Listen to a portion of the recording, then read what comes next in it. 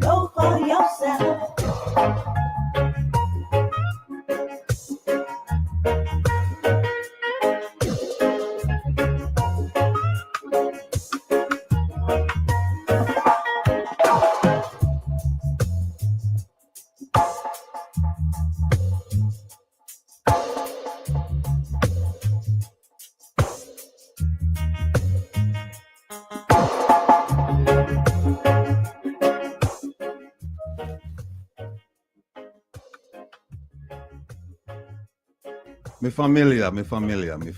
my family.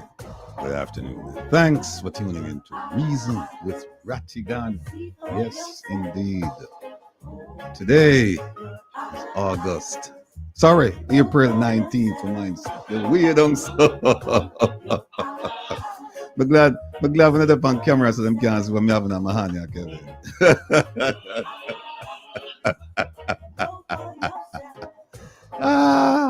But yeah, people. What you say she can't see me? Alright. What do you want to see me? Alright. Hold on a second. This be August of my month.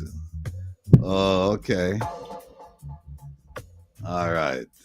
Alright, folks. Right. Without further ado, here I am. Medea.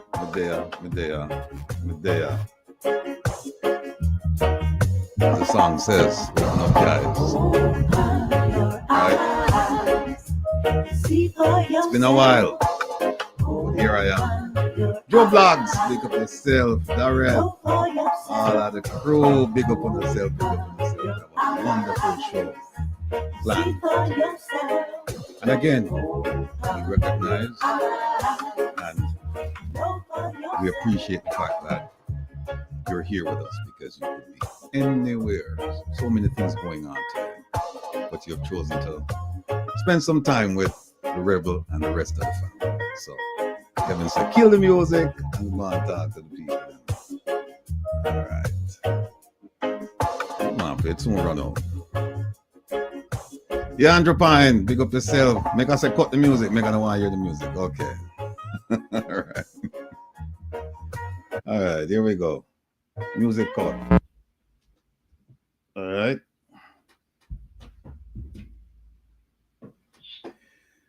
All right. Welcome. And thanks for spending the time with us this afternoon. Let me hear from the boss, Kevin. Kevin, me can't go now, sir. Me can't start seal. All right, sir. All right, good. Let me just say, I want to thank, and this, I'll tell you the story behind this. I want to thank me for being here this afternoon. And it sounds weird, but one time, I was in Swaziland and for a meeting with some officials. And the gentleman that we were supposed to meet with, it was me and a bunch of people from the embassy in Pretoria. And when he said it, it sounded funny because he said, look, I've been ill.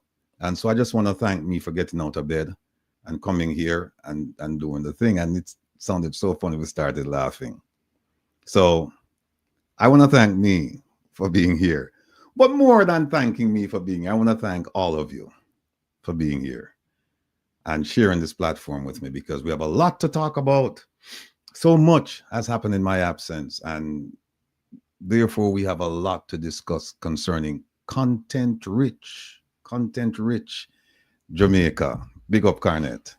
Merle, yes. Now, let me just start out by saying education is a passport to the future, for tomorrow belongs to those who prepare for it today. Who said that? Malcolm X. So today, get your pen, get your paper, lots of them, because you're going to learn a lot today. Trust me. We're not going to disappoint you. All right? Let me go to say where producer June put up here for you. All right? Here's the agenda, folks. Those of you who received the promo, you know about the agenda. The government of Jamaica is slowly and painfully learning that America has no permanent friends or allies, only interests. Second thing on the agenda, the people of Jamaica are slowly and painfully learning that the government of Jamaica has hoodwinked them. We're going to show you today. We're going to show you. And What we will show you are things coming from the government itself, not something that the rebel made up. We'll show you. Third thing on the agenda, why does the JLP spokesman believe that the rebel Rattigan has an agenda to take down the government of Jamaica? We're going to discuss that. And we have a whole bunch of things. We have some ATIs who want to talk to you about the results, and you're going to find some really, really remarkable things coming out of the government of Jamaica. And you'll understand why this government is so dysfunctional, so inept, so incompetent. But stay tuned. Stay tuned. All right. Today for the panelists, we have Lincoln Prezi Lewis will be here. I don't see him yet. I think he said he'll join us like around 5, 6 o'clock. But Jamaica is here. So Jamaica and I will be running the show. Jamaica don't know this because we never talk.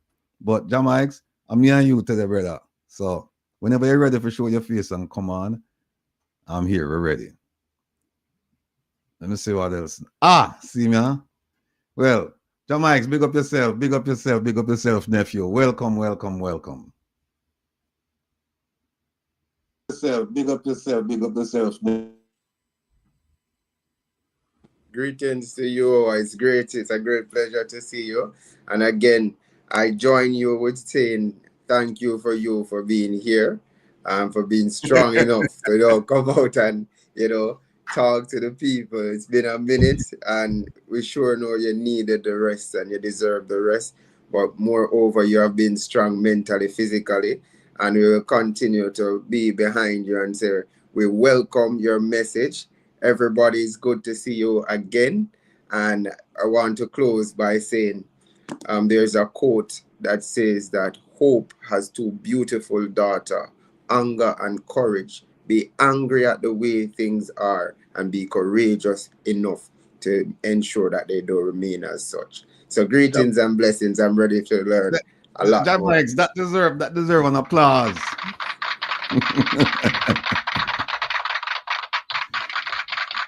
Yeah, man, that deserve an applause. But come with sound effects, people. So here's what happened now. Engagement norms. We all know them. Be an active listener.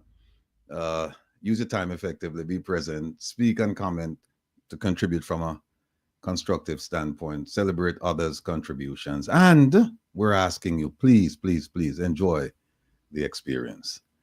What else, producer Joan? There it is. There it is. America has no permanent friends or enemies, only interests. If only the Jamaican government knew this. When they felt that they were regaling the Secretary of State, if only they knew this. But there's another one. And we're showing you this, but we're going to come back to it. We're going to come back to it. Here it is again from the same Dr. Henry Kissinger.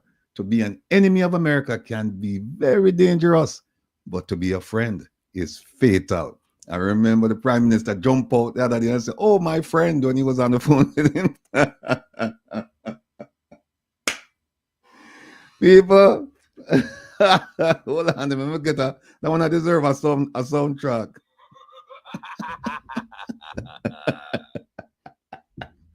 Yeah, man. Yes. Thank you, producer Joan. Thank you. Let me see what she said. Oh, we are gonna get to that one there. Here's one. Thanks again, producer. Here's producer Joan. Here's one that I think we all should pay close attention to. There are two things we get every day when we wake up: a chance and a choice. Jamaica, I'm speaking to you. A chance and a choice. Let me stop here and let me move this down and say something here. Our dear friend Jeffrey Tavares lost his father last week, and we extend our condolences to our brother Jeffrey Tavares and his family on the loss of his beloved father. I know he's taking it hard. He sent me a message this morning. And Jeffrey, I'd just like you to know that we have your back. We have your back. Don't ever think that it's just you and your wife, you know, and your stepchildren going through this. We're all suffering with you. A loss for any one of us is a loss for all of us. And so we sympathize, we send our condolences, and we're here. Just give us a call, Jeffrey. Anything you need, we're here. Don't ever forget that. All right. I know he's not listening to the program. He told me that, you know, his father's actually being laid to rest today. So he's going to be busy. But Jeffrey, big up yourself, big up yourself, big up your family. All right, let me get back to it. All right, all of these things here were, all right, people, this one here. And I'm going to take my time today because it's just me and JAMAICA. President will join us later. And Kevin has another commitment. So Kevin said, I'll give a theme time. So we'll get to what will happen in the program later on. There's a lot. But here's what we should start out with. This is the anchor. This right here. Never worry about who will be offended if you speak the truth. Worry about who will be misled. Worry about who will be deceived. And worry about who will be destroyed if you don't speak the truth. And when we get to my conversation or my discourse with the JLP spokesman, you will see the relevance of this statement, people. Trust me. You'll see the relevance of this statement. Let me see what. Oh, let me move that. I am Morgan doing Morgan things. Let me move that. Let me move that. We're not ready for that one yet. We're not ready yet. Producer June, I tell her. I want wicked producer. So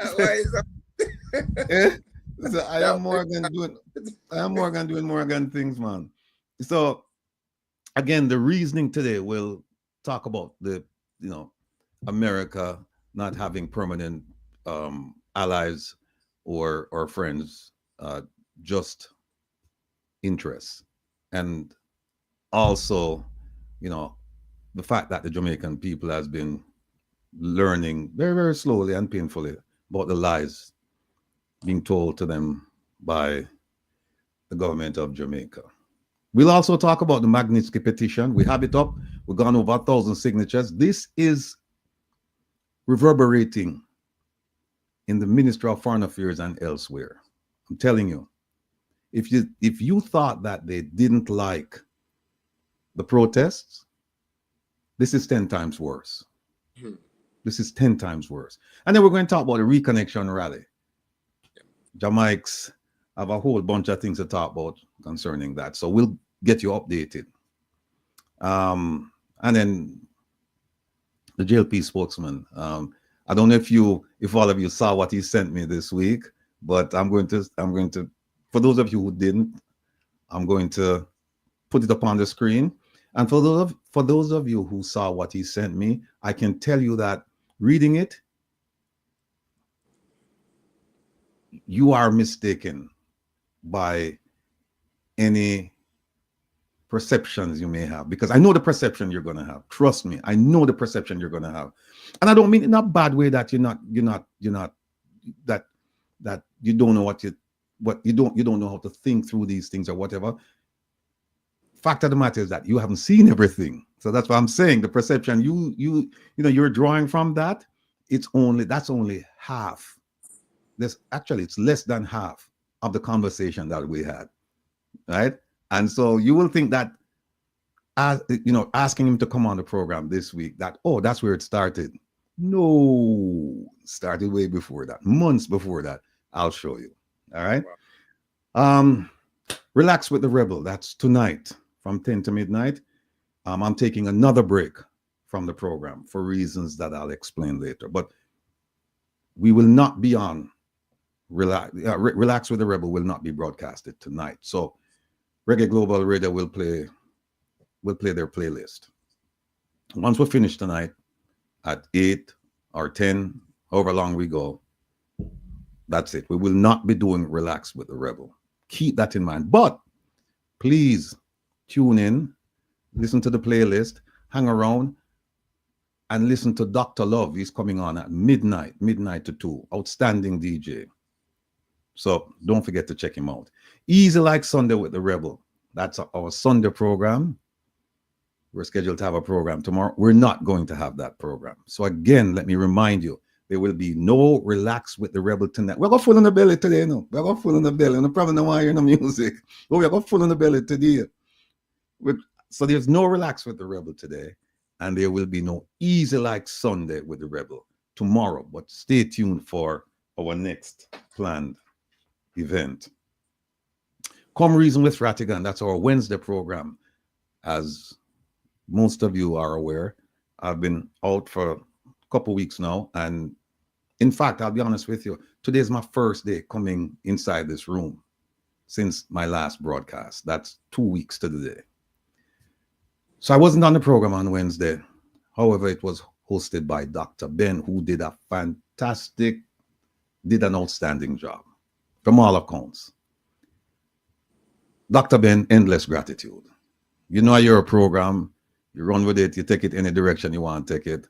Because I'm seriously thinking about making some changes in my life.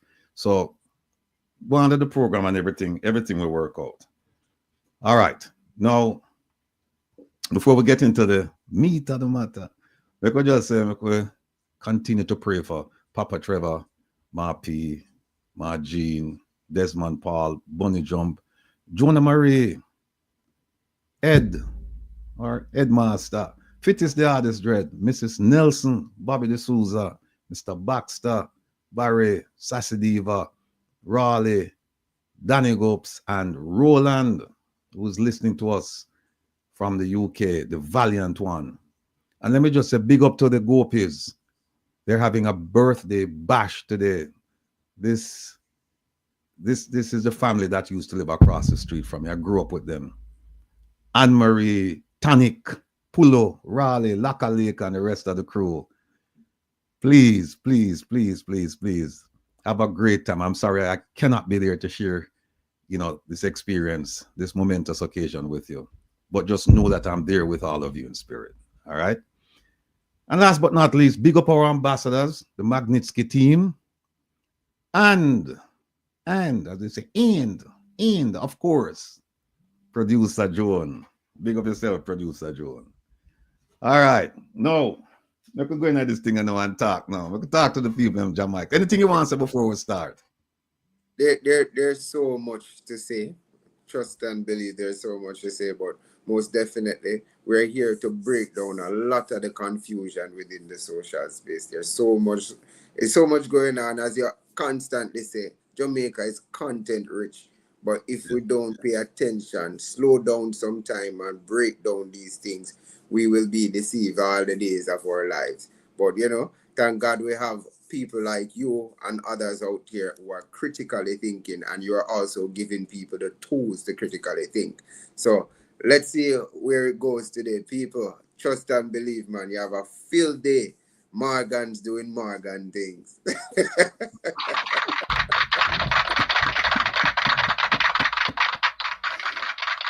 Thank you, my brother. Thank you. No, before we start, we have to do a drum roll, Yeah.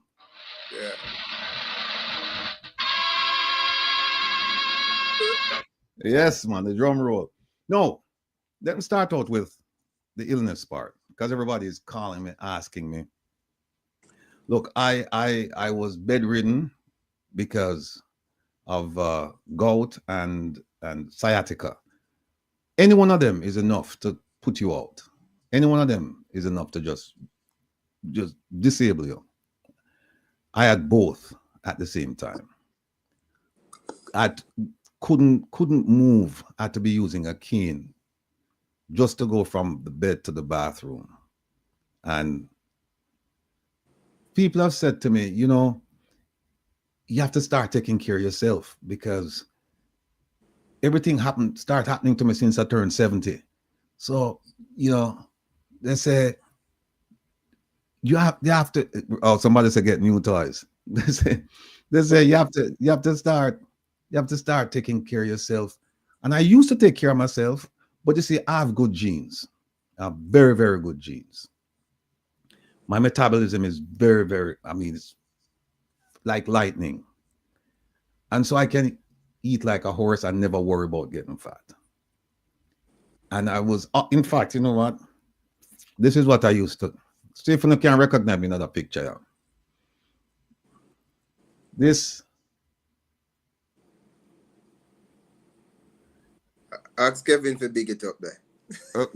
maybe get up. See, hold on then.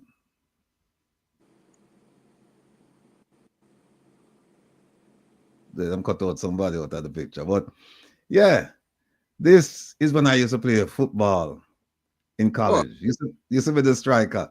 People probably can't recognize me, but I'm in the front. If you're looking at the picture, I'm second from the left. The guy who's to my right, he and I we attended Meadowbrook, and this was a star-studded team. We had people from, let me say, the coach Adum Bahwa. He's from Ghana. Then we had Kevin, this guy here, Kevin. Kevin is an American. Then we have Duval, he's from Honduras. Then we had, I don't remember. Then we have Mike Spiro, he's an American. Then we had Claude, this guy's from Trinidad. This guy's from Barbados. Then you have, I think, this guy from Argentina. This guy from Haiti. Then you have the two Jamaicans right here. And I don't remember where this guy's from. I think that must be, we used to call him Hollywood. I don't remember. But I used to play football. Was in good shape until just before I started law school. I stopped playing. This was 81. Stopped playing. But I used to play competitively. So it's not like, I've never been involved. And then I used to play cricket too. what? So yeah, so it's Hold on there. So you did active, man. yeah, man. Well, a spin bowler, man. Yeah, What? so yeah. So it's not like I played cricket too. see there. Half So break. you have half break, Mr. Ball half break. So it's not like so me never used to be, like I wasn't involved in sports. Always involved in sports. But what happened is that, I've been sitting here, and this is one of the reasons for the sciatica. Sitting in this chair, and this chair is not ergonomically correct. So I had to go buy some new chairs. They're coming next week. In fact, I have one, but I have one that came this week, but I made a mistake with that purchase. But sitting here for 5 hours, 6 hours, 7 hours, 8 hours puts a lot of stress, as far as sciatica is concerned, as far as lumbar is concerned. It puts a lot of stress on you. And then I've been doing this now for a couple of years, several times a week. So, and people have been telling me, big up yourself, Richard. Richard has been telling me that, look, you need to go to the gym. You need to walk around the neighborhood. Just take an hour out of your day. He's been telling me this for years. I'm saying, no, man, I'm a good man. I don't need nothing. I'm all right. Now they've given me a stationary bike. And I'm saying, since you won't leave your house, go to the gym, which is like 7 minutes from your house, you won't walk around the block, which is you walk out your door and you start walking. Here's something, do it inside your house. And that was when the sciatica and the gout, everything started, right? But I'm going to show you another picture. And most of you, it's not photoshopped. Most of you, some of you watching right now, people who have known me throughout the years, they know this. They know this Rattigan. They don't know the Rattigan sitting right here. Here's the Rattigan that they know. What did I say? That's the Rattigan, right? So I used to compete about, I think, 12 or 13 times, right?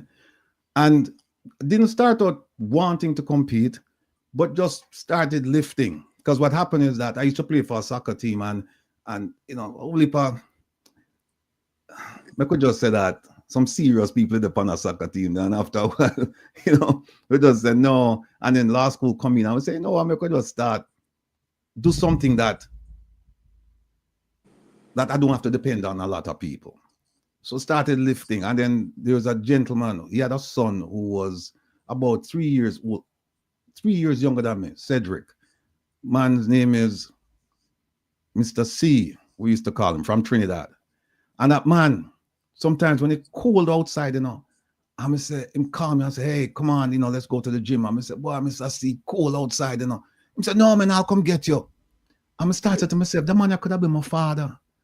And Mr. C, Conrad James, that's his name. And Mr. C come pick me up.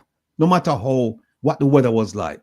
Cold, windy, rainy, too hot, it no matter. Conrad come pick me up every night. And we go to the gym. And he used to compete in the masters. I used to compete in the novice. And what happened is that, and him I watched too, you know, my brother-in-law, Danny, the general, him said to me in 2007, 2008, him start getting at the lifting thing too, you know? Because you see, to lift and look like this, you have to have a spotter. You have to have somebody that you work with, right? And him said to me, hey, if you stop for a year, you know, me catch you up, you know. I would laugh and I said, "Joe, you're a madman, man." So I say, you know what, I'm going to stop. Don't stop for a year. And I stopped in 2007, 2008. In fact, when I moved from New York to Mississippi, from my kitchen, I could look at the gym. Driving, it was about a minute to drive. There was a marina between my house and the gym. So I could just look across the water and see the gym. So to drive from my house, it was just about a minute to get to the gym. And I think for the 3 years, almost 3 years I was there, I think I went to the gym like twice. Just never having interest. Then went overseas, just stopped. And Danny, big up yourself, Danny. See my laugh then. See my laugh in the chat there. So Danny, you see, me I tell the people more, you make me stop. Can I get back to this? Of course. But it's going to take some serious dedication. It's going to take a serious spotter. I have to have somebody to work with me. I don't have anybody where I live. So in the near term, it's unlikely that I'll get to that. But I know based on my body type that I can get to half of that. Half of that. And what you're looking at there, folks, is all natural, never taking drugs. In fact, when I used to, Danny in at the gym. See that? See that? Even at the gym.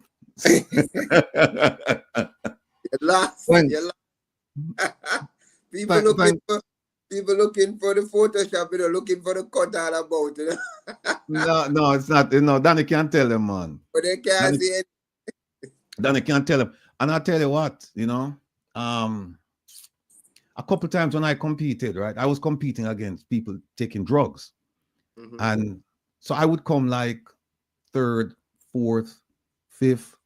And there's a guy, his name is Bob Lustig, an FBI agent, used to be a power lifter. And he used to say to me, listen, don't compete in that what is it, the National Physique, NPC, I think it's NPC. He said, don't compete in that league. There's another league where you have to take a test. You have to take a polygraph test regarding drugs. Take that and join this group and compete over there, because you'll be competing against, you know, people who are really your peers, not people who are taking drugs. And I started winning when I went over there. You know, started winning. So this is it right here, folks. It's not, what you call it, Photoshop. I know Photoshop. Yeah. How long you competed for? Competed for several years. I mean, for me, it was just a fun way to spend a Saturday. It was just a fun way to spend a Saturday, because what happened is that you would go on a Saturday morning, like around noonish, and then you'd go to the auditorium, and it would be the judges, no audience, just the judges. That's where the winners are picked in the daytime show. When you come to the nighttime show is just to get you excited and get your money and all that stuff. But they pick the winners in the daytime, but you don't know. They don't tell you. So what they'll do, they'll have, let's say you have 12 people in a class. They'll bring the 12 people on stage, and they'll compare and contrast them to each other. So they'll have them out as a group first, and they'll have them do the mandatory poses.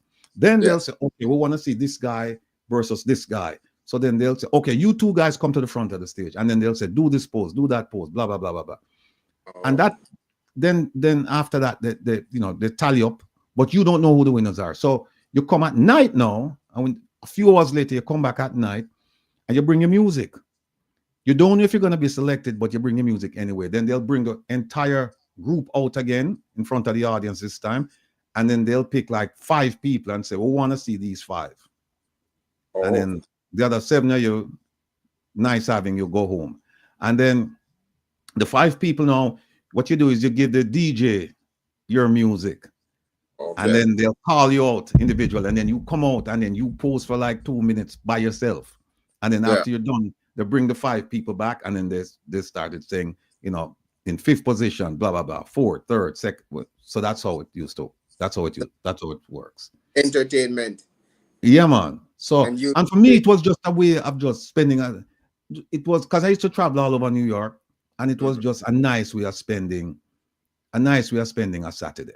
Because Mr. C, that man, I'm telling you, that man there is the gym that we used to go to. They have bodybuilders, they have power lifters, they have casual, they have weekend warriors, they have casual fitness people, and everybody. Don't to the guys who seriously involved in this. They used to say, Mr. C, that guy there, the man, they have the best body in the gym, natural. And I remember when I tell you, he could be my father at the time. He had a son that was just 3 years younger than me. But this guy, man, he was a beast in the gym. Was a beast. I hope one of them days I can link up with him. Can the man say, how old were you in this photograph? This was about 19. It's about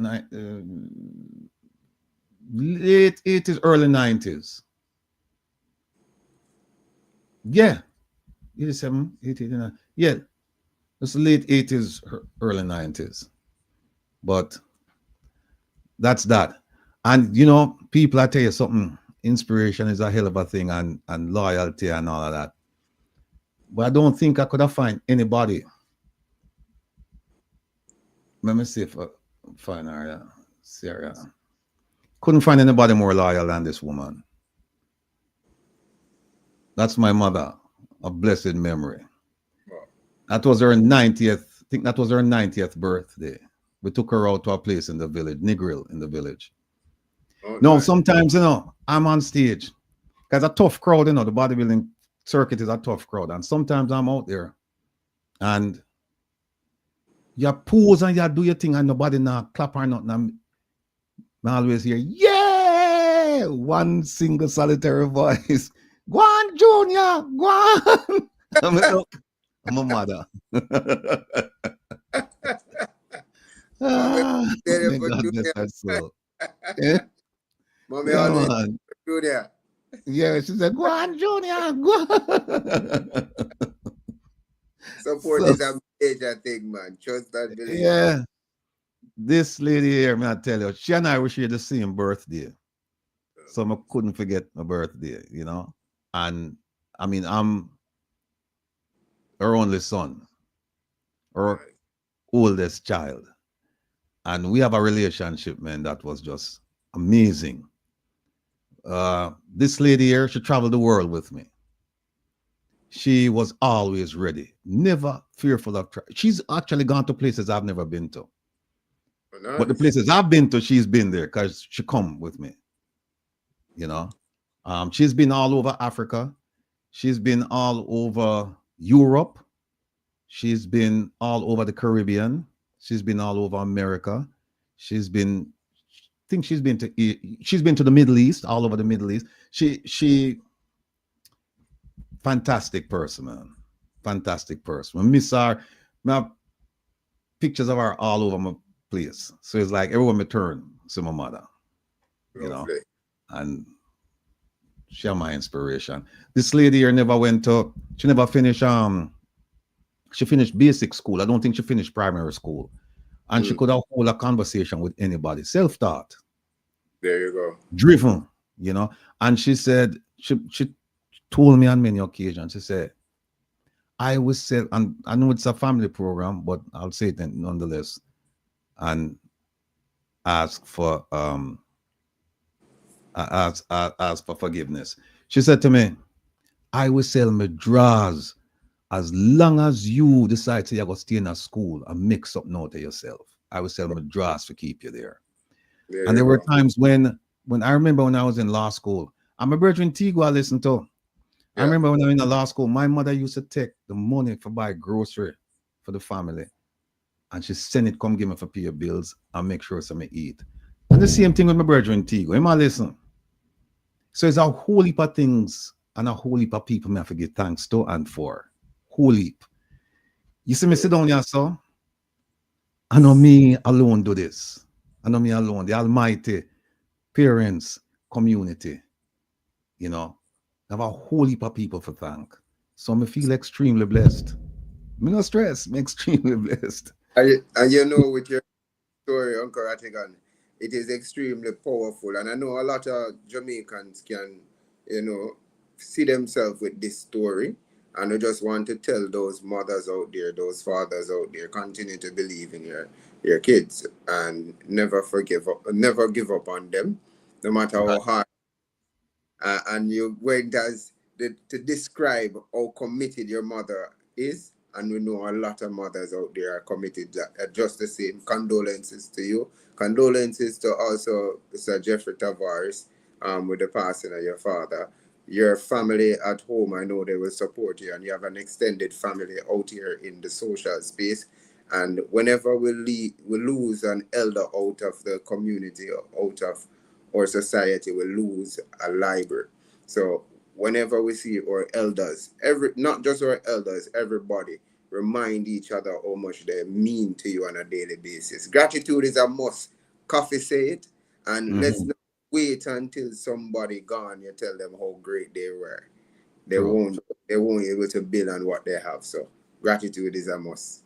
Yeah, and you know, we talk about my mother a lot because we had a beautiful relationship.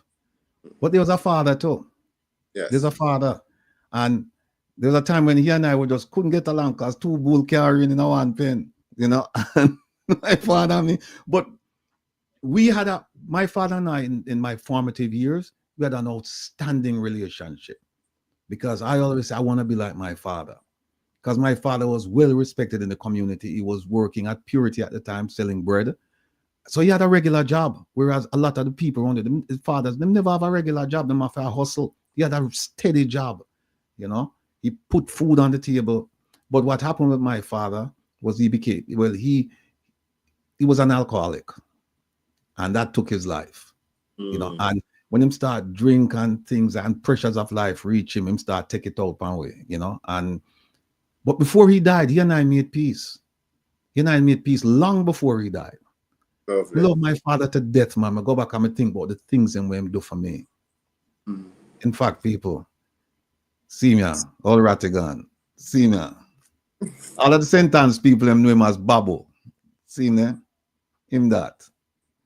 All right. Straight out of Manig. Them used to call him Babu. Because his father was like a half Indian man. So Mm.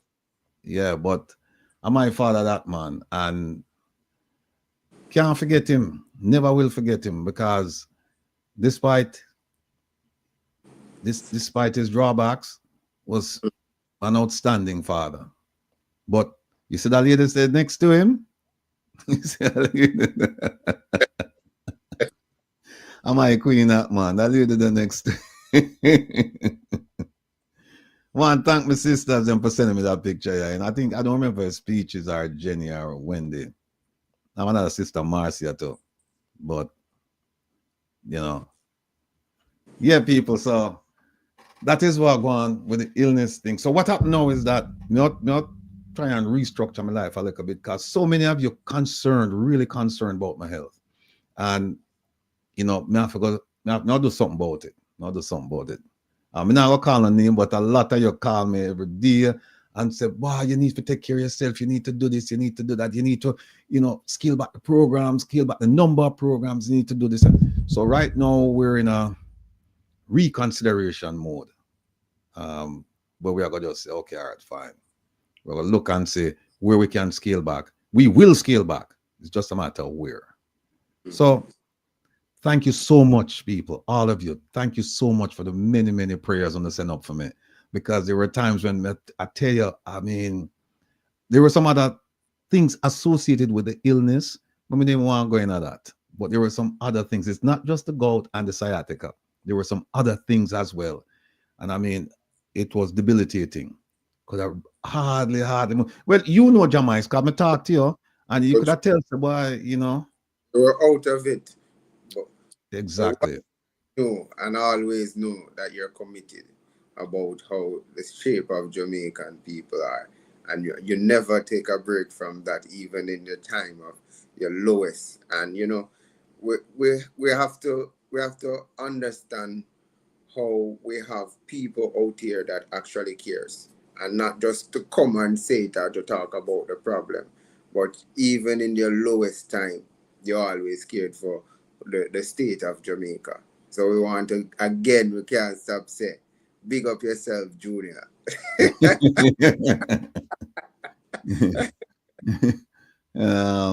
Hold on a second. I'm gonna try.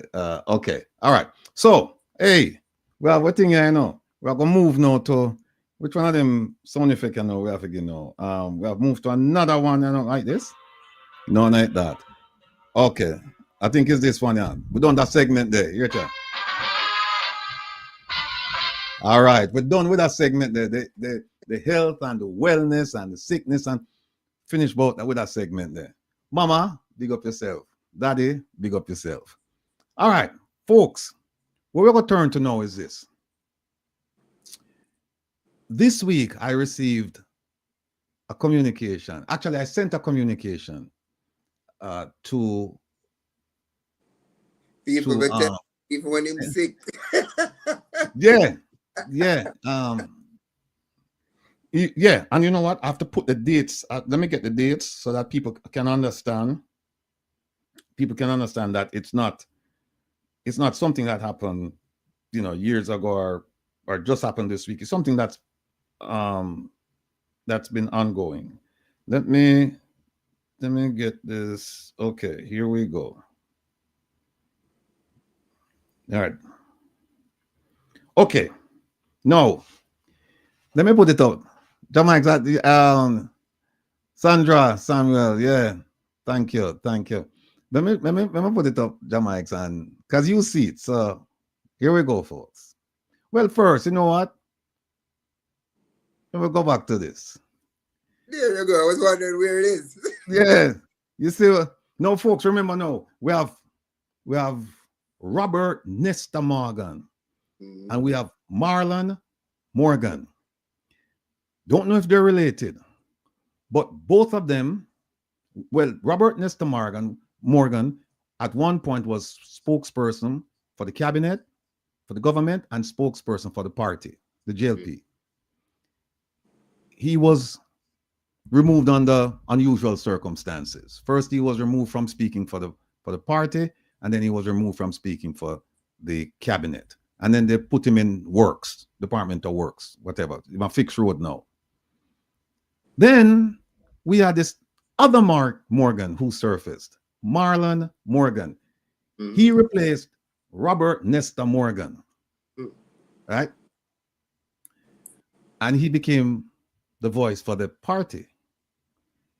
Now, I've said it many times around here that I don't care what party you're affiliated with. If you have a message, if you have something to say, I would love to have you come here and say it. And to that extent, I've invited the Prime Minister. I've invited Dr. Chang, Minister of National Security. I've invited Minister Babsy Grange. I've invited Minister Minister Tufton.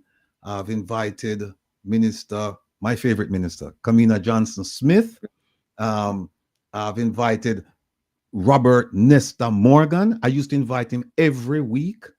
I've invited the president of the Senate, Tom Tavares Finson. He came twice. To his credit, he came twice.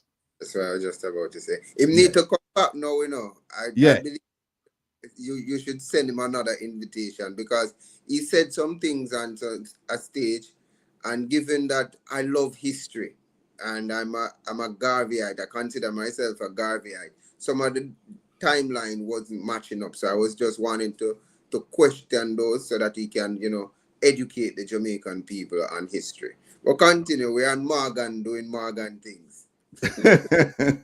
so you know, Mr. Mr. Tavares Finson, he's been here twice. He promised to come back a third time and we even spoke on the day of his third appearance, and then he just disappeared on me, and I haven't heard from him since.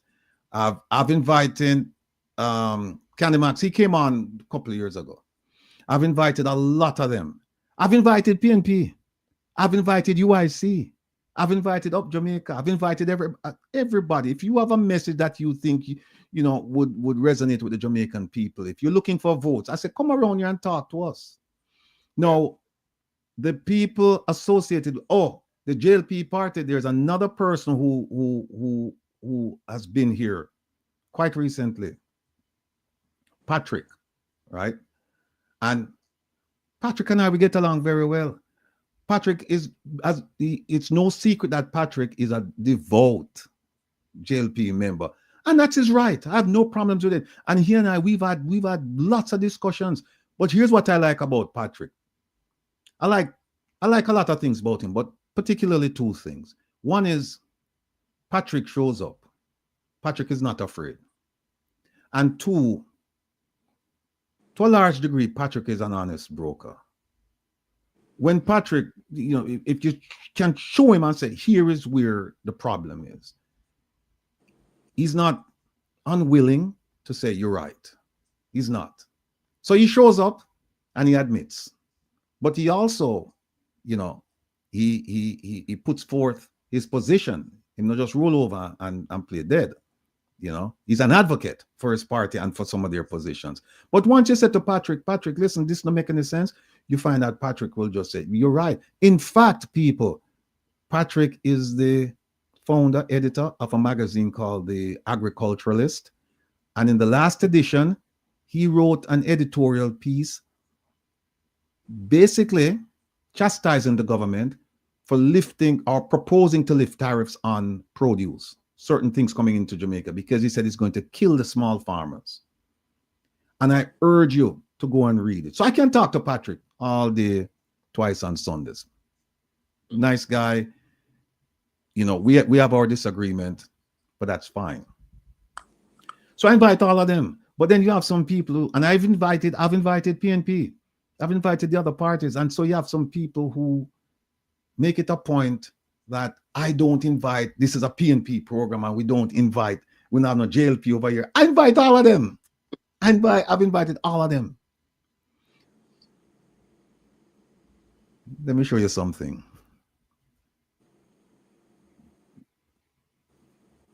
Okay, hold on.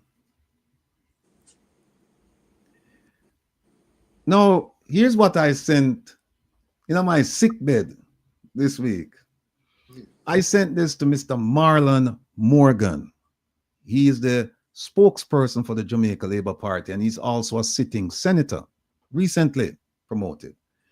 And look at what I said. I said, Marlon, I hope all is well. I know you're quite busy, but I'm still hoping that you'll appear on my program, Reason with Rattigan. Have you discussed the matter with your team? Now, if you look at that, and you don't have to look at it critically, just look at it casually, and you'll see that it appears that he and we had a conversation already. Mm-hmm.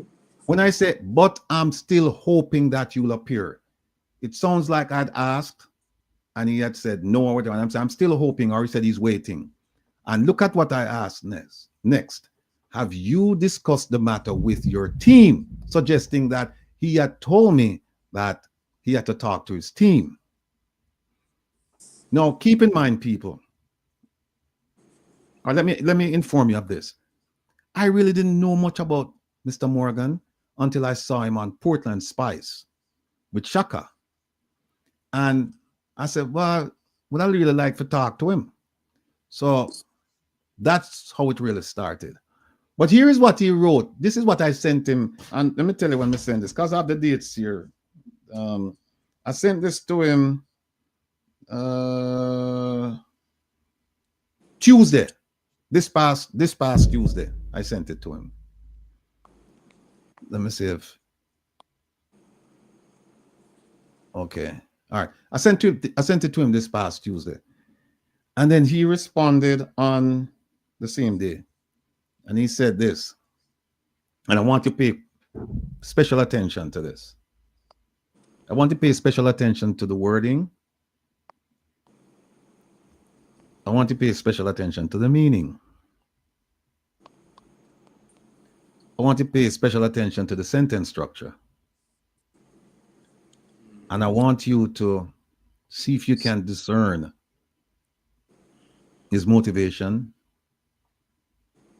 and his intent. He responded, "Greetings, Sir Wilfred.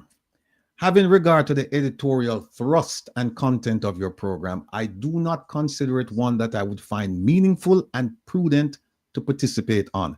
Now, keep in mind, this is a man who has been on program hosted by PNP supporters. He's recently, he was, in fact, when I responded to this, when I sent him this thing on Tuesday, it was because one of our supporters sent me a clip with him debating Raymond Price, who's a PNP candidate for MP. So he's debated PNP candidates. He's appeared on PNP supporters shows. But on my show, he said he wouldn't find it meaningful and prudent. So I guess we're talking foolishness around here. Then he said this program is considered by many onlookers. And by the way, people, when you hear many, many is not most. Keep that in mind. Many is not most. Right? Many means some. Right? That's what many means. Many means some. It not means most. But him said, this program is considered by many onlookers. And keep in mind, you have to ask yourself, well, when you say many onlookers, are you referring to people that you're affiliated with or the general population? We'll leave that. He said, the program is considered by many onlookers as being unreasonably antagonistic. So I guess you can be reasonably antagonistic, and that would be fine. But him said, no, Rattigan, you unreasonable man. Now, what is the meaning of antagonistic? Antagonistic means to make someone angry. There we go. So it's not really me, it's from the perspective of the person, the other person, right? Because generally you don't say, I'm antagonistic. It's somebody saying you're antagonistic. So it's whatever you're doing is having an effect on them. So antagonistic means to make someone angry. What have I done to make him angry? And unreasonably angry too, because you can make him reasonably angry, and I guess that's acceptable. And he went on to say that I'm hostile to the Andrew Holness-led JLP government. Hostile. Him say, if I were in his position, I'd put a new paragraph. But anyway, him say, the government is open to criticism, critique, and divergent views. But we don't want to hear from you, Rattigan. We're open to criticism, critique, and divergent views from others. Like one of my favorite comedians, him say, people don't mind hearing the truth, but them don't want to hear it from you. So people don't mind hearing the truth, them don't want to hear it from you.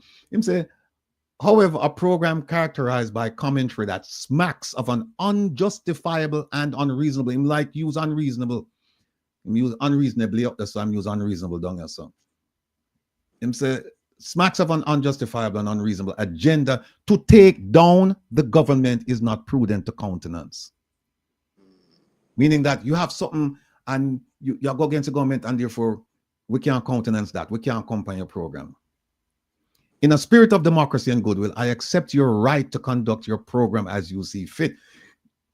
Him no say that to the PNP and the other people. Him no say that to them, you know.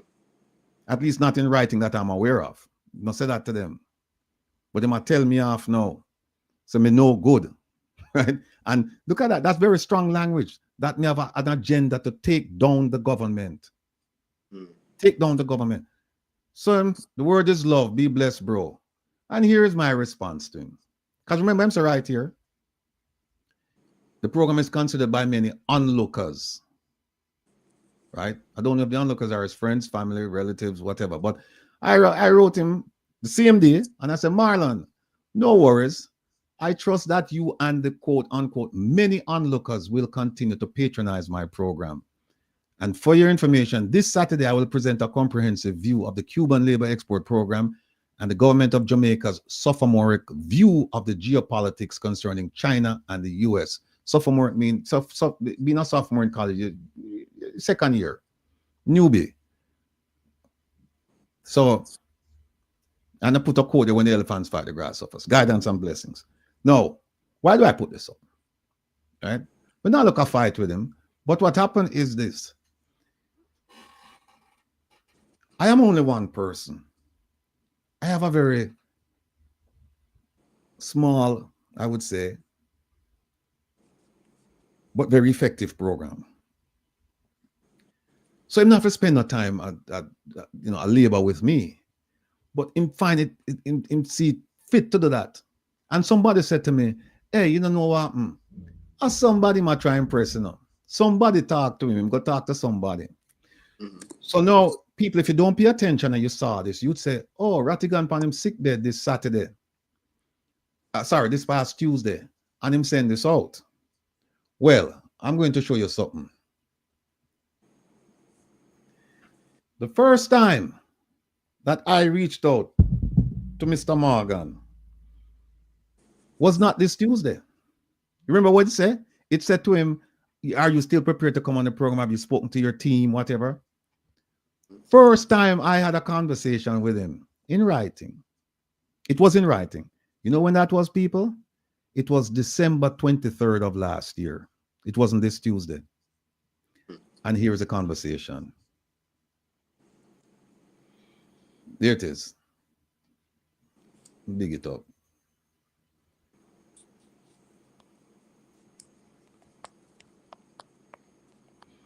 You can't say, all right, there you go.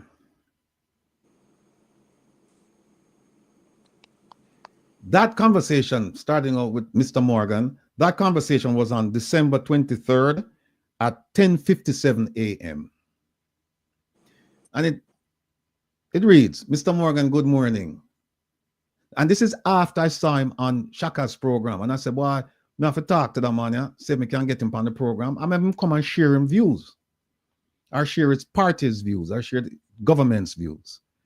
Mr. Morgan, good morning. Hope all is well. My name is Will Rattigan, and I'm the host of Reason with Rattigan, an internet program that is broadcasted every Saturday from 3 p.m. to 8 p.m. My audience and I extend an invitation for your appearance on the program this Saturday. This is what I'm asking people. I'm asking for come this Saturday. This Saturday, it was December 23rd. So I was asking him, let me go back and say, I was asking him to come on calendar. December 23rd. I was asking him to come on December 28th. Right? This conversation took place on Monday, December 23rd. And I was asking him to come on Saturday, December 28th. I said, please advise concerning your availability. Blessings. Here's what the gentleman wrote back to me, you know. Here's what the gentleman wrote to me. There's more to the story, people. It's not just this. Just bear with me. What happened is that I sent him that. December 24th. This is December 23rd when I sent it to him. He didn't respond. December 24th, I called him at 1:14. He did not respond. I called him at 1:15. This is PM in the afternoon. He did not respond. I called him at 1:16. He responded. We spoke for 3 minutes. He told me that he's going to run the idea by his team and then he'd let me know. The next time we had a conversation was December 27th. And that's this conversation you're looking at right here. That one right there, where it says December 27th at 1:05 in the morning. 1 o'clock in the morning, him send me this. Him say, good morning, Sir Rattigan. I didn't even get a chance to run the overture by the team, but I'm realizing that this Saturday is busy, as it is my aunt-in-law's birthday, and we'll be out and about with her Saturday, which would be the 28th. My wife and I are staying by her and her family here in New York. That's what him wrote to me, right? And I wrote to him and said, I wrote to him at 2:26 in the morning. Kind of know me up. I'm going to say, good morning, brethren. Season's greetings to you and family. No worries regarding your unavailability this Saturday. Are you available next week, Saturday? By the way, keep warm and stay safe. Then he wrote me at 11:55 that morning. And he said, we'll check with the team and revert. So now you know why I wrote to him this week and to have you spoken to the team. Because this conversation took place in December when he told me he was going to talk to the team. Twice he told me he was going to talk to the team in December, right? So he said he'll check with the team and revert. So I gave him a thumbs up, right? So the last time he and I had a conversation about this was December 27th at 11:55. And then this conversation you see, this one you see right here, that was this Tuesday. And you see where it says, I know you're quite busy, but I'm still hoping that you'll appear on my program. Reason with Rattigan. Have you discussed the matter with your team? Now you understand the fullness of the story. Because in December, I'm telling him I'll talk to him team 2 times and tell me. Him tell me upon the phone 3 times. Him tell me upon the phone, I'm telling me in writing 2 times. So him just decides that him not coming. No, think about this, people. What would prompt this young man to deal with his elder in such a manner? The man semi-antagonistic, unreasonably antagonistic. I'm hostile. What is it I'm doing that is making them angry? And also for him to say that I have an agenda to take down the government. This is not how, and remember now, this man is supposed to be a PR genius. He's supposed to be a PR genius. But if you look at his writings, you can see that this man is not a PR genius. He's not a PR genius. Here's how Robert Nesta Morgan would handle this. He wouldn't answer me. He wouldn't answer me. And just leave it up to me to make whatever I want to make out of it. And I would have made nothing out of it if him not answer me, except to say, I sent him and him don't answer. That's it. What is it with the Prime Minister that him keep finding these Morgans? Let me go back to this thing here. I am Morgan doing Morgan things. But no. But you know, it's not to cut you, Yes. but I want to quickly say this. Wilfred S. Rattigan is a Jamaican-born attorney and retired senior FBI official with extensive experience in national security, international law, and government investigation. The man is not your bro. The gentleman right here is not your bro. Be professional and be respectful. You understand? And don't ever think because Mr. Rattigan comes and he addresses the nation, the Jamaican people, and educate them, doesn't mean that you need to come and pass your place. Be respectful at all time. And this is why Jamaica needs ethics to be installed in among our society, because we have high officials like them not able to conduct themselves properly. So no bro business. Fix that. And ironically, couple weeks ago, you were in the comment section on the program and you're behaving like a troll. Come on, you cannot say that, you cannot pretend to be professional when it's convenient. And then you're out here doing like everybody else, like a troll. You have to be respectful, you have to be consistent. When we talk about cockistocracy people being led by the least among us, prime example, a Morgan doing Morgan things. The producer Joe, big up yourself. Morgan doing Morgan things. I think she have some more things running with Morgan, you know. Cause we're going to get to him. We're going to get to him. Oh, here's another one. Morgan. What does the word mean? An expert at avoiding any real work, but at the same time appearing productive. That's Morgan doing Morgan things. I'm an expert, you know.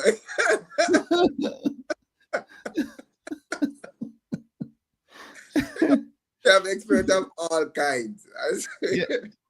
Yeah. Let me see what else you have here. All right. No, folks, you see this Morgan and Morgan. That is a law firm in America. It's the biggest, I think it's the biggest personal injury law firm. They have set up a scheme where they work with attorneys, I guess, in all states. So every state you go to, there's a Morgan and Morgan subsidiary, right? But their motto is Morgan and Morgan for the people. Morgan and Morgan for the people. Now, how can you, Mr. Marlon Morgan, say that you're for the people and then you start cussing me out and say you're not coming, therefore the people are denied from hearing from a government representative what the government is doing? That cannot be, that simply is untenable. That cannot be right. You represent the people. Morgan and Morgan for the people. Oh, I guess you're not part of this Morgan and Morgan. So therefore, you don't represent the people. You represent party and you represent politicians. So that's where we are. Here it is again, for the people. Morgan and Morgan. That certainly doesn't look like him, you know. That's right. Here it is again. America's largest injury law firm for the people. Somebody put for the people money. for the money. Morgan and Morgan. All right. Oh, look who we have here. Henry Morgan, the pirate. Hey, well, let me have to get. I will give you a new time, man. Okay. Hey, producer Joan, you're the best. You're the best. So she gone back in our history now. Countries, Henry the pirate Morgan. I want to ask, do they know about 1965 when this Morgan came here? Because them don't really know about history, though. I'm just saying. I'm just asking. See, try that again. Savage seas and brutal pirates. Henry Morgan, right? Let me see what else you have. All right, so I could go back. I could go back and deal with Morgan now, an expert at avoiding any real work, but at the same time appearing productive. No, he said he doesn't want to come on the program. And I have JLP people telling me, boy, you can't tie up with him, you know. The man, they're brilliant and he will mash you up and things like that. Well, we're not about mashing up anybody. Yeah. And if anybody is going to mash up anybody, they will have to mash up themselves. I'm not mashing up anybody. So in that spirit, what we're going to do today, since we're there for Morgan, we're going to make Morgan mash up Morgan. Homie son. Here we go. I've always said to people, do not trust the words of politicians. Do not trust the words of politicians. And that was from one Morgan talking about another Morgan. All right. But then we're gonna go even deeper. We're gonna show you something now. That I watched this on Tuesday. I watched this on Tuesday. And it was a bunch of garbage. And what happened is he was allowed to get away with it. Well, granted, the show was ending, but he made a statement. He made a statement. and I said, I have to correct him. I have to correct him because he's the spokesperson for the ruling party. And we cannot let them come out and say these things and walk with scot-free. Yeah. So if bringing the truth to light means that I'm unreasonably antagonistic, meaning that I am making you angry unjustifiably, then so be it. If bringing the truth to light means that I am hostile, yes, I'm showing hostility. If bringing the truth to light means that I'm taking down the government, your word, sir, not mine, then so be it. But what I'm going to do now is I'm going to play a video and let people hear Morgan talking about Morgan's perception. Not Rattigan. Me not have nothing to do with it. I'm just putting it out there so people can listen. Here we go. And this happened this past Tuesday. Here we go. But let me ask you one thing. Is it the JLP's fear that whereas a normal member of parliament or a normal parliamentarian, let's spread it across the Senate and the House, that a normal parliamentarian will be recommended for a charge by the Director of Investigations. That charge, that recommendation rather, will be accepted by the Director of Corruption Prosecution. That's what happens to a normal parliamentarian. But if the Prime Minister, for example, is recommended for a charge and that recommendation is accepted by the Director of Corruption Prosecution, the government essentially falls because the Prime Minister can't stay with a charge over his head, presiding over the House and the affairs of the country in the way that a regular parliamentarian can perhaps occupy their seat while they are fighting the Integrity Commission. Is that the JLP's fear?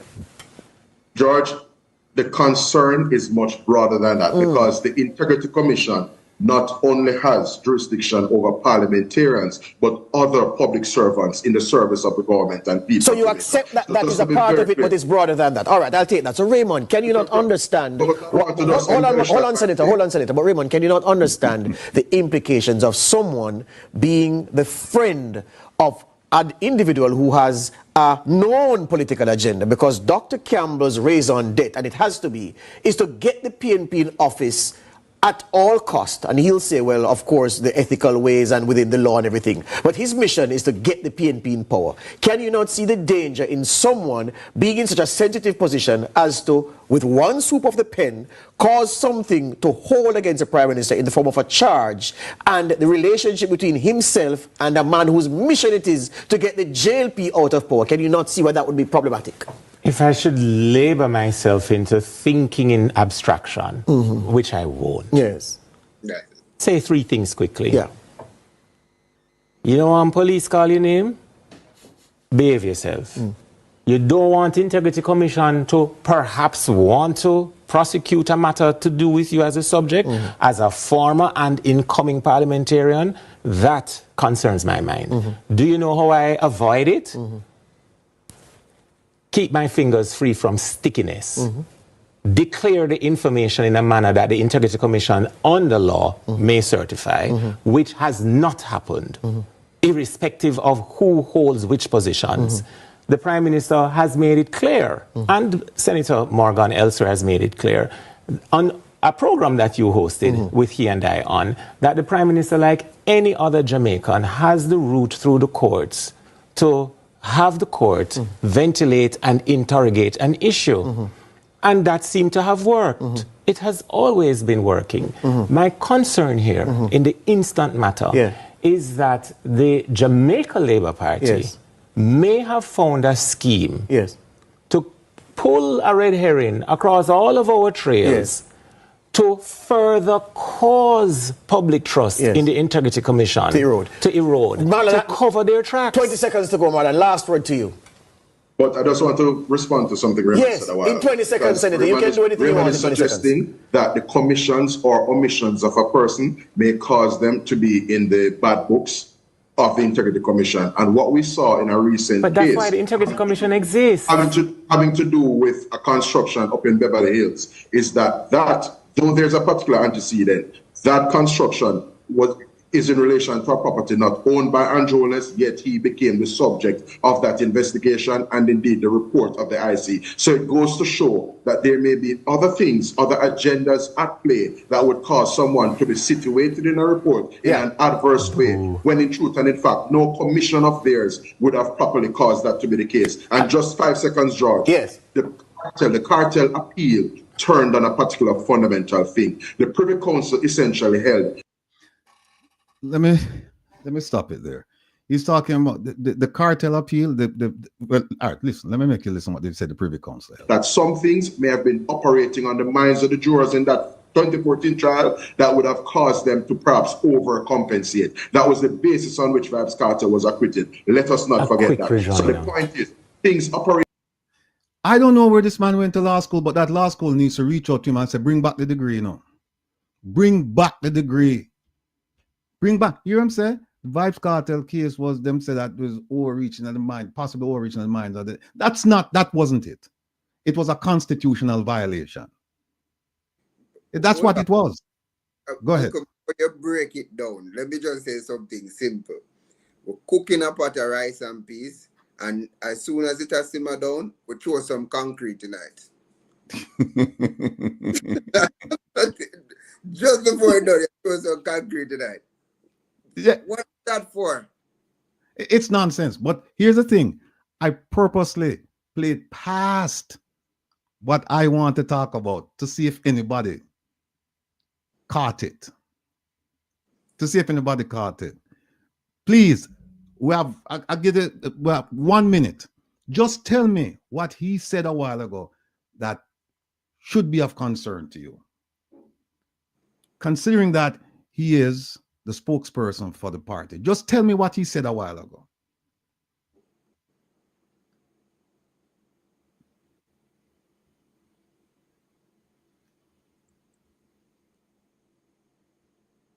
Does anybody listening? Anybody remember what he said?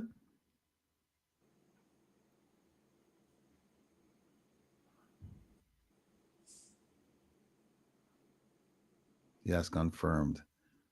Juliet House. Omission. All right. How the PM reaching integrity business? Play it again. Sharon Duncan said play it again. All right. Let me just play it from right here. This is where it is. Issue. And that seemed to have worked. It has always been working. My concern here in the 20 seconds to go, man, and last word to you.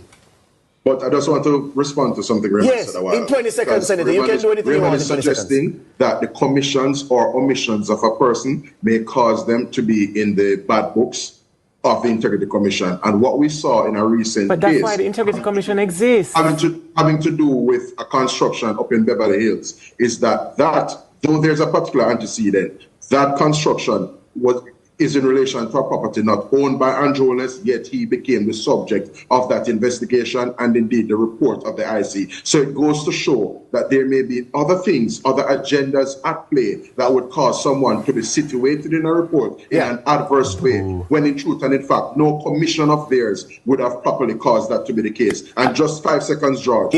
Okay. All right. Let me move him off. And when I move him off, remember this, people. Remember this one here. I've always said to people, do not trust the words of politicians. Do not trust the words of politicians. Now, here's what he said. That was very concerning to me.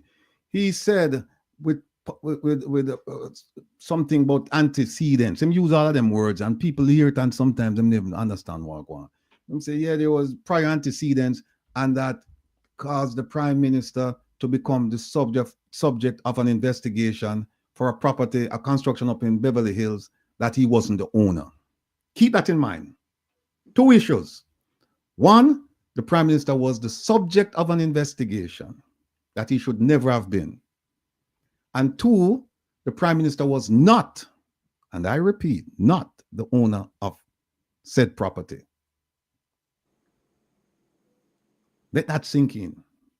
Because now we're going to show you that this man should never be. He should never be, and he should not be the spokesperson for the JP party. Them must can't find somebody better than that. They must can't find somebody better than that.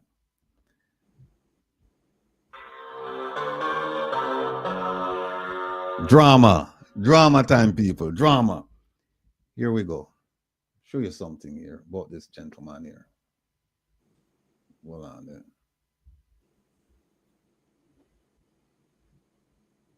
I'll show you something with him. Okay. Here we go. Kevin, big up yourself. You know there, but thanks for setting up everything for me.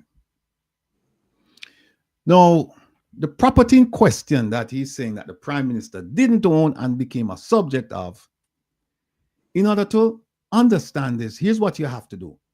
You have to go back to the investigation concerning the Prime Minister's statutory declaration. Remember the 28 bank account one? That is where you start. You don't start with Morgan, I tell you, nonsense. Right? Morgan is not for the people, by the way. And you hear what them say about Morgan. He make himself seem like him at work, but him not really work. Him idle. And part of idling sometimes is you don't know better. So you just come out and just set things. I remember me telling of people, when people telling the things, grab a dictionary and look up the meaning of the word. I still do it. I still do it. I would never stop learning. And also watch the words. If it's a text, just read it carefully. Read it again. Just don't read it and at first blush. Just think you know it. Just read it again. This is page, what page this again? Page, I think it's 104 to 105 of the 28 bank account that started that investigation. All right. Now, here we go. Now, the housing he's talking about, we know it's not the house that the Prime Minister lives in. You know why? Because that has never been a source or a basis of an investigation conducted by the Integrity Commission. We know it's not that. It's not that. The Integrity Commission has never issued a report questioning the Prime Minister's purchase of that property. No. Here's what, look at 5899. It says evidentiary material from the Company's Office of Jamaica, GOJ, indicates that Estate Bridge was incorporated on July 22nd, 2020. People don't get on the pen, you know. Get on the pen and on the paper. Because we are going to show now, say, Mr. Marlon Morgan have no clue what he's talking about. Or if he does, he's misleading the public. Intentionally misleading the public. Estate Bridge was incorporated on July 22nd, 2020. So somebody could reasonably say, what does that have to do with anything? What's Estate Bridge? You go down a little bit further. Now the green, it says, at this time, July 22nd, 2020, Estate Bridge has had a total of 10,000 shares, with 2,000 held by Sajia Anderson, that's the Prime Minister's sister, 2,000 by Mr. Norman Brown, that's his business partner, the man who put in him office for run the housing projects them in Jamaica, and 5,001 by Imperium. Who is Imperium? Imperium is a company owned totally and solely by the Prime Minister, him and nobody else. And 999 unassigned shares. So if you look at this, the Prime Minister he was the majority shareholder. He had 5,000. He had more than his sister and his partner combined. They had 4,000. And he had 5,001, and he had 999, but them just keep on the books. Them not assign them yet. Right? So remember that Imperium became a shareholder in Estate Bridge. So the Prime Minister owned Imperium. So him say, okay, him go farm another company called Estate Bridge. And Estate Bridge, him say, okay, tell you what now, we are going to have 10,000 shares. Me I give my sister 2,000, me I give my partner 2,000, me I keep 5,001, and me I going to have 999 just in a reserve, just sit down there. Right? So we understand that now. Now, Estate Bridge is the company that owned the property up in Beverly Hills. Not Imperium. Not Imperium. Not AdMat. Not Positive Media. None of them. Estate Bridge, a company formed by the Prime Minister, and them own the property up in Beverly Hills. So make we understand that this is from the investigation concerning his statutory declaration. All right. Now, I could go down a little bit more. Here it is. That's why I'm telling you, no need no pen and no paper. You know, come no want to commit this to make me forget it. Come no want to go to the market, at the bar, at the wherever I go and somebody start challenge I say, but I think Rattigan did say this. No, I want to write it down. Let me go back again. Let me go back. Come I want to understand this. The Prime Minister owned a company called Imperium, right? And Imperium, him use Imperium and then him form a company, another company called Estate Bridge. And him put 10,000 shares in that Estate Bridge. Him keep 5,001, him give him sister 2,000 and give him business partner 2,000. Look at the date when it was incorporated. Right? It was incorporated July 22nd, 2020. That's when them registered the company. All right. Now, we could go to the next page.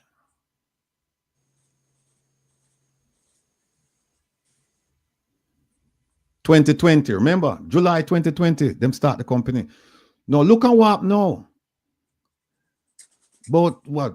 July, August, September, few months later, January 28, 2021, Imperium, the company where have 5,001 shares owned by the Prime Minister, Imperium forfeited 1,000 of its shares. Them give up 1,000 of them shares. Who them give to? The Prime Minister's son. See it right there, sir? Adam Holness acquired 1,000 shares on January 20th, 2021. And then guess what? March 29th, 2021, 2 months later, him get another 1,000. Where him get it from? Norman Brown, the Prime Minister's partner. So now him get 2,000. See? Prime Minister give him 1,000. I'm saying to Norman, hey, what go on your son? And then Norman give him 1,000. So now guess what we have now in a Estate Bridge now? Remember in a Estate Bridge, we had Imperium, which was the company owned by the Prime Minister. So the Prime Minister. Then we had him sister, and we had Norman Brown. 3. Now look what we have now. We have 4. Him son come in now. Son get 2,000. Right? Now look at October 2022. October 2022. In October 2022, Imperium, the company owned by the Prime Minister, totally forfeited the 4,001 shares. Remember, it had 5,001 and it gave him son 1,000. And Norman Brown gave the same son 1,000. So the Prime Minister, through Imperium, had 4,001 shares. On October 2022, him give up all them shares. So look at what it says below now. At this point, after October 20, 2022, Mr. Norman Brown, remember him did have 2,000 and him give the Prime Minister's son 1,000. So him have 1,000. And then the Prime Minister's son get 2,000. And then the Prime Minister's sister, she had 2,000, right?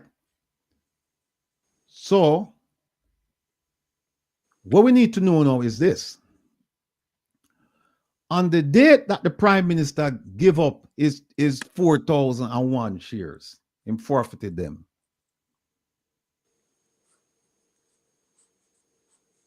The date before, on October 19th, 2022, was the Prime Minister an owner in Estate Bridge?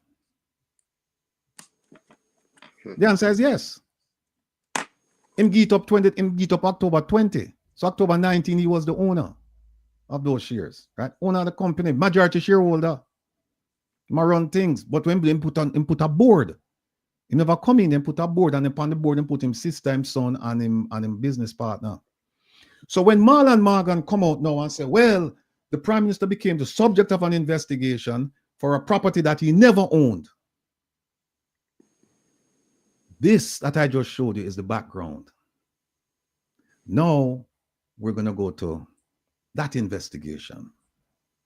I'm going to see if Marlon Morgan will tell the truth.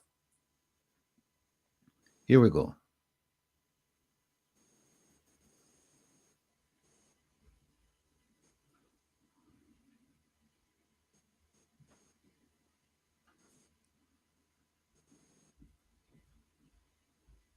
For those of you who cannot read it, I'll read it for you. I'm not trying to make it big, I know, but Kevin left me, you know.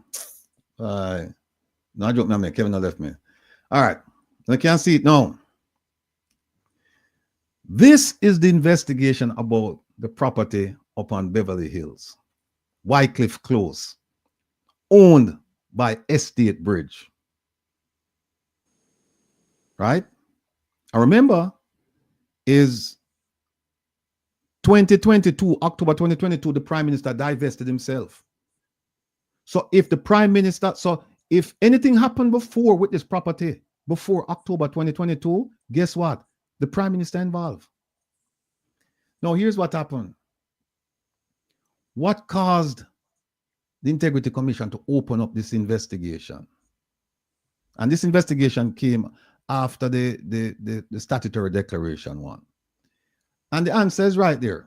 It says the investigation report was commenced following receipt of a report alleging irregularities in the development and building approval processes relating to property owned by the Most Honorable Dr. Andrew Michael Holness. So somebody went and said, Prime Minister owned this property here, and there's something going on. But just because somebody saying own it, not necessarily means it's true. So we have to look into that. And it says, initial inquiries led the investigation to focus on a residential development located at 2 Wycliffe Close, Beverly Hills, which is owned by Estate Bridge Holdings. And who own Estate Bridge Holdings? Prime Minister, Prime Minister's sister, Prime Minister's son, Prime Minister business partner. There you go. Question is, when did the Prime Minister leave? I remember now, you know, him left in October 2022. October. So anything happened after October 2022, the Prime Minister not responsible. But anything happened before that, him a owner, him a shareholder. Make we go down further. It says the investigation the found that the development was being constructed contrary to the terms of the building permit issued by KSAMC, because the permits were issued for the construction of 4 semi-detached townhouses in 2-story buildings consisting of 2-bedroom units. But when they went and they looked, they found that there were 4 semi-detached townhouses in 2-story buildings consisting of 4 4-bedroom units. So the permits were issued for 2-bedroom units, but when they went and they visited, they found 4-bedroom units. They increased the thing in size. And we will find out later on that there was no amendment where they filed saying we want to change the original plan. Nothing like that. And look at what they put right here. Look at the next sentence. The DI concludes, the Director of Investigation, that the breaches were deliberate and that the directors of Estate Bridge are liable. Who were the directors at some point in time? Prime Minister, Prime Minister's sister, Prime Minister's son, Prime Minister business partner, up to October 2022. All right. I could skip down that at page 4. I could go to page 6.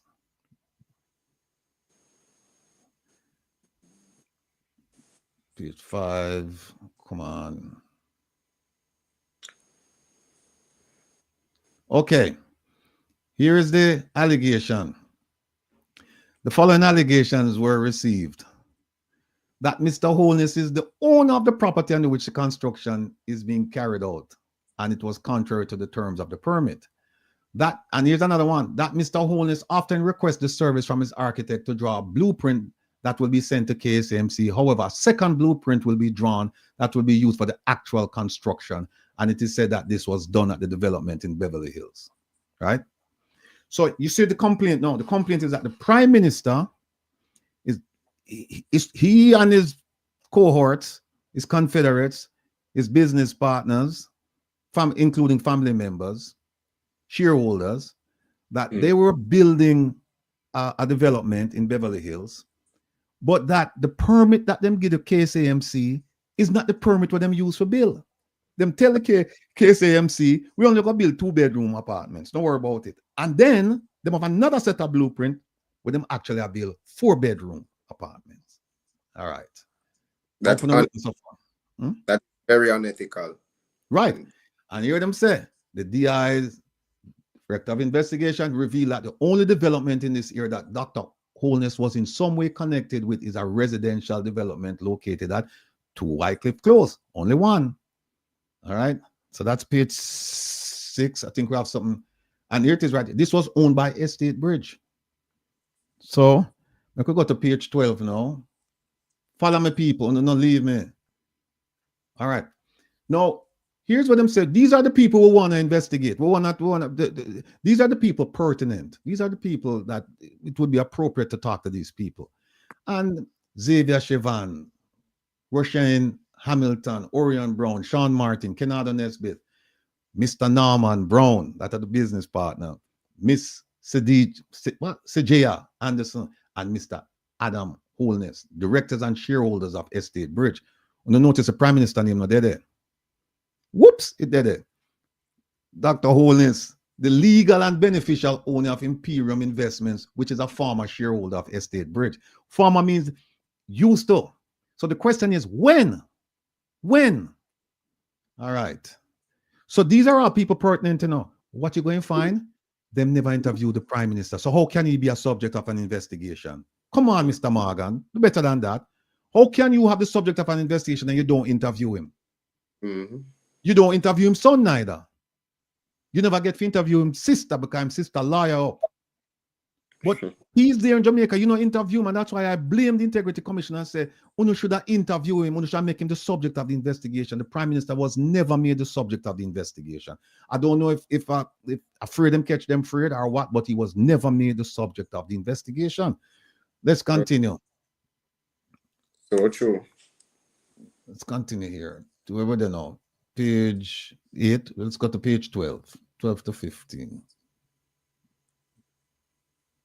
Okay. Bear with me, people. 9. This is what when you have time, you know. When you have time, you can sit down in your yard like me and read them things and go through them and make sure, say, when we come and we tell the people and what go on, the people understand. All right. See it now, you know. It's the chart, you know. So the director, you know. So Gia, Norman, and Adam. Look when Adam come on. Adam come on. What, 8 months later? Right? So yeah. But who they behind and pull the strings? Who are the majority shareholder? None of them three here. Look right at some. See that? Shareholders of estate. She have Sejaya, she have 2,000. No transfers made, right?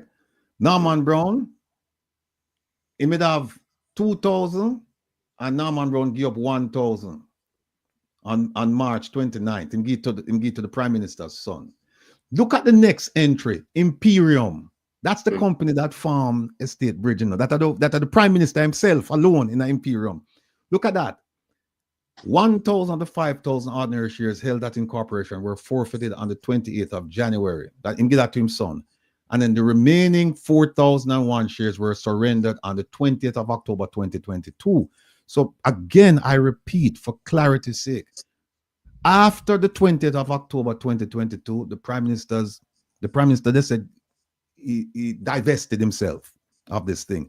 Even though people might reasonably make the argument that, well, him not really divested out of it because him have him sister upon it, him have him son upon it, Him having business partner upon it. So I mean, and a fee, and a him started. So he must start it on runway. No, him want no one going.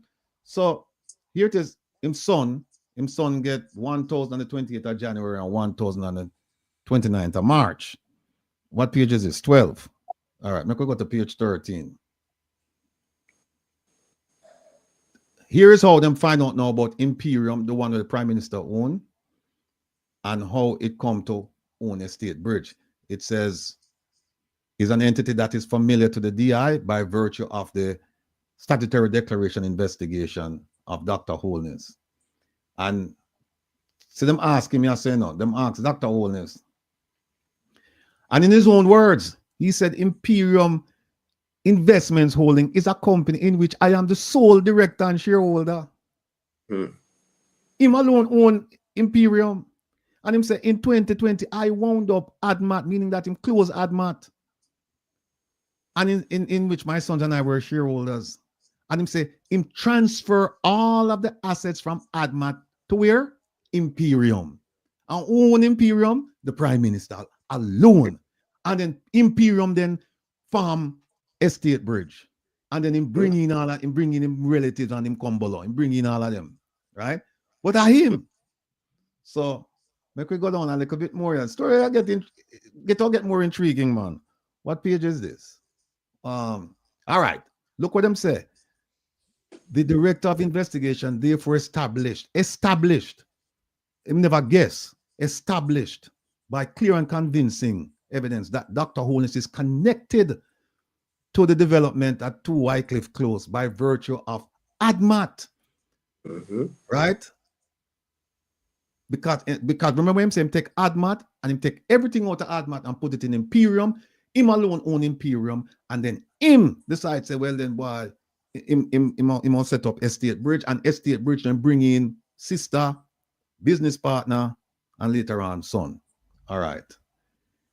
Where are they now? Page 14, page 15. Now, I want you to pay close attention to this. Sharpen on a pencil, man, if it's dull right now. Sharpen it.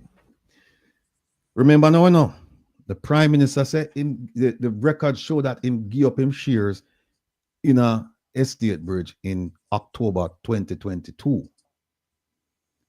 So anything I go on before 2022, him responsible. Him a owner and everything, right? Yeah. Owner, shareholder. Now look at what him said. Look at this.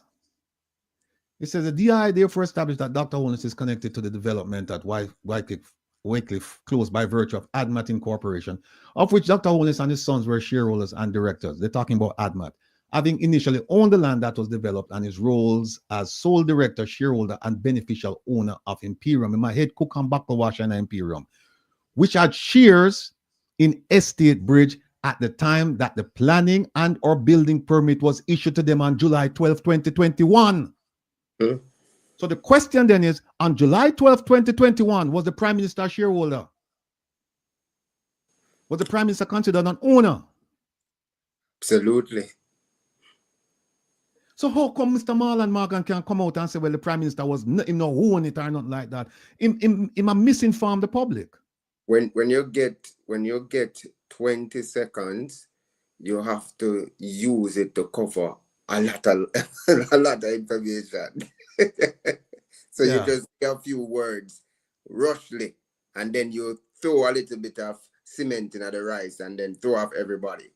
Yes, because here is what Jamaica, I've been saying it, that the Integrity Commission, they showed a lack of spine, jellyback people, big organization, because what they should have done, they should have said, well, wait a minute, at the time the permit was issued, the Prime Minister was the owner, he was shareholder, he was part owner, he was shareholder, he was majority shareholder. He won 5,001 when the other two people only own 4,000. Collectively. And they've never and now when Mr. Morgan come out and say he was the subject of the investigation, I'm going to show you that he was not the subject of the investigation. How can you be the subject of the investigation? This happened and them don't question you. One name, Jamaica Prince. Yes, that's oh yeah, that's corruption prosecutor. That's a corruption prosecutor. God no sleep, so she gone, right? God no sleep, she gone. And that is part of the problem why this is part of the problem why they had this conversation, between Morgan and what the gentleman name again? Raymond Price, yeah, because they were talking about now the person who's now in charge of prosecuting these matters. They're saying that he's affiliated with the PNP and them can't trust him and all of that stuff. They never complained when Kamika Prince never prosecute the prime minister. They never complain about that. But such is life. So that is where we are. But we're not done yet, people. We're not done yet, man. Rattigan upon the case, One of the things say, me sick, me sick. But me couldn't even sit down, That was how bad the sciatica and the gout was, So me do? Me drag the computer in my bed. Drag it in my bed. And say, no, man. Me have to get involved in that thing. When me hear Mr. Morgan attack the foolishness. What page are we on? 17? Oh, we are going to 22, 23 now. The man have already a bio, sir. All right. You're the bodybuilder and steroids. So hold on, So hold on, So them asked this gentleman from KCMC, right? A field officer, and him say, hear what him say? Him say, remember again, people, the Prime Minister divested his interest in Estate Bridge in October of 2022. Look what this gentleman said. Him say, as it relates to a development located at Wycliffe Close, the application for building and planning permission was submitted to the KCMC when? May 7, 2021. Remember, people, the Prime Minister divested in October 2022. Just keep them dates in mind. So why is it Integrity Commission never said, no, this thing about the 2 different permits, we need to ask the Prime Minister about them things. They never question the Prime Minister. Never. No one of them know me there because me would definitely would question him. This is page 22. We have something on 23. Yeah, man. See that? No people. Look on that date there. On July 12, 2021, the Kingston and St. Andrew Municipal Corporation granted planning and building permission to the applicant Estate Bridge to erect a multifamily development comprising of 4 townhouse units, right? In 2-story buildings with basement level. Look on the date. July 12, 2021. When the permits were issued, the Prime Minister was there. One them tell me say never there. Mr. Morgan, why you come talk to me? Come talk to me. You wrap him up about the Prime Minister became subject of investigation of property that he didn't own. When the permits were issued, he was the owner. Come talk to me. And you know me I go show no? When me I go show is not only that permits were issued, me I go show no say when the construction started, the man was there. The man was there. What this? 23? We could go to page 26.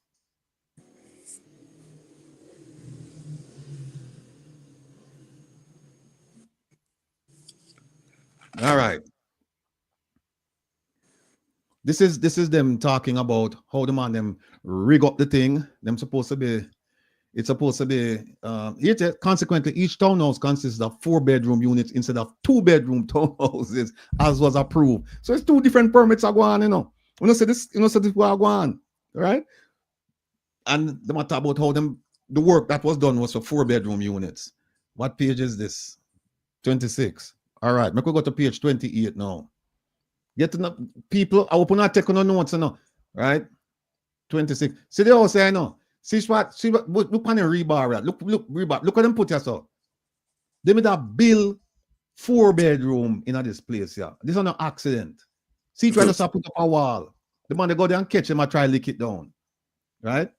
So see this, the man lick down. Them put up the wall. Where were they now? Page 28. All right. See it now, no application for amendment to change up the building plan was made. None. But we're gone from 2 to 4. No application was made. Yeah. And by the way, people, guess what? This location here is close where the Prime Minister lives, you know. He can walk from him yard, go there, you know. And you tell me, say, him have him son, him have him sister, and have him business partner, and him no know nothing about this. Him no know nothing about this. Him start the project, you know. Him go from Admat to Imperium to Estate Bridge. And Estate Bridge are the construct, are the developer. And him don't know nothing about this. Him don't know nothing. And him live right down the street. But hold on, man. The tree forget all about the mango once it passed the blossom stage. Exactly. So this is the DI now. I do them work and say, boy, them want to talk to some people and blah, blah, blah, blah, blah. All right. So who them talk to now? Norman Brown, the Prime Minister, business partner. This man I want big fat liar. You have to talk it in a patois. This man is a big fat liar. Because when you say the beauty about telling the truth is that you don't have to remember what you said. True. And when they interviewed him regarding the first investigation concerning the Prime Minister's statutory declaration, what he said about this development is different than what he's saying now. Hear what him said when I'm asking him in December 2023. Him said the project consists of four bedroom townhouses. See the people. Him say it himself before them start that the investigation. It was the previous investigation. Him tell them says four bedroom. No, when them start drape him up now, you know him say, oh no, a 2 bedroom. It's a 2 bedroom. That's gone out the bag. All right, that's at 29. We could go to 35 now. Slowly I wind down now. 30. And there's so much in these reports, people. If we'll just take the time and just read it, you know, there's so much in it. Hold on. 33. Okay. This is part of the contract. Them said the owner may cancel his contract if the contractor fails to perform under the agreement, blah, blah, blah. And if he fails to perform, and if he conducts breaches of the Building Act, right? No, you're gonna tell me now, say, you the whole owner, I developed this thing here. Supposed to be 2 bedroom. I want to watch the. Don't tell me someone no go visit the place. Cause we know we stay at Jamaica now. When we are doing thing, you know, I see it. We gotta go look for it. Coffee we. When the man tell me, say, yeah, you go there and you say the man I build 4 bedroom instead of 2 bedroom, and you know says a 2 bedroom permit you get in. You know, and you not say nothing to him. You don't say nothing. You don't say nothing. It gets better. So then talk to the building contractor. Go down a little bit more. 36, 37. No. People. I'm telling you a while ago, say, remember the dates them. Right? When you remember the dates and get the permit. Right? This is the contractor now, you know. I gotta tell you when the work start. See it, yeah? We broke ground for the development in the 3rd week of July in 2021, where excavation work commenced. Remember, the Prime Minister never left till October 2022. So when the work started, the man did it. When the permits were issued, he was there. He was there. So when Marlon Morgan come out and say, well, he never owned the property, that's not true. Lies. That's not true. Right? We could go to page 47 now.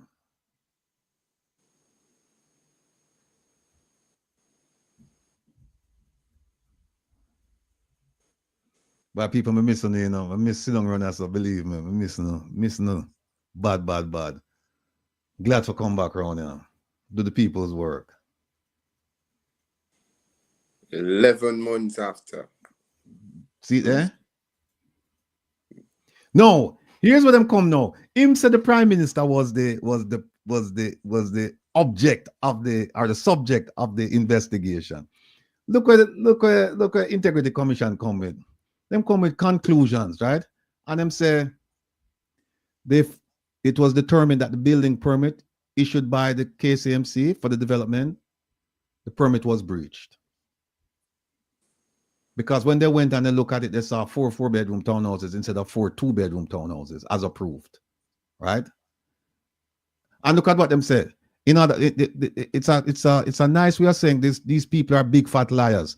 They said the DI concludes that the inconsistent representations made by Messrs, meaning Misters Brown and Nesbitt, builder and prime minister partner, in respect to the look at this, were blatant attempts to mislead the commission.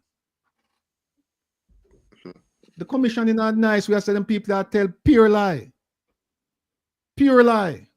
But what they didn't do, they did not interview the prime minister and they did not interview his son. They come up with a like a fool answer, a reason and say, well, we talked to Mr. Brown and he was a director. And so we didn't find it necessary to talk to the prime minister's son. Yet they wanted to talk to the prime minister's sister. Why you wouldn't want to talk to his son? His sister lives in America. His son lives in Jamaica. His son is a director. His son had as much shares or as many shares as him auntie. Why not interview him? Them stay far from the wholeness. Stay far from the last name wholeness. Them stay far from them. So them never interview him. And them go on and say, yeah, them people that tell pure lie. Pure, unadulterated lies, these people. We could go to 49. Look at this. The director of investigation also finds that Mr. Nesbitt, builder, either conspired with or aided and abetted the directors of Estate Bridge in the commission of the foregoing breach and is thereby equally liable for said breach. I want Mr. Morgan to come and show me where they said that the prime minister is only responsible for this. Nowhere you see that. Nowhere. 40, we could go to 49 or to 52. Them also say that the KCMC them a lie too. But them not see nothing wrong with the with the development. They went and they observed and this and that, all kind of foolishness. Now here's what they did now. Recommendations. No.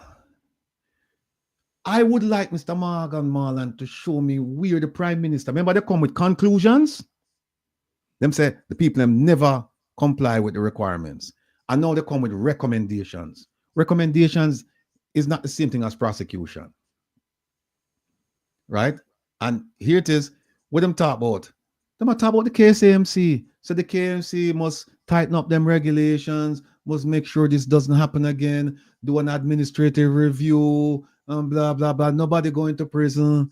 Nobody's going to get fined. And them said, notwithstanding Dr. Holness's connection to the development in question, having regard to the fact that the issues identified in this matter are similar to those identified in the previous investigation. So them say the issues here are in the same one like over there, but it is not no subject under investigation.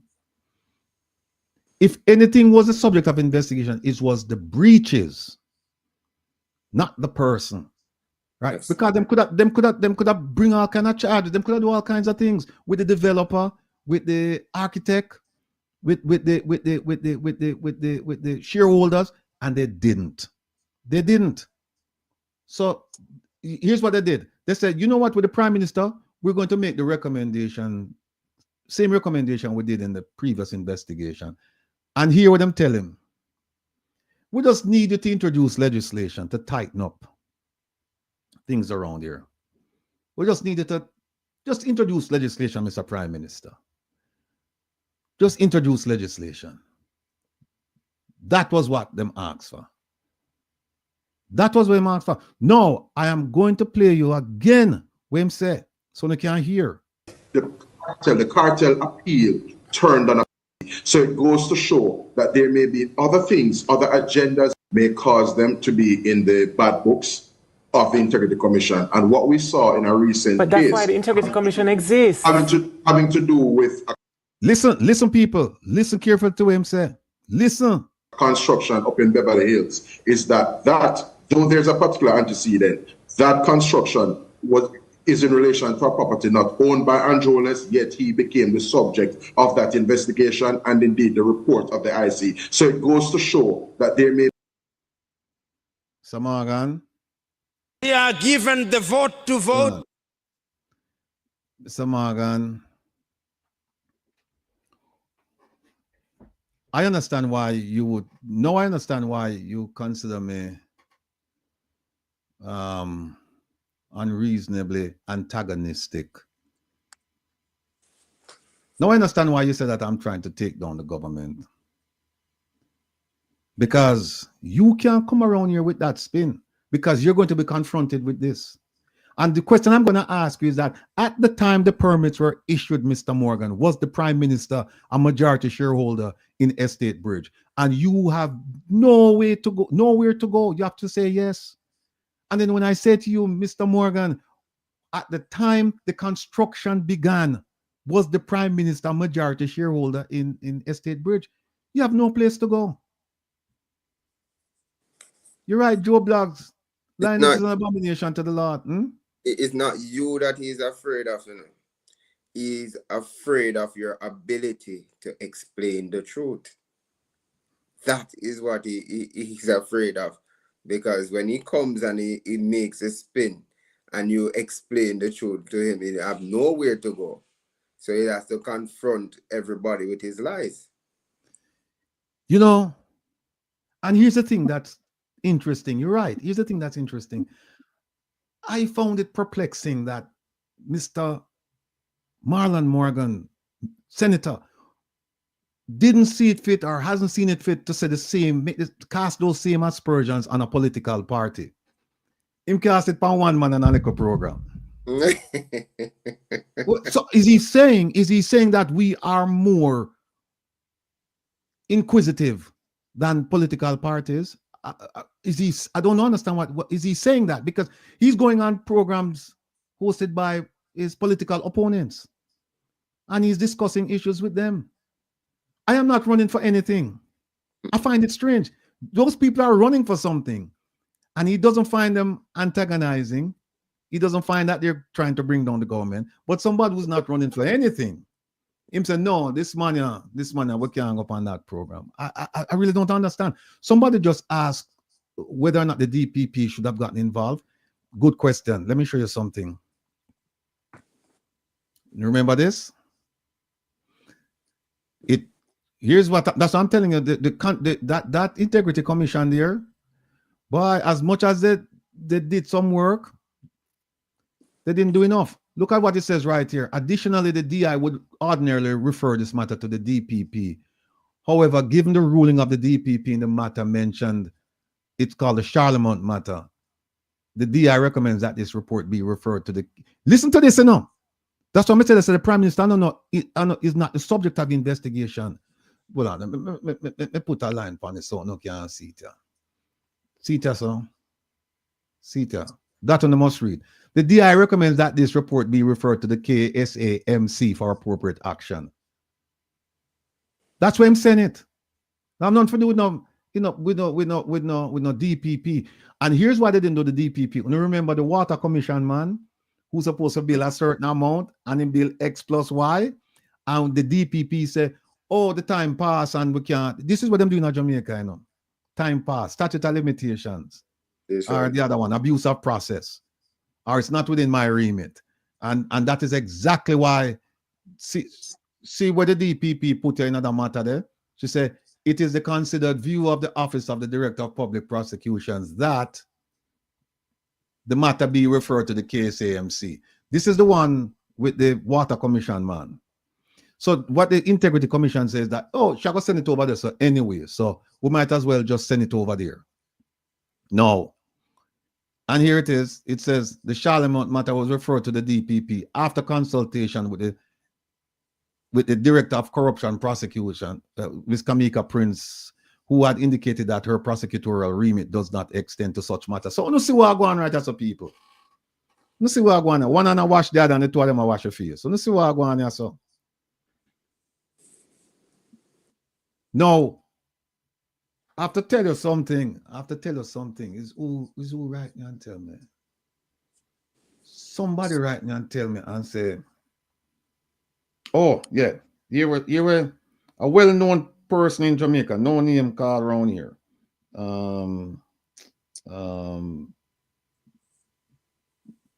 Here what the person wrote to me after, says the person right and say, him say, I bet he asked to come talk to you, and them cuss and ordered him not to. This is what a well-known person wrote. Now, I have another thing.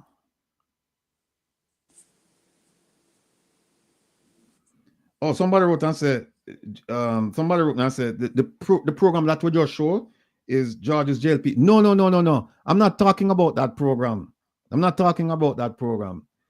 He was on Portland Spice.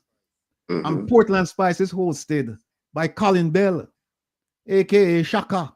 That's where I saw them first. Not this program here with George. No.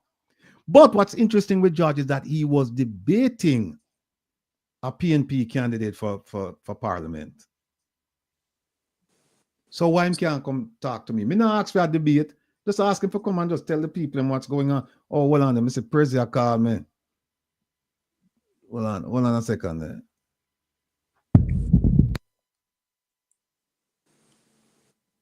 Marlon Morgan knows his limit, I believe. And he's whilst he's very arrogant, he's very smart. And he knows where he can go and get away with certain lies and speaking stuff.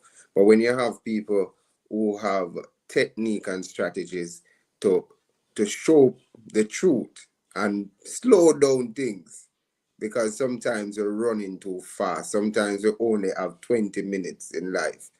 But when you're able to see the truth, you realize that you have so much time, but he doesn't want time because time is the enemy to them. And that is a problem. And you have Mr. George now there to make it even easier for him. So he cut. If you notice what Mr. George was doing, cutting when he wants to, and then telling him that he have a short period of time so that he can have the last say and the last words. But the thing is, too much lies, man, and too much cover up when the information is there. But you have Jamaicans that do read, and when they read, they not just call the words, they comprehend, and they're able to tell somebody, explain it to somebody else so somebody else can understand. You're muted. Outstanding. And people, my family, here is why we come around here and we do this. Here's why. We do it so that first, you can be informed. Second, you can be educated. Third, you can take action. But I'm going to play your video now. That Professor Lumumba. We'll say a lot of you know this professor. I'm talking truth to power. Some people don't like him. Some people have told me that he's a sellout. People upon the continent tell me that too. But whatever it is, I'm going to play this and just substitute the word Africa, right? Substitute it. Jamaica. I put Jamaica. Because, and it goes back to what one of my heroines, Janet Calder, say, I feel with thing, I feel with business. Think of yourself, think of yourself as an owner, an investor, and an employer. Not necessarily as a voter, because a voter only have one thing to do every 4 or 5 years. But if you put your interest in that business called Jamaica, you will see what happens. Again, substitute Jamaica to Africa. Listen to this. They are in the habit of electing thieves. And once they have elected the thieves, they expect the thieves to behave like angels. When the people do not know what they want, the government they create is nothing but a confederacy of fools. Africa is not poor. Africa is merely poorly managed. There you go. Jamaica not poor. Jamaica is poorly managed. Poorly managed. And today, big up yourself, Chosen Claudia. Today, I had arranged for a source to come here, but unfortunately, it didn't happen. Thank God I didn't promote the thing. But hopefully, the source will come next week, and this source is going to tell you how poorly managed Jamaica is. Jamaica is sitting on untold wealth right now. Untold wealth. And what they're doing is, you know where that wealth is? A lot of it? Cockpit country. And there are meetings going on. And there is testing going on. And that's why they're narrowing the borders. They're constricting it. Because they found some things there. We're going to talk about that next week. This person is going to come on and reveal the whole thing. Jamaica is sitting on a tremendous amount of wealth right now. And there are secret meetings going on. There are things going on that the general public doesn't know about it. And it's done in such a way that they will never know. Under the table money, you know, bank accounts in a foreign, big yacht, big car, houses, all of that. Yeah. And Carol, it is not oil. Let me repeat. It is not oil. The oil deposits where them claim them fine and them claim them don't fine. That is offshore. We're talking about stuff. If you hear me say a while ago, say them are constrict the borders for cockpit country. Them are rob the maroons them. Them are rob them. So me are gonna bring on somebody next week. Hopefully next week. We're going to tell you how all of this is structured. And who's testing and what is going on. Jeffrey Gray, you're partly right. Part of it is gold, but it's not up in the country. But we're not going to talk about that right now. We don't want to jumpstart the conversation. I don't want to steal that person's thunder. I want that person to come. And by the way, we're going to mask the voice, and you will not be able to see the person. That's how sensitive this is. We're not taping the conversations. The person is just going to come and speak live, but the voice will be altered and you will not see the person. All right. So, President, yeah, see me, man. See me. What you say? Big up, big up, big up, big up. What going, Ratty? Jamaics. Blessing to you, uncle. All is well? Oh, man. Living the dream, man. Of course, all is well. Watching my two favorite guys, man. Doing a wonderful job all morning. Well, all afternoon. So good job on the presentation so far. Well. All right, let me. The Morgan thing. Hold on, man. Hold on. Now go back to producer Joan thing, you know. I have a big up producer Joan, you know. See, you know, Morgan, an expert at avoiding any real work, but at the same time appearing productive. So him come on and chat about a nonsense and we have to and you know what happened? What happened, you know? Oh, hold on. Well, you know what? No. In the interest of privacy, I won't do it. There's another thing I don't want to talk about, not Morgan, but sometimes you better just keep your powder dry. I'll leave it at that. But here is I don't know if you see this one, you know. I am Morgan doing Morgan things. Oh, definitely. Morgan. Big up yourself, Mr. Morgan. But I'm right from you though. And why are you causing this anger and outrage trying to overthrow the government? I don't understand what's going on there. You know, here it is. Here, hold on. Hold on. Here it is right here. Here it is right there. The program is antagonistic. And hostile. So I want him to tell me now, when we just done show, was that unreasonable? Was that hostile? Or was that straight, unadulterated facts? I want him to tell me that. If you ask me, antagonistic. It was antagonistic. Yeah, reasonably. It was reasonably antagonistic. Definitely And reasonable. Definitely very reasonable. reasonable antagonistic. That made them mad, right? But it was reasonably. It was reasonable. It was reasonable. And same with the hostility. It was reasonable. Although we don't deal with hostility. We don't deal with hostility. We just present straight facts. But look at what the man said, man. The man said that we have an agenda. The program characterized by commentary smacks of an unjustifiable and unreasonable agenda to take down the government. Strong language. That's right, because when I look at now, unjustifiable, everything that is there is public information.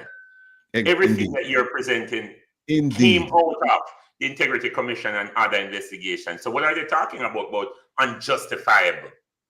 That means you must see the thing, shut your mouth, because that's what Jamaican people have been doing a while. So why are you guys now trying to upset the apple cart? And that's exactly their position, because they want people to just shut up and keep quiet and just wink at the corruption and say, well, all of them are thief, you know. So, you know, I don't see things. But I'm gonna stop big up producer. This is what you put up right there, sir. Never worry about who will be offended if you speak the truth. So, Mr. Morgan, I'm not worried about you. All right? It's you know who I worry about? People who will be misled because I don't speak the truth. People who will be deceived because I don't speak the truth. People who will be destroyed if I don't speak the truth. That's what me care about. Me not care about you because obviously you're incompetent. You know, you have no idea what you're doing because you come on a program and you come talk out a bunch of nonsense and now you've been checked. Right, hold on. The guy's a PR genius. Come on, man. Explain that. Isn't the guy a PR genius, sir? No, when you say PR genius, you mean pure genius or public relations genius? In either case, I don't find him to be a genius. I don't find him to be a genius. Let me tell you something, Prezi. You know what, man? The three away there, so we can't talk. And we're family members in the chat. No. One of the things we do, we parse people's words. We don't just listen to words and it sounds flowery and it's nice and it comes in as and you say, woo. No. We say, what that word I mean? Yes. What the intent behind it? What the motivation? What the subject matter? We ask questions. Who, why, when, what, where, how. We ask all of the questions them. Simple questions.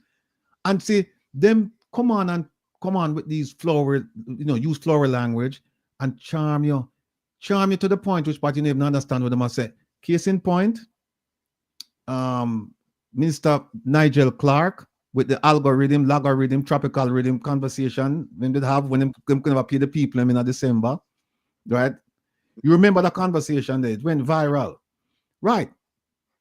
People don't understand and people say, yeah, man, you might talk up the things, man. You might talk up the things. I said, talk up what? Bright. You might talk up. Marius, yeah, we soon get that from the taxi driver, his daughter. We soon get that. And by the way, people, when you throw stuff in the chat and hear me calling a few people, it's only because my eyes at the time just kind of just lock onto it. It's not that I'm monitoring the chat keenly. I'm not. Or avoiding, yeah. Right, I'm not avoiding anybody. No. So that is it. But when I read this, I started laughing because you know what? They don't realize that me are the kind of person, Prezi. The more you talk negative, and the more me find something positive to talk about it, But when we talk about it positive, it's negative. You see what I say? Me not run from it. Me take it, me embrace it, and me say, look, panda fool here. Not that Minister Senator Morgan Marlon is a fool. I'm not saying he's fool, but this what he did here is foolish. There you go. What he did here is foolish. He may very well be bright. In fact, talking about bright, let me say something here. Hold on then. The producer give me a whole for work with this week, Wait there.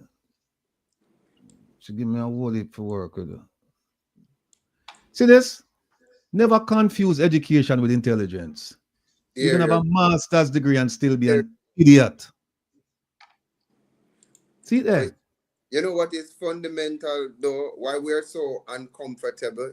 It means that we're growing. Jamaica, we're used to having conversation with just pure emotions and leave the facts out of it.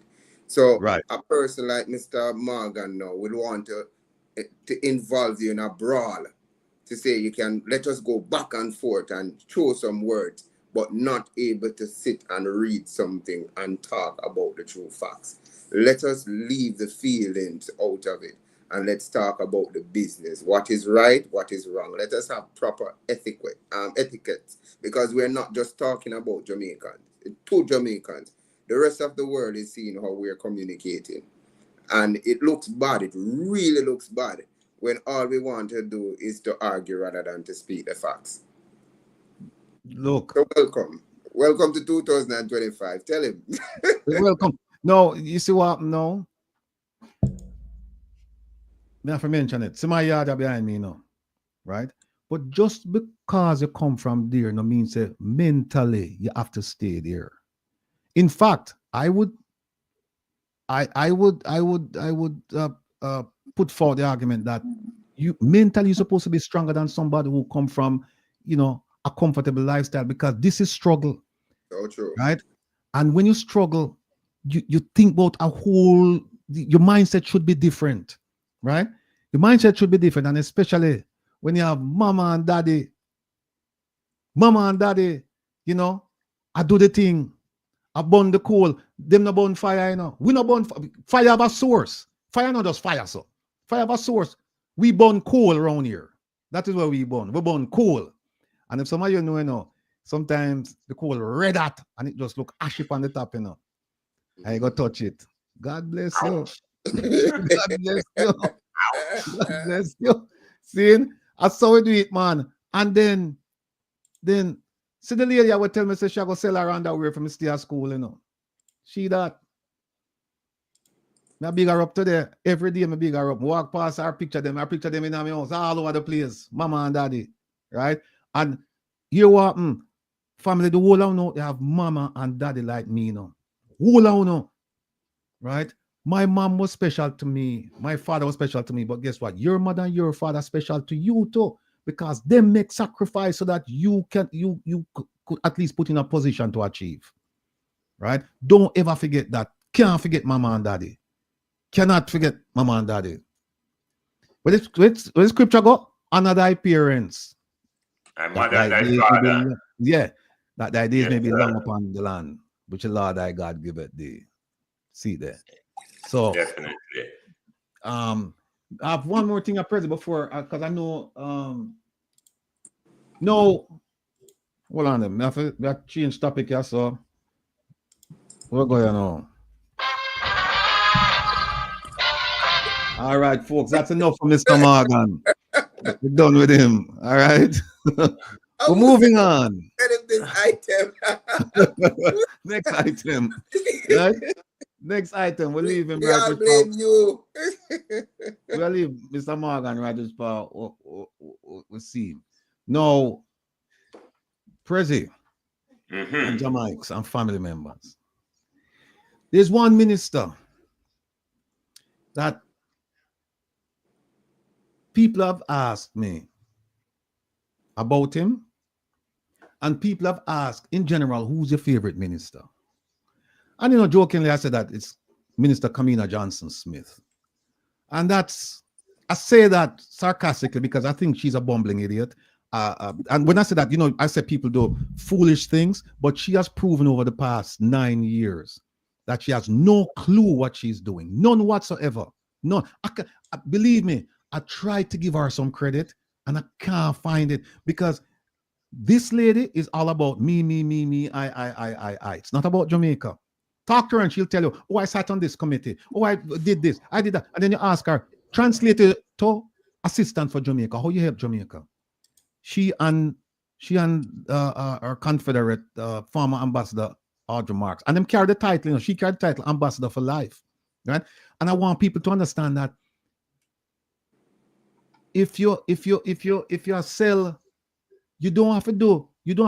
If you're in a tropical place, you don't have to put out a whole lot of effort, to sell fan and air conditioning, If you're in a tropical climate, you really not. If people have money, they will come to you. The product sells itself, right? So Jamaica sell itself. Any development you see going where they take it for, it happens despite, not because of. It happens despite what they're doing. not because of what they're doing. And I hope you understand the difference. Them not do nothing. Them collect the money, lazy, them not have no ingenuity, no foresight, no smarts, no brilliance, no tactics, no strategy. All them care about appearance and events. That's it. And family and friends. Care about daughter in a school. So them come up and make daughter go to school. Or them care about going to a ball, nice gown. Them care about hairstyle. Ask them if them care about the Jamaican people. You need to roll up your sleeve. You need to roll up your sleeve, man. There's much work to be done. Them not do that. But getting back to the original point that I was making, if somebody had asked me, this working minister, you know who I would have said? No, you know who I said? Ed Bartlett. And I said Ed Bartlett because when I looked during COVID and I see that man all over the place, I convinced people to come to Jamaica. And then I see him do it, which I considered brilliance, sheer brilliance, stroke of genius, was when him convinced the Emiratis to make Jamaica a destination. Now, keep in mind, the Emiratis, for those of you who don't know, it's a confederation of 7 states. People, when them hear Dubai, them think Dubai is a country. Dubai is not a country. Dubai would be like a parish. Like how Jamaica, the country, and we have 14, and they might try and make 15 parishes out of it. Well, Dubai is just a parish. It's called the United Arab Emirates. And you have, and by the way, just so you know, because I used to rub shoulders with the man who run them country there. Abu Dhabi is not the wealthiest one. Sorry, Dubai is not the wealthiest. It's Abu Dhabi. The wealth is in Abu Dhabi. If you get a chance and you're in Dubai, just drive 45 minutes through the desert and go down Abu Dhabi and you see something else, right? Dubai is all glitz. It's lights and fast cars and this and that and that. Abu Dhabi is more laid back, but that's where the wealth is, in Abu Dhabi. But he convinced them. I remember the Emirates, it's a tourist destination, Everybody want to go to Dubai. Everybody want to go to Dubai. And somehow it was reported that Minister Bartlett convinced them to make Jamaica a destination for the Emirates. And I said, brilliant. This man is a genius. Man is a genius. And then Mr. President and Jamaics will come across this. We'll come across this. When you remember, when them announced that Emirates are going to fly our Emiratis, them are come Jamaica. You remember when them said that? And I mean, I was elated. I was ecstatic because I said, this is good news. But like I always said, I don't chase headlines. I make headlines. So when the news come out, I was quietly in my own little space, said, "Boy, that's good news." But me not go run out on it. Me watch and wait and see what happens. And when we find out, the government come out and say, "Oh, the Emirates coming." First of all, it's not a daily flight. I think it might be like a once a month flight or something like that, right? And what them do is this, people. There's an airline called Condor. It's a German airline. And the agreement that they have is that it's a what them call code sharing or something sharing, code sharing with Emirates, right? Because Delta code share with some other airline, and so you can transfer and all of that stuff, right? It's efficient. It's what it is, and sometimes cost savings. But this airline now is going to leave Dubai. And where you think it's going, people? That airline is flying to Germany, Frankfurt. And from Frankfurt, it's flying to Jamaica. Now, let me tell you something now about the Emirates. You see, what happened, if you put me in a room with all of the constellation of stars with them PhDs, means I nitwit. If you put me in another room with Mr. Tufton to talk about marketing, and by the way, him should have been an ambassador for Market Jamaica. But if you put me in a room with him, you know, him turn me in a fool. If you put me in a room with Faval, with Minister Faval, where last name, I'm not going to because you're going where to last name, Faval, Williams. Oh, sorry. No, you can't put me in a room with she because you know, yeah, me know me can add better than she. Yeah, me know Presley, that. you know what? You see why I never want to tell him. No, you can't put me in a room with Faval because me can't count better than Faval. Even though she have a degree in finance and she went to two of the finest schools in the world. But if you put me in a room with some of these people, the Prime Minister have a, I don't know if it's a PhD or HPD or DHP. I don't know where him have, but them call him doctor these days. I don't know, and I know it's not a medical doctor, so you know, academics thing. If you put me in a room, the point is, if you put me in a room with these people and say, talk about their special, them will kill me. But here's what happened now. You put me in a room with them. What I bring to the table is this. And when me come, I can't come by myself. I can't bring President JAMAICA, but I think it would be overkill because we are going to stampede them. But here's what happened. Me sit down with them.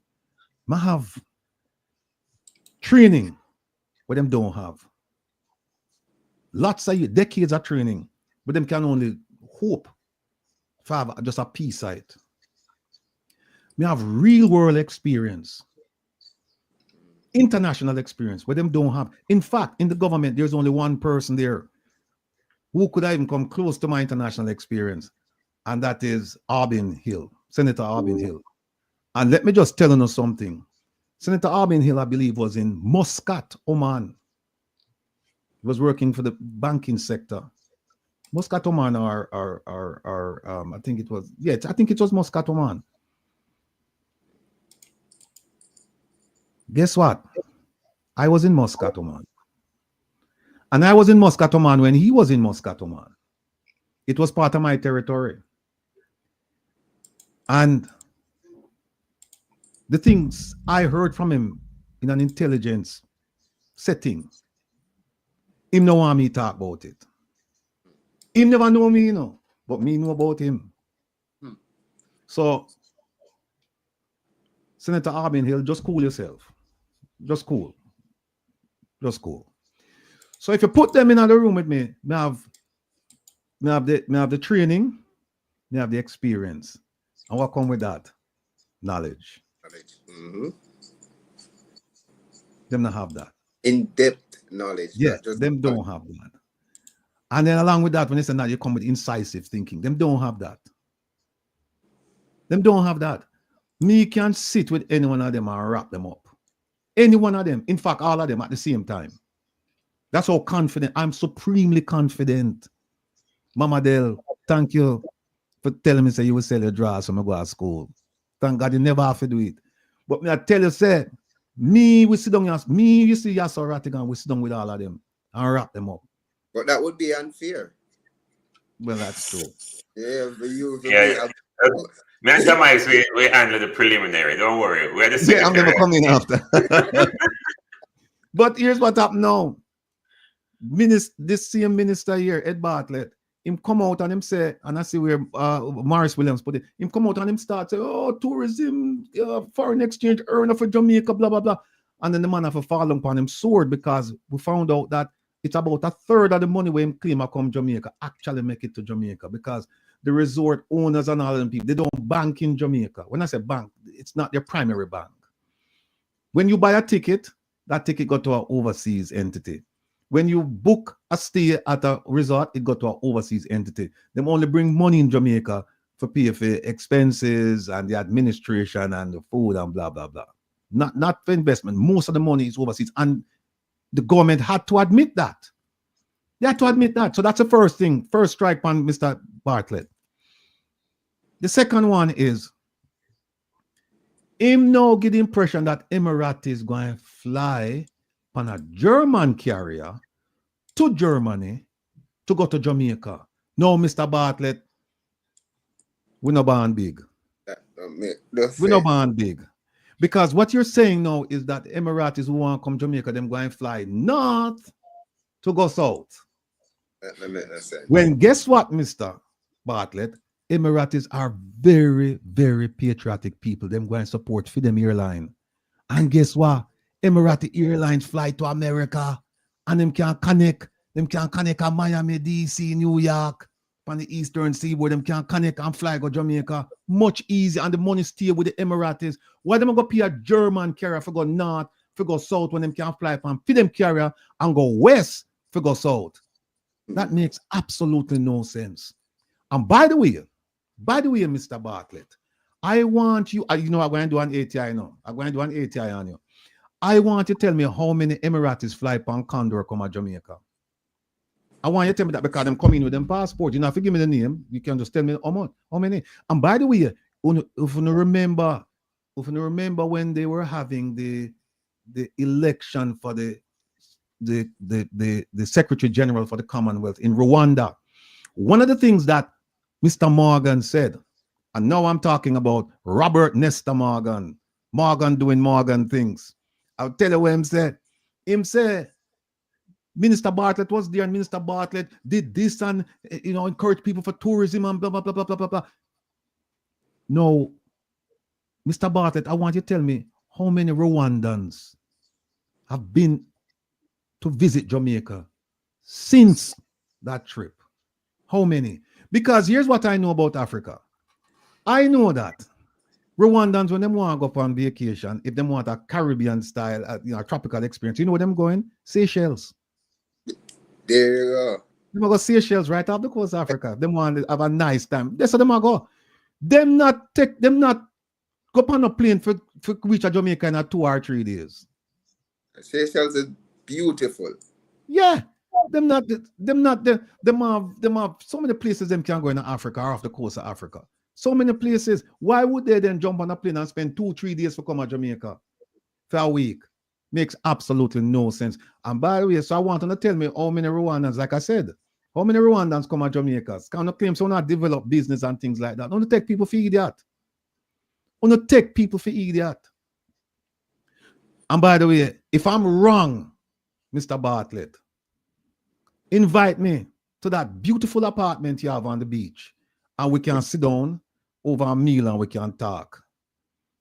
Because one of the questions I like to ask you is how you get that apartment there, because the money for that apartment there, I don't think you earn that money. I don't think you've earned that money working as a government person. I don't think you earn that in salary. I don't know. Maybe somebody gave them, maybe your wife gave, maybe your friend gave. I don't know, but it could be a topic of discussion when we sit down and we talk about your forays into the Middle East and I tell people all kind of foolishness. We can talk about that, right? So let me throw it after Mr. President here what him have to say about that. No, more of a say the rest of the story about the plane, because me really think that was a very good announcement, but apparently it look like say we are getting the oil money, because we now get the oil offshore and we can't get the oil money from the Middle East. How we going to manage?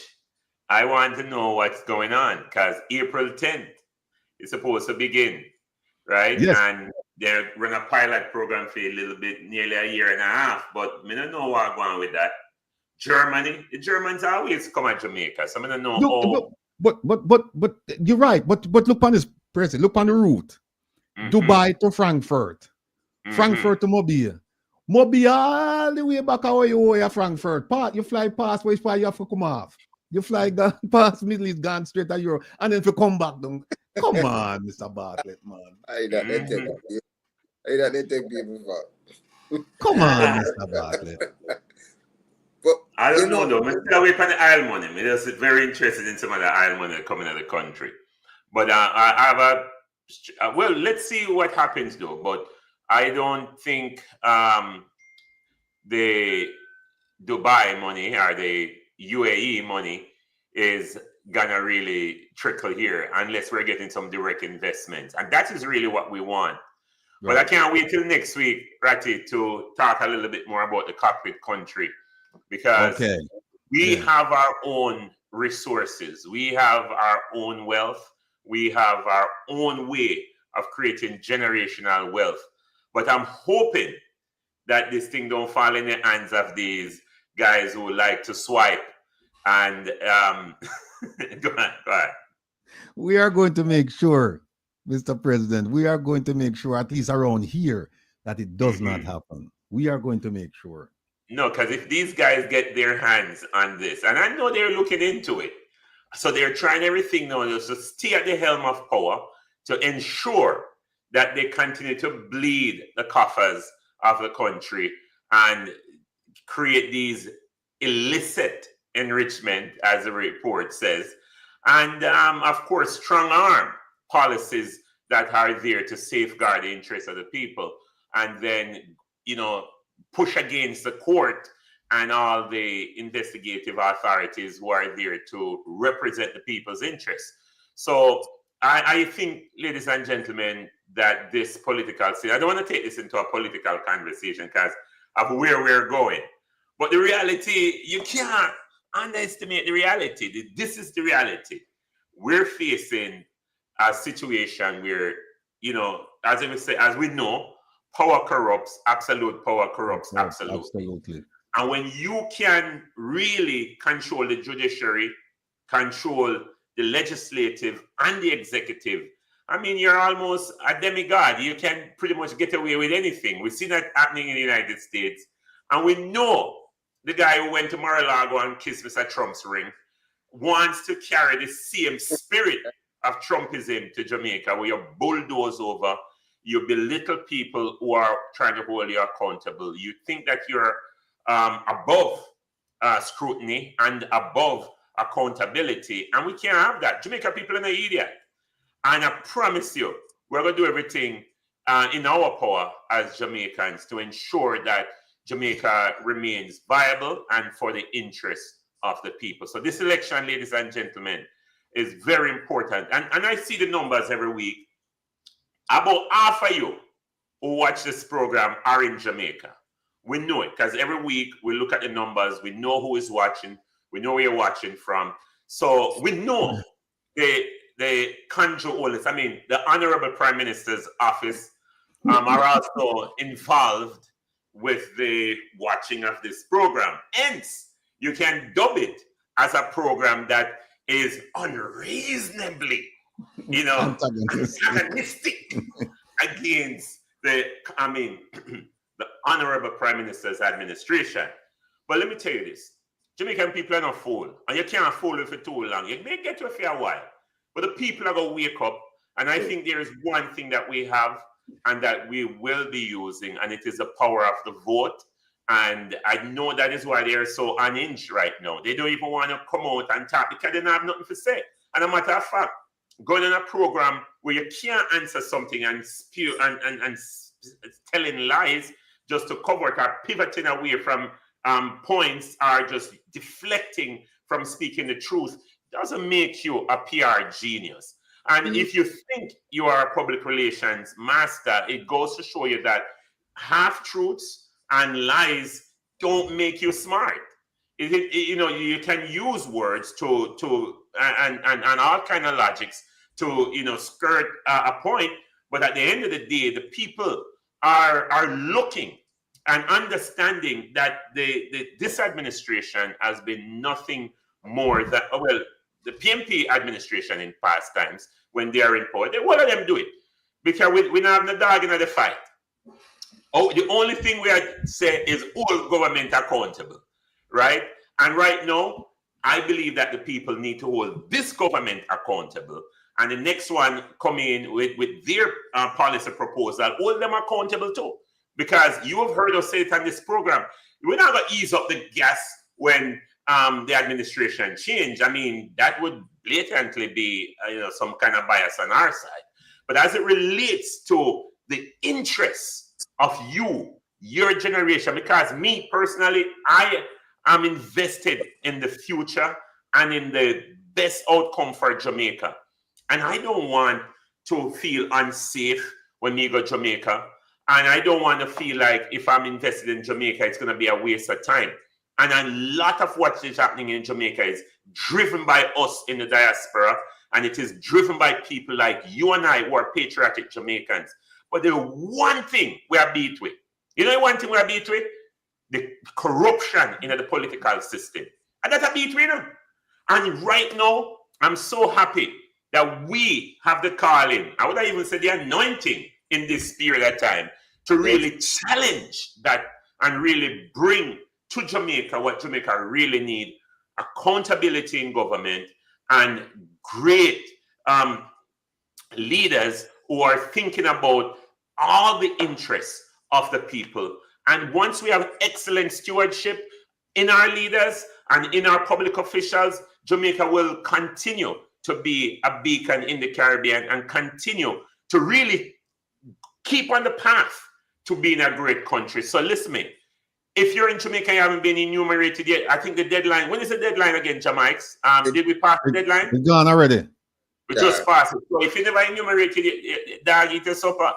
But for those of us who are, we need to make sure that 30% away, 35% away are not the only one who are participating. So you have to start mobilizing your friends and your brethren and say, listen, man, your vote count and your vote matters. Because when a man not open up, Jamaics, you know what I'm say? Boy, all of them corrupt, you know. So, boy, you know, yeah, slap. When you say I swap black monkey for dog, I've heard that statement. Coming off my careful, yeah, use the dog, you know. Go ahead. Yes, but seriously though, I do believe that transparency and accountability is what we're missing. And I've traveled to other Caribbean countries, Will, and I see a lot of Caribbean countries have international companies with strong footprint in those countries. I mean, like strong footprints in those countries, and they are investing millions of dollars in those countries. We want that in Jamaica, but someone said in the chat earlier that a lot of people love corrupt government. You know, a lot of, because they can come in and just bribe them out like these hotel business have been doing. They just come in and just squeeze them a little thing, give them a nice like, a couple $100,000 in the US and say, take care of the kids then, man. Let's just make sure we get the land and make sure that, you know, you fence off the people them so that they can't use the beach. And then we just charge our arm and our legs. We sell it, just give us all that we need.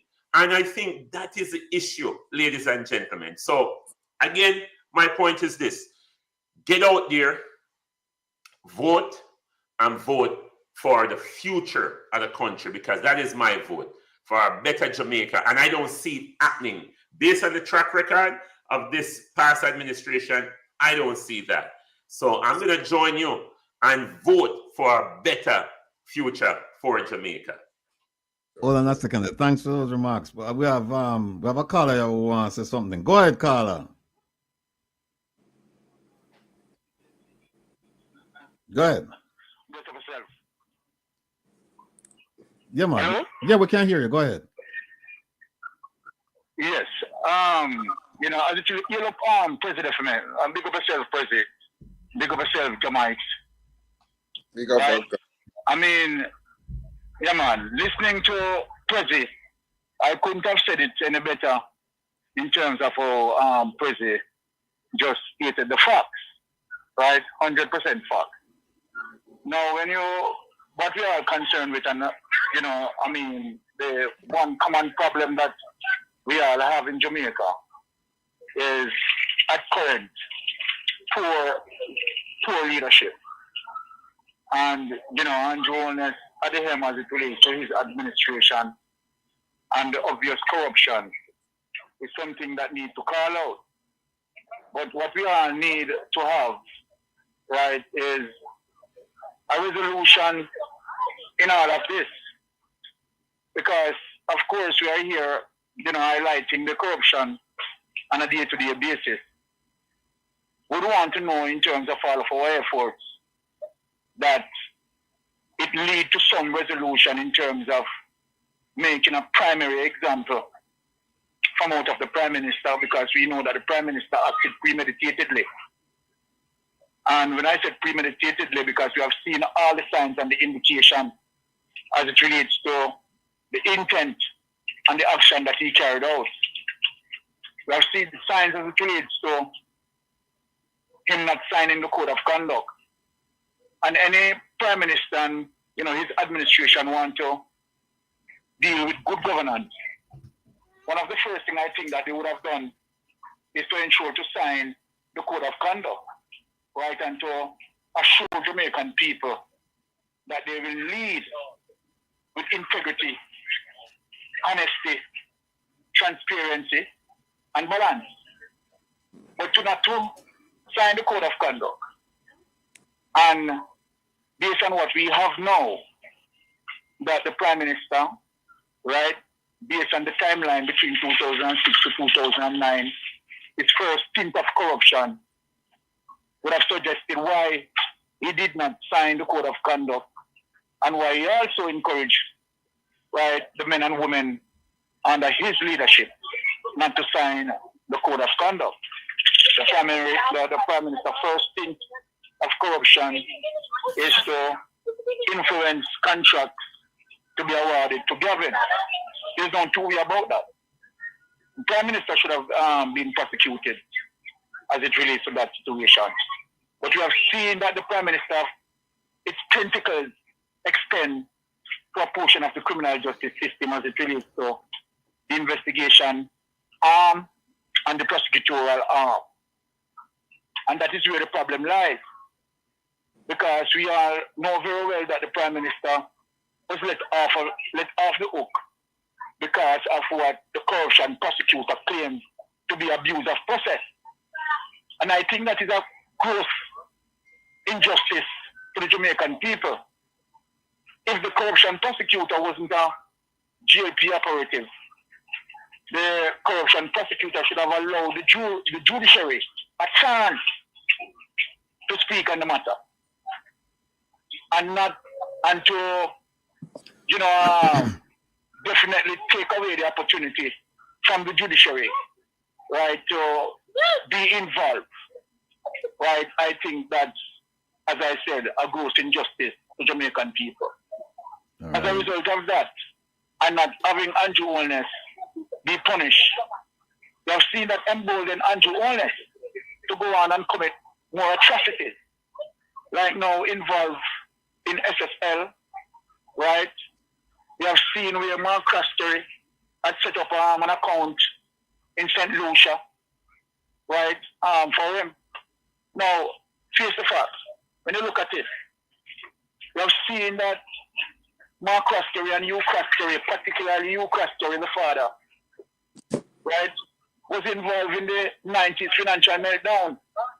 You are going to tell me that, Andrew Holness did not know this history? Of course, Andrew Holness has full knowledge of what transpired. But Andrew Holness, from the beginning, decided that he was going to use his authority to pay for from the Jamaican people and ride on the mission to enrich himself. Now, clear, we have seen where, if we are to go forward to most recent incident, right, pertaining to SSL, where $143,000 was transferred from SSL to an account in NCB, where the Prime Minister took out 10 days prior, $0. Now, so you understand that the tentacles of the Prime Minister crime extend as it relates to money laundering and the bank involvement, right? Because you and I know that for any ordinary person, they wouldn't have that opportunity into taking out an account with $0 and then have $143,000, right, being allotted to that account, and that person doesn't come under scrutiny from the bank itself. So obviously, you know that's something fundamentally wrong, right? And these are the situations where the bank explain to show you the overall corruption as it relates to government involvement. A CRA report had been completed. To have a very skilled team as it relates to forensic experts who had done this on multiple occasions as it relates to their ability, their skill set, right, to to determine what happened in terms of a financial crime. Mm-hmm. This organization had accomplished that. Right. And of course, upon completion, in terms of a detailed and comprehensive report, Rattigan and panel and people in the chat, locally and in the diaspora, what you have seen, the DPP herself hold on to that report. Hold on to that report. And what being done now seems like, as a result of that, giving the leeway to, the Gene and Pantan lawyers to now use that as an edge to have Gene and Pantan let off the hook. Mm-hmm. By saying, as it relates to the process of discovery, Ratty, we should know that during the process of discovery, all evidence being gathered by the prosecutor is supposed to be handed over to the defendant, right. to the team of. Right. And that within itself, if you go through the process in terms of when you have the prosecutor fail to disclose, right, any relevant evidence pertaining to the case, that within itself can have the case dismissed. Mm-hmm. And this is the intention, this is the systemic crime. You understand? That the DPP is a known political operative. I don't care what no one wants to say, you understand, as it relates to, I am trying to be politically correct. There is mounted amount of evidence that indicate that Paula Lowell, without no hesitation, is politically biased, a political operative for the Jamaica Labour Party. Trying to prove and let me prove that. All right. You have seen two People's National Party Member of Parliament, which is Philip Palwell and Patrick Roberts, that their firearms, right, as it relates to them, if we want to say be irresponsible, and as such, Paula Llewellyn, right, definitely charge Philip Palwell and Patrick Roberts, and they use two firearms between both of them. Now, you go on the JP side, you see Tom Tavares, General Blue Pill Master, and the other person there, right, St. Mary, Ratty, you know who I'm talking. Yeah, I know what you're talking.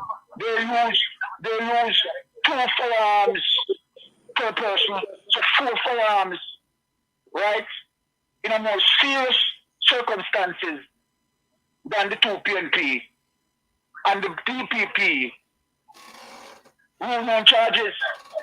So tell me how you fathom that, Ratty. Well, you understand, Ratty? I'm asking you a personal question right now. In terms of what I explained to you, do you see any sort of biasness as it relates to the determination of the 4 cases that I presented in front of you? No, I mean, based on what you've said, it's difficult for anybody to take opposition to your views unless there is evidence that you haven't mentioned. And based on my reading of the public accounts of these incidents, it would indicate that what you're saying is a possibility, because I have my issues with the DPP, and in fact, one of my schoolmates is in charge of the disciplinary committee right now, Mr. Champagne. He and I attended Meadowbrook, not at the same time, but and we were supposed to do that story, but we haven't done it yet. And I want to show the people exactly what was said, what we presented and what was said. And now we're trying to get this Public Services Commission involved, and they're running around and not, because they know what I plan to do. And in fact, we have a story what we're going to do now or later today on the Public Services Commission. It was actually sued and they lost. We're going to show the gentleman who did it, and the gentleman who did it too, him have a colored past, a checkered past, but we're going to get to that. But anyway, finish up for you now. We're going to jump on another subject now.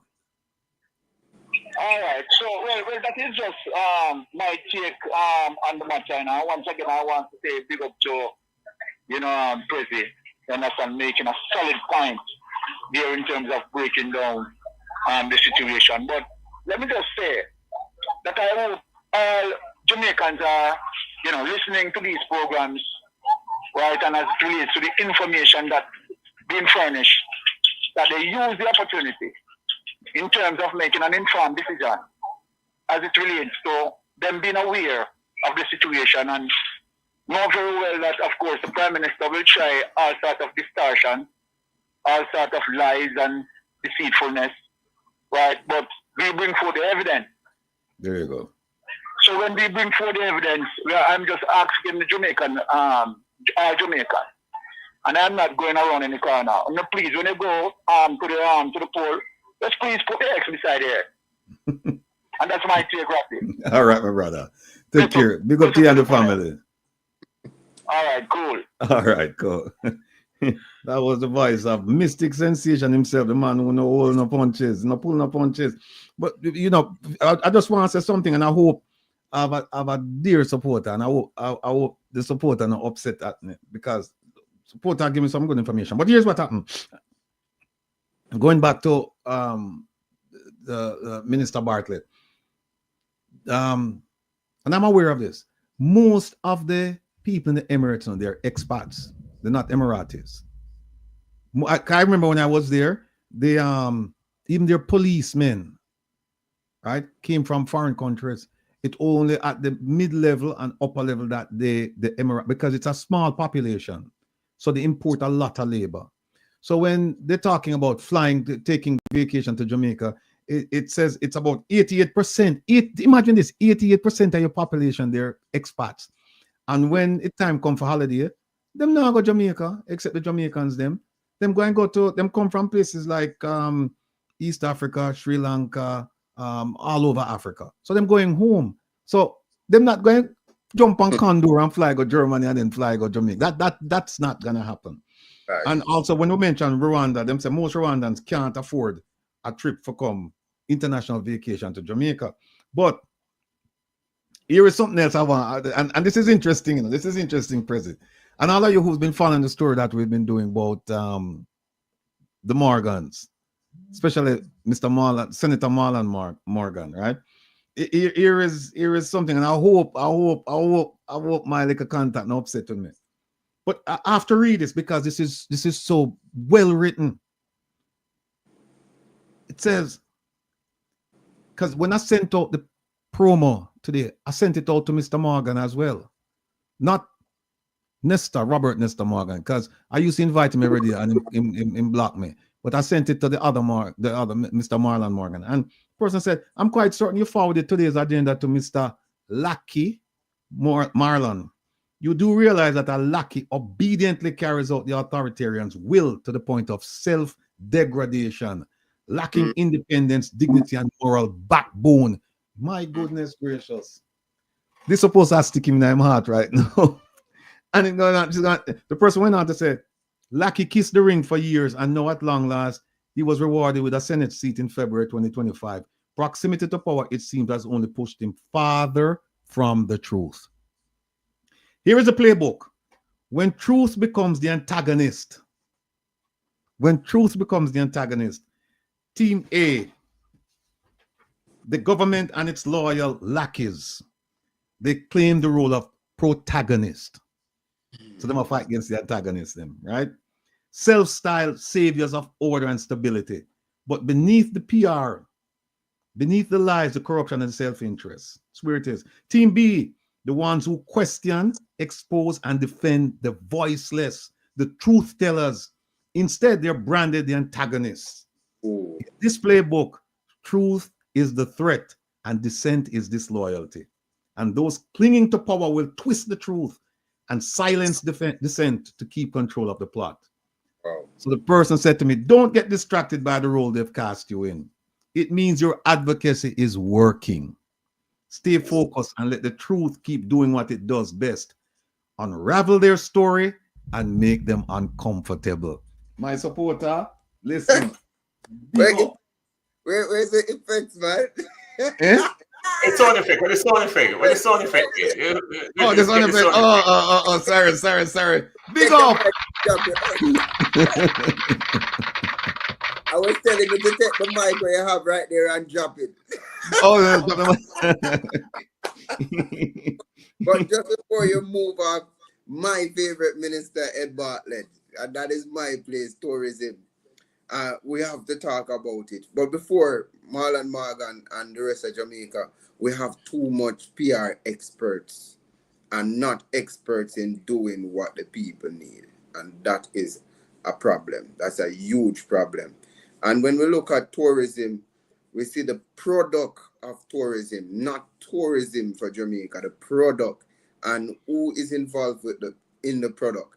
The people from overseas, the foreign investors. The product makes $4.38 billion and 80 to 85% of that leaves the country.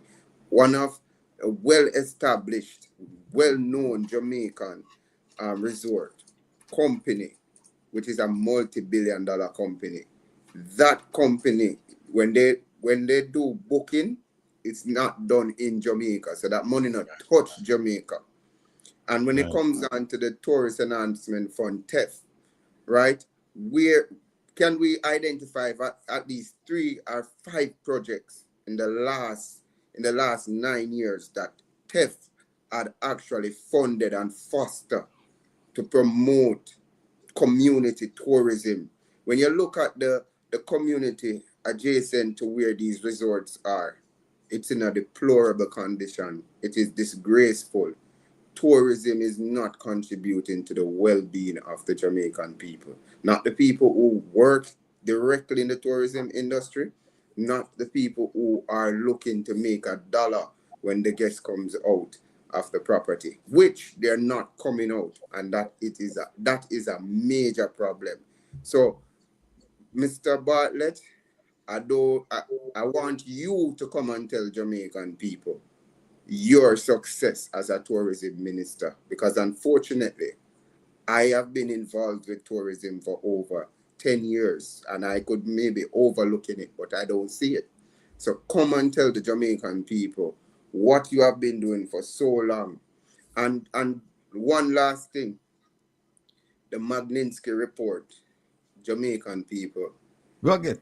You're gonna get there. We'll get you, but no, let me just say, no, just stick up in. We want to get Prezi because Prezi have a commitment, and we just want to get Prezi for same piece, and then we can move on to the Magnitsky and the reconnection and the rest of the items. Then, but Prezi, the floor is yours, sir.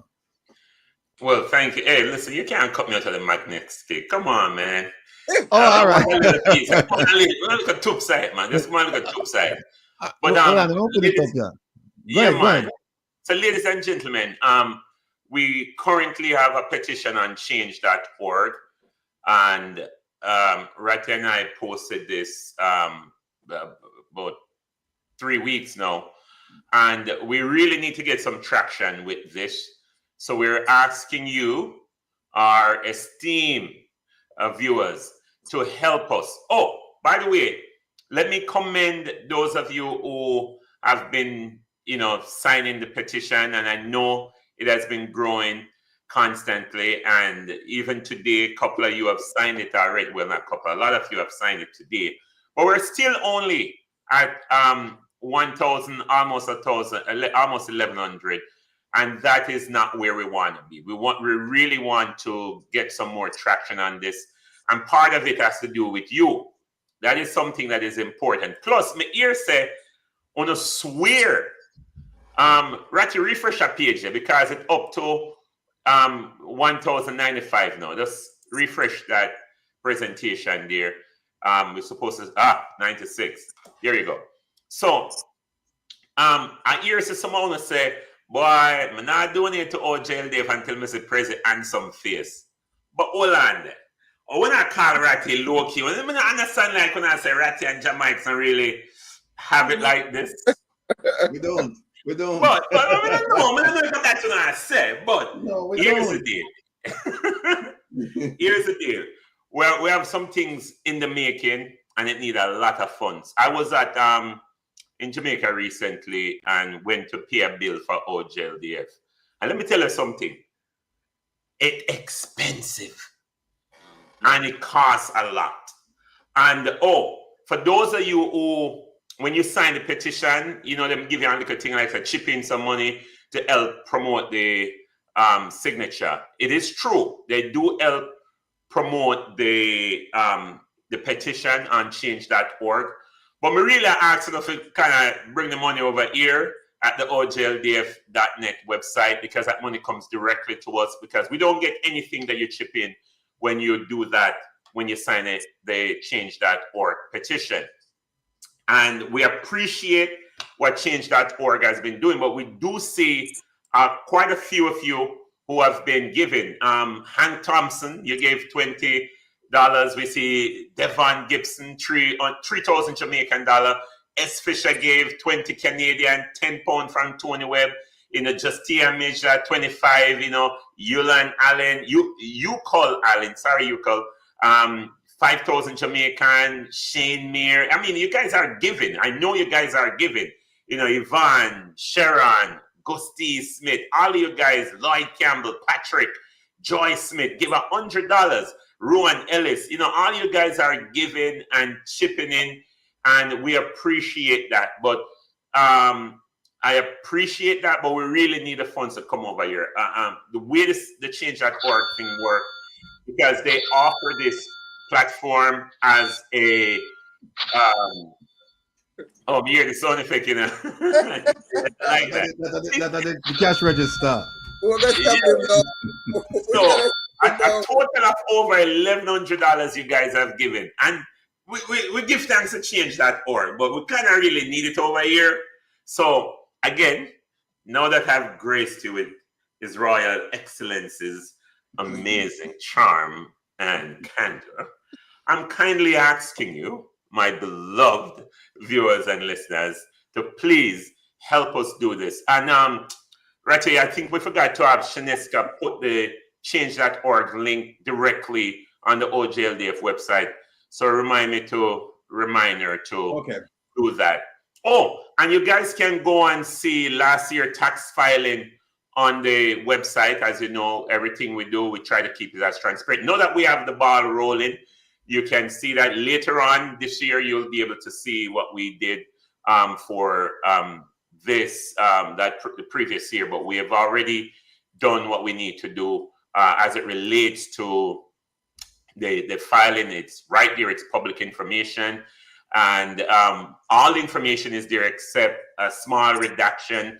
And we had to redact the address for privacy reason. But because of that, but besides that, the entire form is there, and a letter of certification from a public chartered accountant for the CPA is there, and you guys can totally go and see. So your donations are going to the causes, and I want us to help us coming up with a program in Jamaica. And so Ratty is going to break down the intricacies of the act and why, you know, it is important that we support these efforts and to garner international scrutiny and observation, because at the end of the day, you know, it is we in the diaspora really need to raise these alarms, because a lot of people, you know, for a long time that a whole heap of things are going on in Jamaica, but there's no uniform voice. But now with the advent of social media, we're able to really put a dent into all of this corruption and nonsense that has been going on. And that is why they're so angry with us. So we're up to 1,099 petition signature, and the Magnitsky Act is important, ladies and gentlemen. We've been saying Magnitsky no, but now is the time really. So we want to get that numbers climbing, and one of the greatest way is to share it, and have conversation about it. Because if you don't have a conversation about it, and you're gonna be schooled a little bit more today about how the act really works and why this is important. Because, you know, somebody will come up and say, yeah, man, sign a petition. Yes, all right, I'm signing. But, okay, I'm going to read the intro, but I'm going to really to get the full 100. Well, you're in the right place, because this is when you're going to get that information. This is how you're going to be able not to have an educated conversations with your friends, because I will put them have to say, yo, no, but the country, I mean, the Honorable Prime Minister's administration, up there, just all doing, just not even sister, Andrew do great for the country. Andrew good enough. Andrew a good Prime Minister in here. So what am I doing? You see, we get a smooth road, them boy can skate on the toll. You know, them pretty car where them get from scamming. And you know what, the man, them drive them scamming vehicle. I mean, them, you don't want the people to have good roads to commute. Whatever argument you guys want to make. No. If you understand the laws of investment and some of the deals that these guys make, it's not necessarily 100% beneficial for the country. Yes, you may have some level of infrastructure investment, but at the end of the day, you know, because you're going to say, boy, the China man, I'm can't lift up the road and take it to no prison. So, I'm build a road, man. Even though we'll sell out ourselves and we'll give up a port and we'll give up some good looking land for them thing for forever lease and 99-year lease and them thing about, at least we can drive fast. Not coming like them bad road around a flat bridge. You see people drop off a bridge all the time. And no, listen to me. I understand people who have that point of view. I get it. But you also have to think, where is the transparency? Why is the government making deals and you don't have public hearings where people can say, okay, this is what the government is considering, and anytime they're doing that, they say, yeah, man, we have a 1 and 2 1. You never see it in the Sunday Gleaner and a little small print there right down at the bottom, this when nobody can read. Yeah, man, we did follow protocol and we publish it. But the honest truth is this, ladies and gentlemen, a lot of these things are supposed to really be done in a prominent manner where the average person can see it.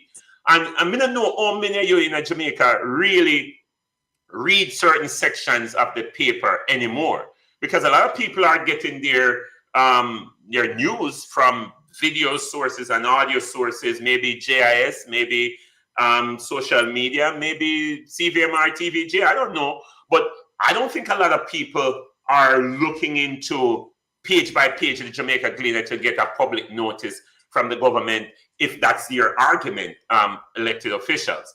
But what I'm asking you to do, the Jamaican people, is to really weigh the benefit. Ask the question, why aren't the people or the public fully engaged in these negotiations as it relates to the country's resources? Because we obviously don't hire these people because we want to give them a job.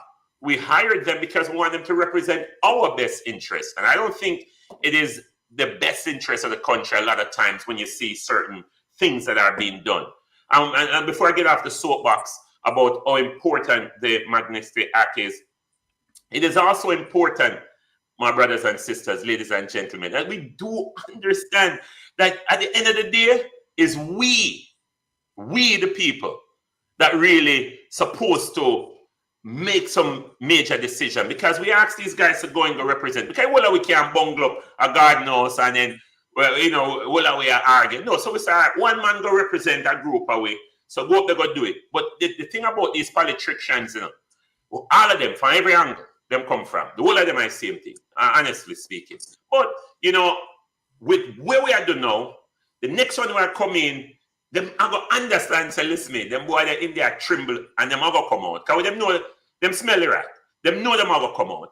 But when we go in, now we have to be very careful. Because you still have corrupt politicians, no matter how you take it. Politicians, just by nature, are corrupt. Just by nature. I'm not saying some of them don't have integrity. But, all right, when I was a Babylonian, meaning I was a police officer, because me know the law, and then I book a man on the road where break the law, I knew I had superiority. Just because I know all of the statutes and I know how to get out of it. So now when you know the system, like the politicians them do, this is how them win. Because them know the system. Them know say you have to just say the right thing, act the right way, and then talk to the right people and nothing come out of it. Because them just news cycle, man. Once they talk 2 times and they run off them out, the next news item, them start talking about different things. And for the person, them say, boy, President, you never burn out Biden and Obama, or you burn out country oldness and Trump. First and foremost, let me tell you this. As far as I'm concerned, again, hear me out. I don't have no dog in the fight. My own interest is the interest of my people, black people. Neither Obama nor Biden nor Trump have the interest of black people as their primary interest. Because at the end of the day, they have their own interests that they might look for. So, no, I don't support Obama. No, I don't support Biden. And I certainly don't support the policies of Mr. Trump. No. So as it relates to Jamaica, I think it's a whole different kettle of fish. And I do believe that the people of Jamaica want to put a lid on this thing before it gets out of hand.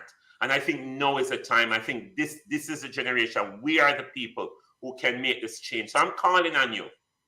First, sign the petition. Help us get some funds. We're going to Jamaica in a couple weeks, or several weeks from now, to do some things. Jamaica will continue to talk a little bit more about that in the coming weeks. But I want you guys, you are the engine that are going to help we. I know you guys have a giving heart. I know you guys want good representation. I know we're not elected. No, we can't make a vote. But what we can do is raise awareness. And the awareness that we are raising is that you, the amazing listeners, you, the amazing viewers, and whether you're listening on Reggae Global, whether you're watching on YouTube, and those of you will see this in the future, please focus on what we're trying to do. We need your financial support. Like, no. So whatever you can give, go over to the OJLDF website and go to the give. Somebody said join. Oh, and I want to thank Diane and the team that's developing a great website, Friends of OJLDF. I'm going to talk more about that in the next coming weeks. But I mean, they've been doing a remarkable job with trying to get people from all different walks of life to stand with the One Jamaica Legal Defense Foundation. So, but you guys, you're the engine. We need you. We need your support. And we have a lot of expenses, tens of thousands of dollars of expenses we have to cover to produce this event, because all of them are giving us one piece of land, and we have to build the entire infrastructure. We have to pay for everything, all the personnel, all the equipment, and I mean, when I say tens of thousands, just tell them I'm going to pay a bill. I mean, how expensive it is. So we need you. We need you. We need you. So do it for us. Do it for Ratty. Do it for Prezi. Do it for Mike's. Do it for Jamaica. And we're going to do it for you. Because you know, anytime we touch a road, we'll represent you well, and we're going to make you proud. So make we proud. Give the engine what we need so we can deliver for you. Because that's all we're there for do. Because if nobody now do it, we are going to do it. All the people on YouTube, all them do attack, you know. They just go, oh, the government, this and that. Tell me the action we want to see. Besides what we do, from protests to organizing things and break down things meticulously for you. What am I do? What talk? They may have a bigger audience, and we're not arguing with nobody audience. And we're not saying nothing, but we know you who are here. You guys have a different level of meds, because your mindset, you know, you love action. You love people when you're in a bag of long talking, but do something. And that's what we're doing. Because we're not coming here to talk. We come here to produce results for you, because you're holding us accountable. You are holding us accountable. So when we come here, so we're going to show you ATIs where we file. We're going to show you things what we are doing. We're going to show we face, because we don't have to hide behind the YouTube video and the anonymity of it. No, we'll go there and say, listen, we put ourselves in our arms way, like Marcus Mosiah Garvey. We put ourselves out there and present ourselves as your voice.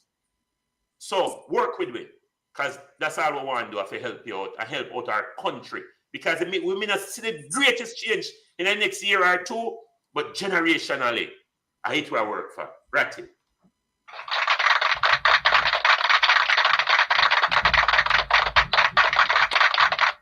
Yes, sir. Well said. Well said. Well said. Well said. Jamaica, you want to say something before me jump in? Yes, man. Is that the Prezi? That's Yes, it's the D Prezi. One more time with the sound effects, please.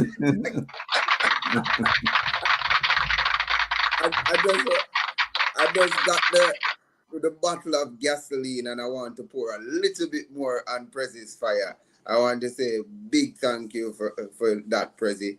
You couldn't have said it any better. And you're right. We see a lot of YouTubers, TikTokers out here. And what I realized that we have gotten so accustomed to hugging up the problem. We love talking about the problem. And we forget that that is just the start of problem solving. Before I even got a chance to sit among the president and the rebel, I was always a supporter, a fan, because I saw that you guys took it from sitting down in front of the camera and took it out on the street, unapologetically being a Jamaican, believing that it must change. And I am happy for you, gentlemen and people behind the scenes. They know themselves. They have played their part. And OT and Lady Joan and everybody who came out to this point and say, you know what, let us do something. I have a son, and I am not just here to sit and talk about Jamaica to tell lies. Nobody's telling a lie. That's why Mr. Rattigan read the document. We are here for a purpose, a reason. So I say to people, come and join us and be a part of a revolution, an intellectual revolution. This reconnection is bringing back civics. We're teaching our people pride and dignity that we see that it's not here in Jamaica. It is our responsibility, because we cannot see a child being abused and walk away and consider ourselves being good. Jamaica is that child. We have to stand together.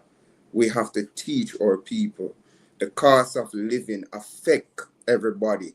You see that $3.3 billion US from remittances? That is your family member is calling you every time to ask you for money. Yes, they need it, but what they really need is an opportunity. So how can you fix the situation? Is by teaching them how to fish, by educating them, supporting this cause, by having a donation, by coming out and contribute, volunteering. You're making a difference. History will remember you kindly. Your name will be written. So come and be a part of this unprecedented time. This will be nothing like you have ever seen before, because it's not about fight or being arrogant or on the street. It is about welcoming your family members to teach them something that is going to change Jamaica. Because as Marcus Garvey said, liberate the minds of men, and in turn you will liberate the bodies of men. So come along, be a part of this journey. Too much wonderful people, they're right here, come on this platform and speak. From the ladies, Professor Rosalie Hamilton, we're talking about, give me some name, too much to mention, but the ladies especially, they have been strong. And Jamaica, both locally and in the diaspora, we call on you, telling you that the reconnection is there. Mr. Prezi, as him said, him come to Jamaica the other day and him pay for the place. And that shows that, that is a step in the right direction. We are not just talk, we're substance. Nobody knows me for that one. I don't remember which program it come from, but most definitely the one legal defense force, they have been the doors out here, and we encourage every other YouTuber, any bloggers, to promote the Magnitsky Act, because this is something that is going to change. And if you don't know how to do it, get a young person, ask them, help me, how can I sign this petition? Have the conversation, go on YouTube, go on Google, read about it, research about it, get your kids involved, get your neighbors involved. Everybody needs to be involved in the solution of fixing Jamaica, land we love. That's it from me. All right. Look. You too. I'm gonna get one.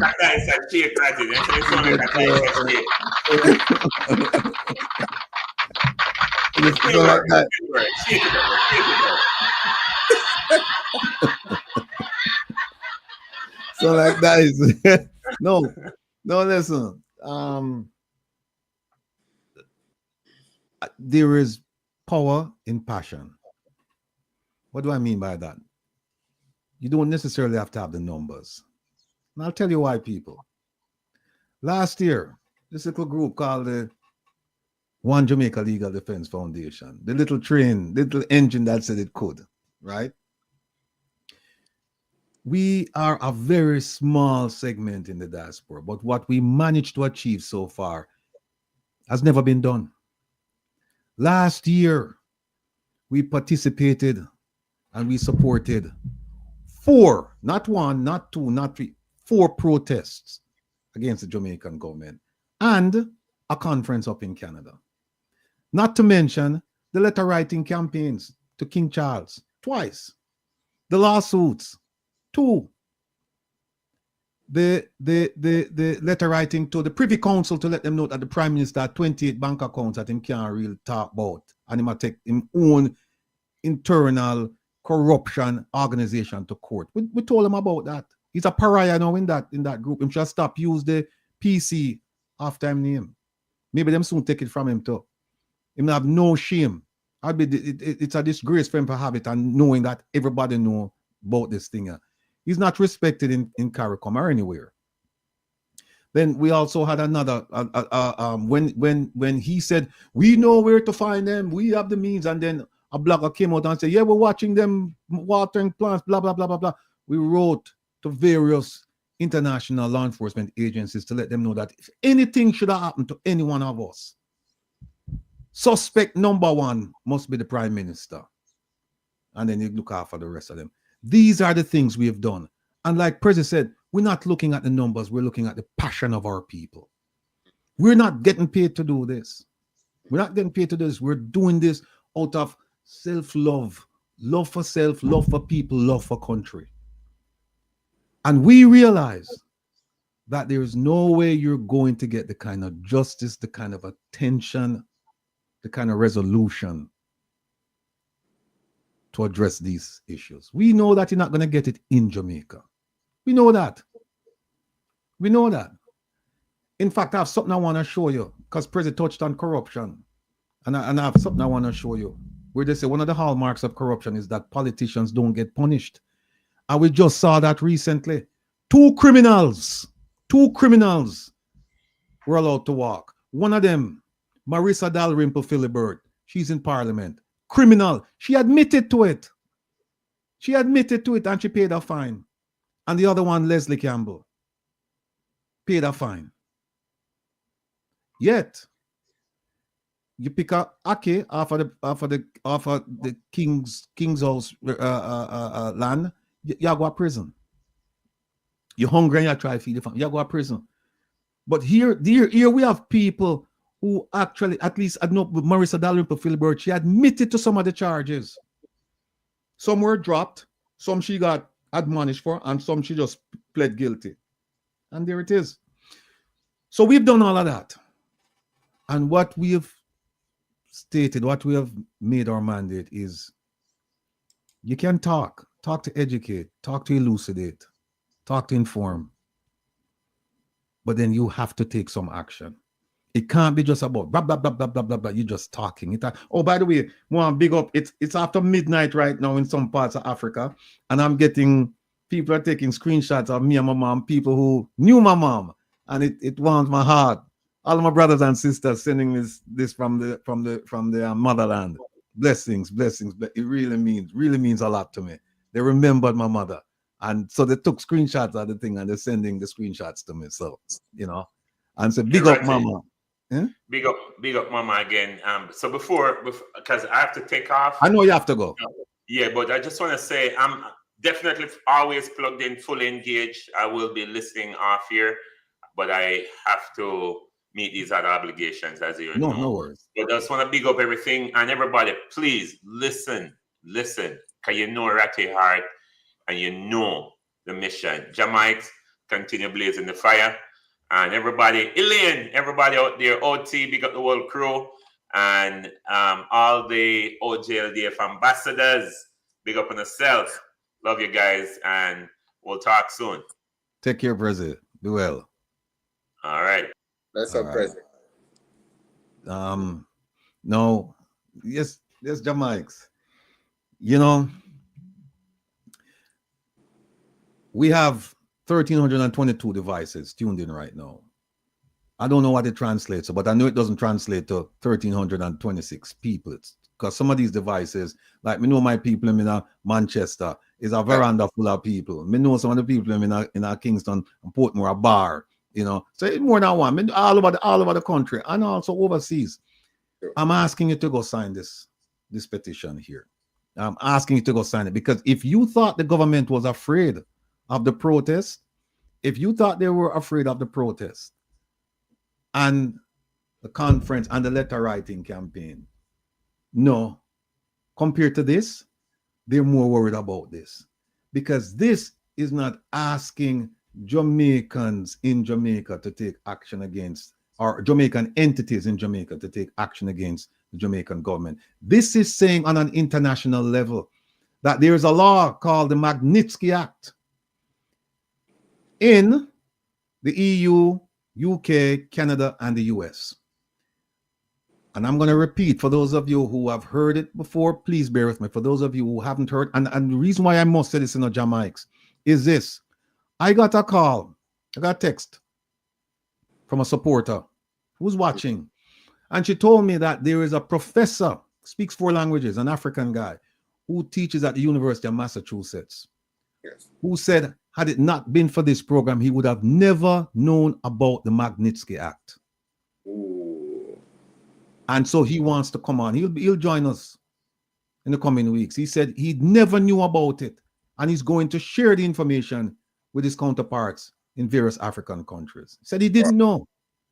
He did not know that the EU, the UK, the US, and Canada, that they had a law that said, if you, a foreign country, are involved in kleptocracy, corruption, or serious human rights abuses, that the people responsible, whether they're in office now or they were in office, they're subject to visa revocation, asset seizure, and to some degree, depending on how bad it is, it could be referred to the FBI, International Corruption Unit. They didn't know this. I want to say thank you for letting me know about the Magnitsky Act, and I want people in the comment section also to say thank you as well. Take a moment out to say thank you if it's the first time you have ever heard about it, and also like and share. This is the type of conversation we must have. Problems. Right. Yeah. So here's what we've done now. And again, I'm repeating myself, but it's worth repeating. And for those of you who haven't heard, give us your ear. All of the things that we did, it's in the past. Did, past tense, past. We're not resting on our laurels. We're saying there's more to be done. And so we have 3 things that we've come up with. One of them is we have a segment in the program. We won't do it tonight, but there's a segment we call Present a Problem, Share a Solution. So it's not enough to come on and just talk. We're saying, no, come with a solution. And if you recall, we talked about it with Patrick Maitland a couple of weeks ago when he said the problem is that the government is proposing lifting tariffs on produce coming into Jamaica. And his solution was that he criticized it and he came up with some solutions. Now, whether you like the solutions or not, doesn't matter. It's an attempt to get to the root cause of the problem and to address it. Because when somebody gives you an idea and says, this is how I think it should be solved, even if you disagree, it should trigger the thinking mechanism, so that you start saying, well, maybe that won't work, but I have an idea that might work. And that's why we say, people like us, we don't talk about people, we talk about ideas. We talk about ideas. There we So go. the three things we plan for this year: present a problem, share a solution. That's not going to cost you anything except an investment in time, where you come and you sit and you listen. That's all. The second one is the Magnitsky Initiative. Now, let me tell you about the Magnitsky Initiative. I told you what it is. Our initiative is this. We have a group of, they're still working. We have a group of people, small group. We're not a big group thing anymore. A small group of people. And what we've done is we've looked at the three aspects of the Magnitsky Act: corruption, kleptocracy, serious human rights abuse. And we split it into groups, and each group took a segment. And they completed the project. And what we've done is we've listed events and we've listed names and dates. So, for example, in case anybody should ask, the Prime Minister's name is mentioned in it. Lots of other names mentioned about corruption, kleptocracy, and serious human rights abuses. Now, this petition doesn't cost you anything. We're not asking for money. In fact, we're telling you, don't send money to change.org. And by the way, the money that you've sent to change.org, those of you who sent money, who made a donation on the website, guess what change.org did? They promoted it on other websites. And I'm pleased to tell you that we have people who are not Jamaicans, not involved with this issue, but they read the thing and said, this looks like something that I can add my signature to. I can attach and affix my signature to it. And they've done that. We can't want it more than Uno, the people in Jamaica. We can't want it more than Uno. And we have people who removed to some degree from the issues, except when they read the petition and they said, yeah, this is something that I could support. And they must support Uno. They must support we. They must support the issue. So why is it that we can't sign it? First thing, when you sign this petition, nobody can see who else signed it. You sign and that's it. You don't have access to see who else signed it. That's number one. Number two, particularly for those in Jamaica who are afraid, and I can understand the fear. This petition is not going to the Jamaican government. It's not saying, hey, Jamaican government, look how many Jamaicans dissatisfied with what you're doing. But no. It's going to the EU, US, UK, Canada. And it's asking for information. It's asking for, not information, it's providing information and asking for assistance in enforcing the law. We're not asking them to do something that they cannot do. They can do this. People say, well, what if them not do it? And I said, that's on them. We can what if this to death. We're not going to do that. We're going to do what we can do, and then we leave it in the hands of God and these people and let them do whatever they want to do. But we will walk away from this feeling satisfied in the knowledge that we did what we could do. We took the necessary action. And so whatever happens after that, then fine, so be it. But we're not walking away from it. So let me just go through this again. Here it is. Kevin, they have to big it up. I'm not going to try to big it up and mess it up. It says the devastating impact of corruption, kleptocracy, and human rights violations on ordinary Jamaican citizens, particularly the poor and marginalized, is that, you know what, my name now about to read it. Let's not talk to him. Not talk to him. What happened is Jamaica is a very corrupt society. I'll repeat. Jamaica is a very corrupt society. There is corruption in Jamaica, meaning you use your public position for private gain. There is kleptocracy in Jamaica, meaning you're stealing from the public coffers. Go look at the 3 trillion or 3 trillion, and you'll see lots of examples there. Go ahead. You know, I want us to take a different approach. I am somebody who is oblivious to the facts of corruption, kleptocracy, and human rights violation. I would love for you to explain to me. First, outstanding. Here's what happened. Remember, first few months of this year, government reported a significant decline in murders. What the government didn't announce with the same vigor and vitality as they did with the murder rate, they did not tell you about the extrajudicial killings, or the police are kill off people like one a day. They didn't talk about that. There's something called due process, where you bring somebody before the bar of justice. And not only that, from what I'm being told, a lot of these people, they're being killed innocently. We don't know, right? Another thing is, don't believe the numbers, because I have a contact at the JCF who informed me that the death investigation pool them put people in, or them don't want to tell you the true numbers. Big. Remember the last time we checked, folks, as of last, it was 300 and something people in it, 300 and some odd people who were killed that the police said, we don't know how them dead. We don't know. So we have to keep them in there, and then we do an investigation some decade down the road. We do some investigation and figure out what go on, right? So don't believe the numbers. So the human rights violations stem from the extrajudicial killings. It also, remember, they can go, it's retroactive, so they can go back.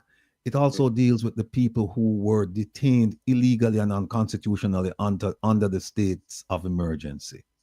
We don't forget them people, all of you who them grab up off of the street and fling in a detention camps, prison. We don't forget about you.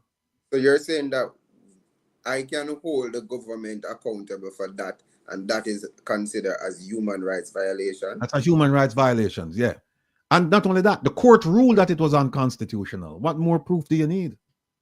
This is not them coming out and say, well, we think or we believe. Or the court said, no, it's unconstitutional. And they continued to do it after that. So my signature can create a change for all of that has been going on.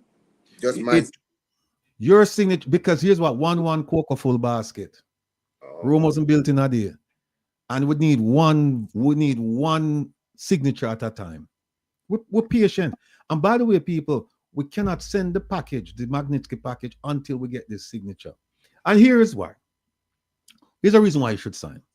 Let's say they have 3 million Jamaicans living on the island, right?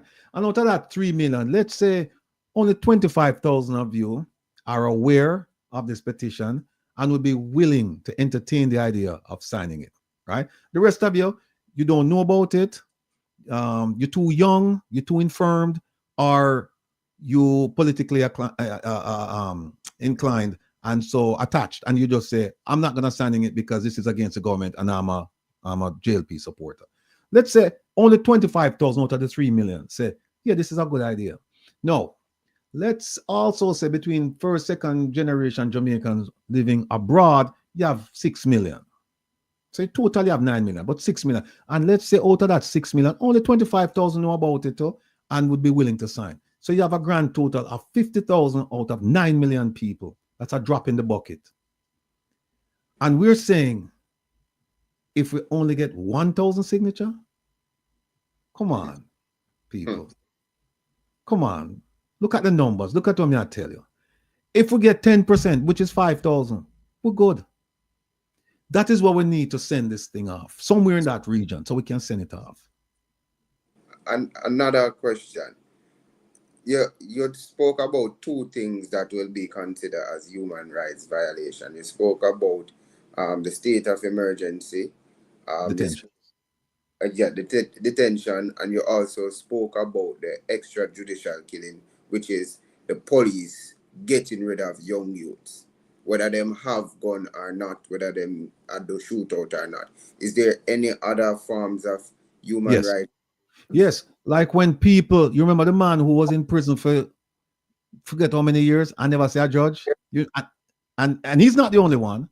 They have lots of people that they put in prison and they never saw a judge. Them just dead, them get lost in the system. That's human rights violation. So you're saying something can be done about that? we don't have to take it that you're not getting a due process, but you're just thrown in prison and that's it. You can fight that.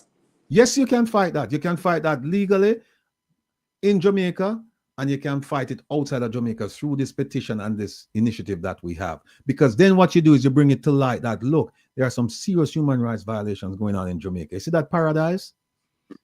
Strip the veneer off it and you see what's going on. Strip the veneer and you see the degradation. You see the humiliation. You see the suffering of the people. And another, I hear you saying kleptocracy more than once. As a man who ride my bicycle, go work, go do my work, and come back home every day, how this big word trouble me? And why? All right. Kleptocracy is, and we have a story we're going to do. Kleptocracy is when them put them finger in the kitty, the public kitty. Give an example. Ministry of Education, Royal Reid. Need I say more? Right? He's innocent until proven guilty, but the evidence is there, and this is not a court of law, this is a court of public opinion. So you can look at the evidence and decide what you want to decide. You're not deciding the case legally, but you're deciding it within yourself, you know, to say, well, is this man, you start thinking, is this man guilty or not? You're saying all these things. Also, remember, don't forget Grace McLean, the lady who was the acting permanent secretary, who gave away money to the Jamaica Tertiary Commission, the company that was a Jamaican advisory entity to the ministry, that someone went and formalized as a business, and the money started funneling to that entity. That money is not coming back. That money is not coming back. And in fact, we have a beautiful story here. And the gentleman's name is, let me pull up his name here. Very nice picture. This gentleman's name is, we're going to talk about him today in a different context. Dean Roy Bernard. How many of you ever heard that name? Most of you probably never heard that name. You know who Dean Roy Bernard is? Dean Roy Bernard was appointed as the permanent secretary of the Ministry of Education in 2016.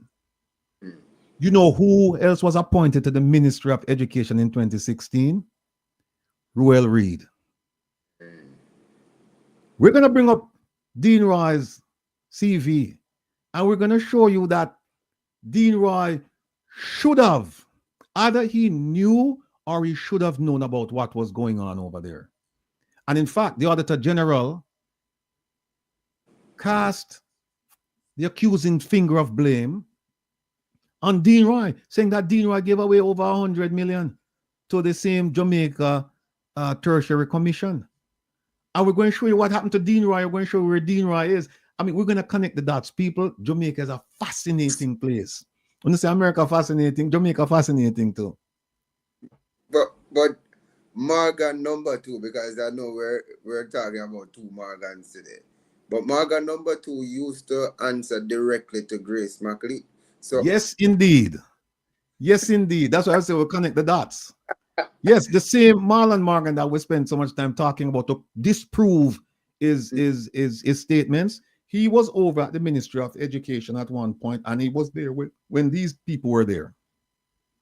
When these people were there. And we're going to show you how I stumbled across this gentleman, Dean Roy Bernard. I'm going to tell you how I stumbled across him. And it's a fascinating story. This man sued the government, you know, sued the Jamaican government and won. And don't forget, let's see a man will give the Auditor General, say, the man will give the money. Them have a party. When them look at the chronology, they show that they had a party for him. And after they had the party, the money started flowing over to this privatized Jamaica Tertiary Commission, whatever the name is, which was supposed to be an advisory board, right? But me look on the picture now. We have some things to talk about. We have some serious things to talk about. But going back to the Magnitsky thing, people, we in the diaspora, we can't want it more than you. You are suffering in Jamaica. You're suffering. And we know the suffering that you're going through. We feel it. And you know why? Because we are one. We're not distant from you. You are our relatives. You are our friends. You're our neighbors. We have a close connection. You're suffering. And so Christopher put in, he will donate $1,000 if he can't find someone to match him. Somebody match up Christopher, you know. Somebody match up Christopher. I believe that somebody need to do that for real. Yeah.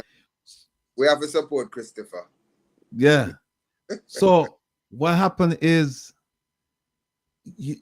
we understand the nature of the suffering. And so we're doing our level best to hold government accountable. And therefore, people, you have to look past color, look past party, look at people, look at your family, look at your community. Is this what you want for Jamaica? Far too often, we vote blindly. We vote because our parents, them vote a certain way. We come and we vote a certain way. We vote without thinking about what the issues are. Be an informed and educated voter. Let me play this again. I played this earlier, and let me play this again to reinforce the message for those who heard it already and to introduce it to the people who haven't heard it.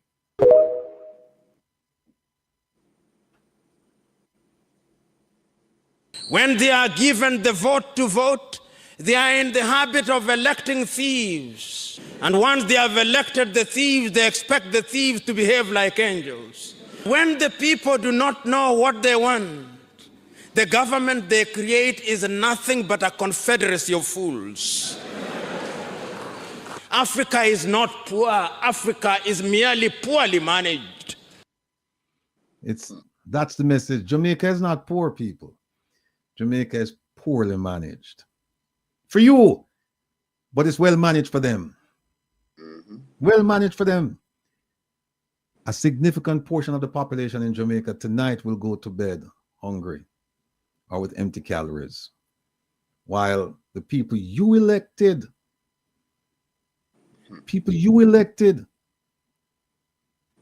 they have a choice.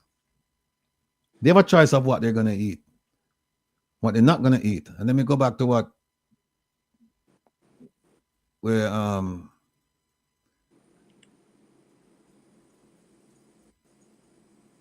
there it is. Thanks again, Producer Jones. He said, there are two things we get every day when we wake up: a chance and a choice. Every day you wake up, you're supposed to think in those terms. I have a chance to do something, but I also have a choice. What is it I'm going to do? And I'm saying to you, go ahead and sign the petition. Go ahead and give us the cause that we need. Give us the impetus that we need. Give us the fuel that we need to bring the issue internationally. Because we know that bringing the issue in Jamaica, it's only going to fall on deaf ears. We know that. So I'm asking you to go ahead and sign this petition. And let me see how much people, well, I'll check back later on and see how many people sign. But please, on the need to sign this thing here. Sign the. I just want to share a quote from the Persian poet Rumi with everybody. It says, start your fire and seek those who fan your flame. The magnetic act is a flame that has been started, and we're asking Jamaicans to fan this flame. Yeah, the fire is here, and the flames, and let us do it together. And we're also saying to other YouTubers out there, vloggers out there, to also be a part of problem solving.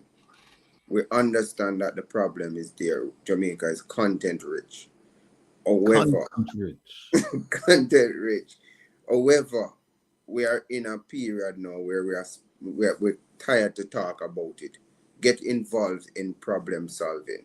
Also with the Magnitsky Act, promote it as well. I am saying it because it makes sense. And people, go on YouTube, go on Google, go on any search engine, research about the Magnitsky Act. Teach yourself about it and teach others about it and see how we can make a difference. Outstanding. standing. No.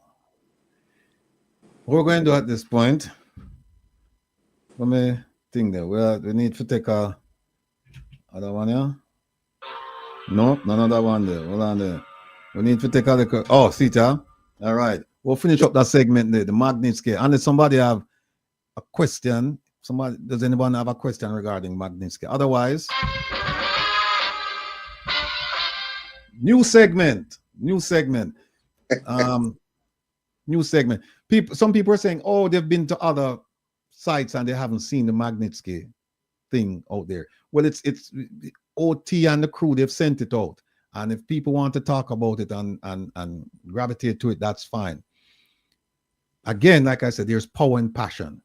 And you know, a lot of people will hear about the Magnitsky, and for whatever reason, they won't support it. Whatever reason.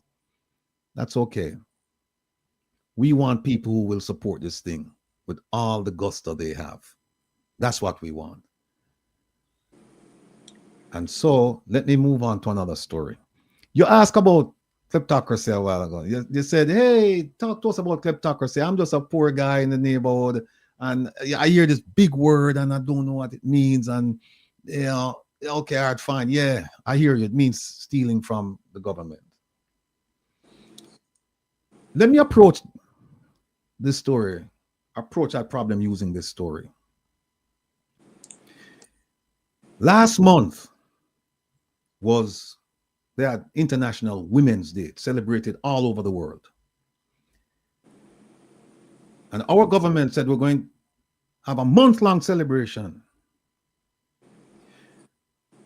And in that fervor, in that spirit, my favorite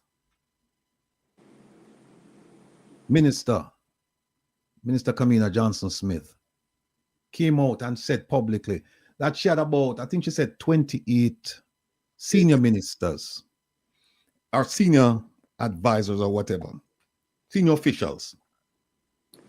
And of the 28, 23 of them were women. And she proudly went on to say that it shows that women have a natural affinity for diplomacy because they're head of households in Jamaica. That's a despicable statement in light of the gender policy of 2011. Because what the gender policy of 2011 said, it says you must try and balance the workforce. And they say men are affected as women are, and we don't want that. And they come out with the gender policy. Give me a second. Oh, here it is. Show it up here. They come up with this gender policy. What page is this? This is page 24. All right, let me go to, boom, here we go. For those of you seeing it for the first time, there it is, Jamaica National Policy for Gender Equality. And when you hear gender, people usually think women, but it's not only women, it's for women and men. And here it is, the policy, and it's dated 2011, March 2011.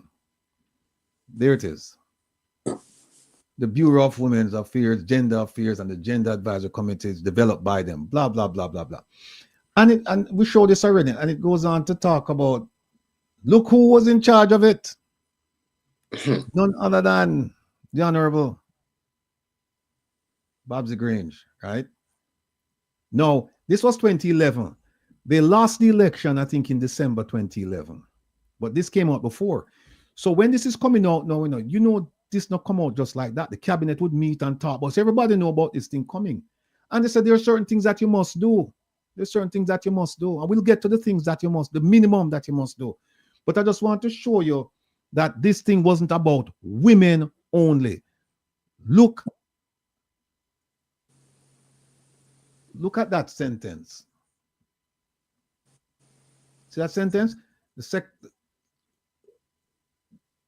Right there. Yeah. It says, over the years, in keeping with this resolve, several measures have been undertaken to promote gender balance between women and men. And this document goes on to talk about women and men all Oh, here it is right here again. Here it is. Where it says right here, well, at the top of the screen, well as addresses several of the concerns of women and men.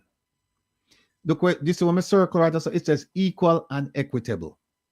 Look above that where it says and concerns of women and men. All over the document, they're saying that we have to have a balanced workforce, women and men. We don't want too much woman and we don't want too much man, because guess what? We have qualified people. Yes, so we don't want to skew it towards one gender, right? And there it is, Oliver Grange, Minister of Youth, Sports and Culture, which is responsible for women, gender affairs, right? And it goes on. So let me get to, what is it, page 24? Let me show you something. And you will understand when I drag in the other people and all them get involved in this. Oh, see them come back and show you right or so. Look at the vision. A society, see there? A society in which women and men have equal access. So when you hear gender, people, get it out of here that it's only about women. It's about women and men. And here it says, to socially valued goods and are able to contribute to national development. We want everybody involved. We don't just want a man, we don't just want a woman, we want everybody involved. All right. Now, see another thing right there, ensure that females and males have equal access to opportunities. Now, make this up. Now, page 24, 20. All right, here we go. All right. Here is where all ministries, agencies, departments must do. At a minimum, it says, it is the responsibility. Look at the highlighted area, people. Look at the highlighted area.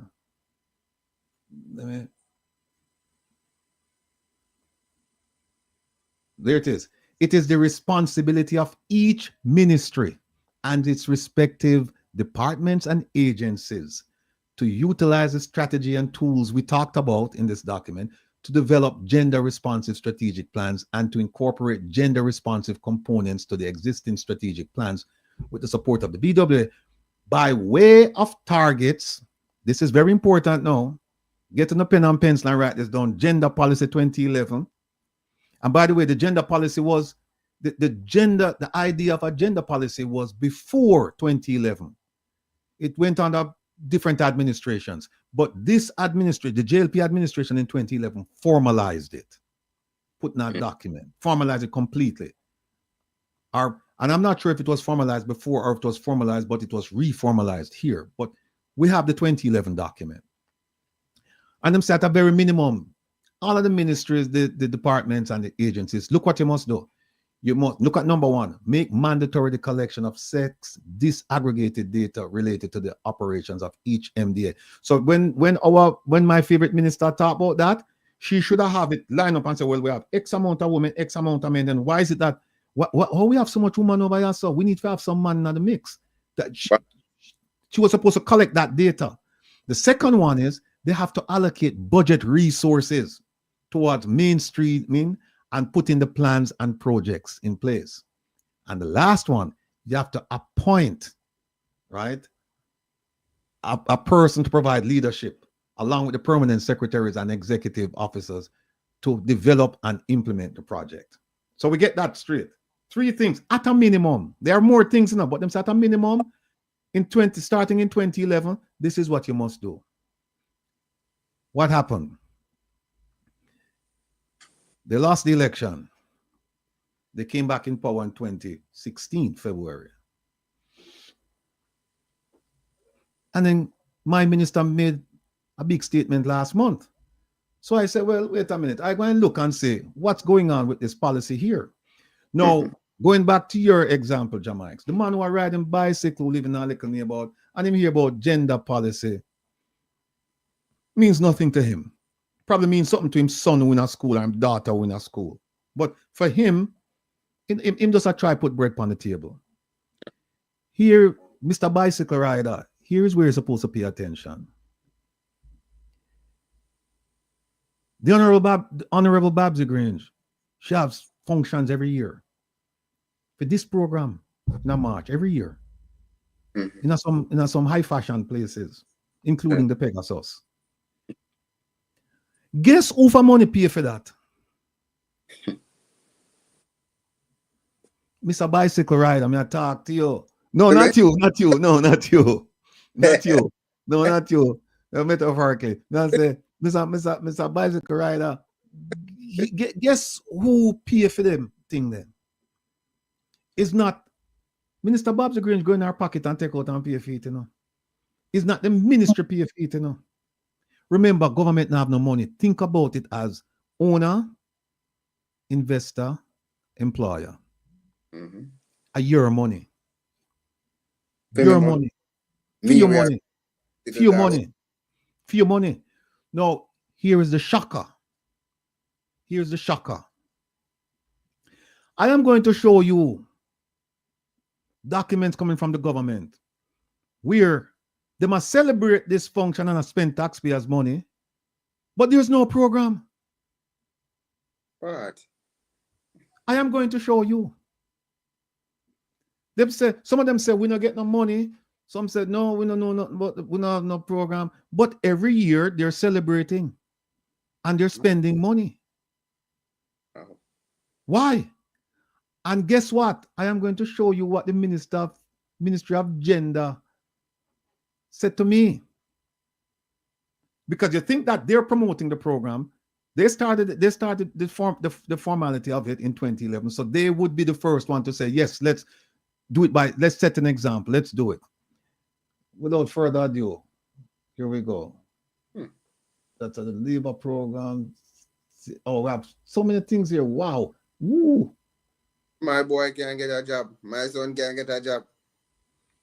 Well, we're gonna see. All right. Here's the first one. See that? March 20, 2025. Less than a month ago. Right? Or a month ago. So I wrote to them and I said, hey, I wrote to the entire government, every agency, every ministry, and said, I want to know them three things there. If we don't have the policy, if we don't have the person, and if we know, what was the first one? The first one was the promulgation of the policy. It's right here. What may I do? The focal point, the budget, and the mainstreaming, right? And collecting the disaggregated info. You know, them start giving me a whole run around, you know, all of them. But listen to what them say. Them say right here. I remember this is taxpayers' money. Them say, please be advised that the ministry does not have let me do it a phone now. Sita, the ministry does not have a gender focal point and therefore cannot provide the information requested. People at 2011, we're going back to, you know, money are spent and them don't have no focal point. And the thing said that you must have a focal point. Here's the reason why them give me now.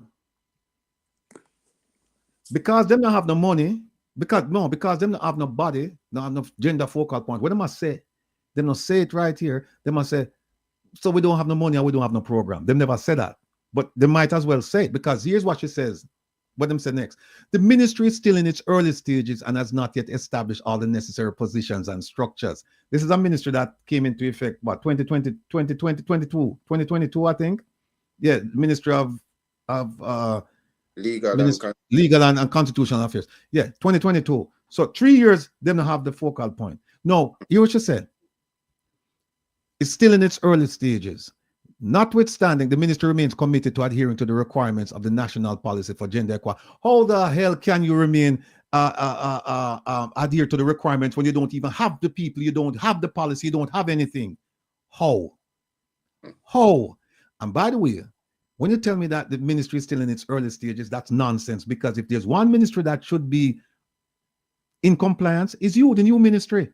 Can you hire people? So you get your sex disaggregated data and you say, okay, we need X amount of men, X amount of women, and you move forward. Balance. But to come and say, well, we're still in our early stages and we don't establish it yet. But then again, you know what, Jamaics? It kind of makes sense because remember, them are pay for buildings where them not occupy. People don't hear me say? Them are pay for buildings where them not occupy. Millions of dollars. And it's not out of them pocket, it's taxpayers' money. Me, where I ride my bicycle, go work. Bicycle rider, you me attack. Yes. Right? So we could move that one. So we can say with surety that the Ministry of Legal and Constitutional Affairs, they're not on the ball. They're not on the ball. Right? Let me see this one here. People want to start talk different and start act different among your peers, blame it on Mr. Rattigan here. If I carry you go read some things and show you how to put the puzzle together and all of these things, I know you're a father, but no. Here's what I don't know. We run government ministry agenda and culture. Our culture, gender, entertainment, and sports, right? I'm gonna say, never ask them. See ya. This is March 7th, I ask them. Dear Miss Fuller, the following ATI requests are submitted for information relative to the policy. Number one, is the Ministry of Culture responsible for the implementation and oversight of the policy? If the ministry is not the right proper entity, then under Section 8, send it to the right entity. If the ministry is the right entity, tell me, have you satisfied your targets and indicators, mandates? Remember, had them come up with a policy, you know. And if you haven't, no, for the MDAs that have complied with the mandates, please provide the names of the ministries that have complied. The ones that have not complied, give me them names though. And tell me what steps you have taken to influence compliance. And because it was a Canadian government thing, Canadian government was involved, I asked them, have you notified the Canadian government of the non-compliance? Because they are paying money for this thing, that they are going to money. And I'm going to show you the response. Remember, no, this is a Ministry of Gender, you know. I feel them baby this, you know. All right? Hold on, the people. This is the one. All right, this is the one I'm sent to the entire government. Hold on. See there? See there? So we send it to there. All of the ministries. All of them. None of them can answer them not get it. Every single ministry and 2 offices. Office of the Prime Minister, Office of the Cabinet. Everybody get it. And then the same question me ask them. When you tell me what going on with this program, because I soon not spend taxpayers' money. And see there? It's the same question there. Same questions them I ask the whole of them. And when me do, I say, look, if you're not the right one, then send it to the right one. So everybody send it over gender. Just before you talk about it, so that means this ministry, we are able to see all of the data, all of the evidence to say, all right, this ministry have the balance when it comes on to male and female, and it could give you information and details about the foreign ministry, about agriculture. It can tell about the education ministry, all the other ministry. This ministry is supposed to be able to say it because this is their baby, right? Right. They're supposed to say that. So that means that we're now going to get the proper data. That is what you're going to show us right now. Yeah, what happened is that, let me see if I can find it. I want to find the one where that particular ministry responded.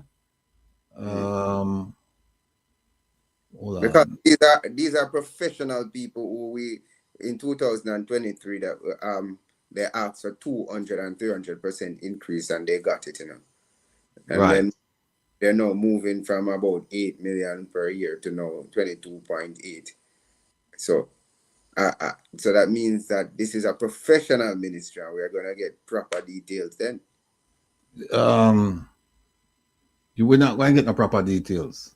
I'm looking for it right now. I can tell you that. I'm going to tell you that we're not going to get no proper details. If I can't find it, I'll just tell you what happened, because I really wanted to show it to you, so that you can see it for yourself. But what happened is, okay, here we go.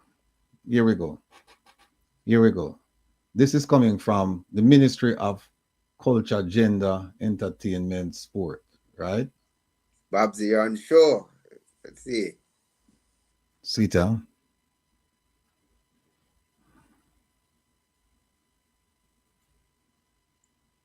Let's see how professional this ministry is. Now remember, no, people, this is the ministry we are spearhead the thing, No, see them send it the April 7th. Them send it to me. I hereby formally write to request additional extension on the submission of your access. This is intended to help fulfill the requested information in entirety. I sincerely apologize for the delay and thank you for your understanding in this matter. Now, people, 2011, them start up this. And here it is now that me ask them 2025. And so them do, them have 30 days to respond to you, And then them come and say, we are asking for another 30 days for find out if we have anybody who is the focal point. For find out if we get money for the program.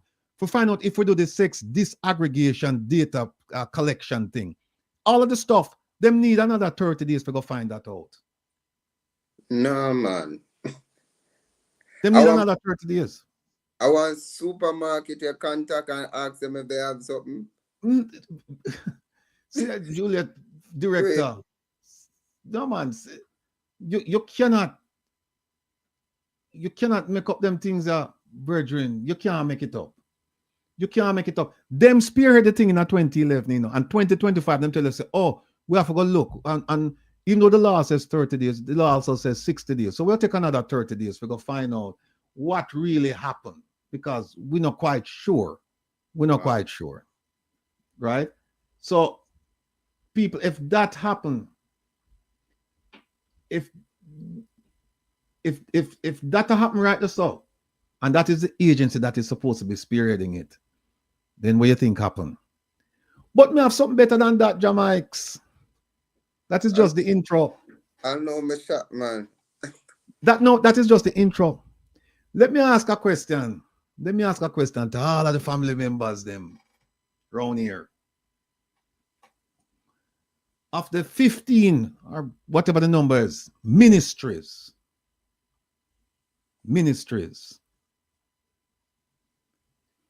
How many of them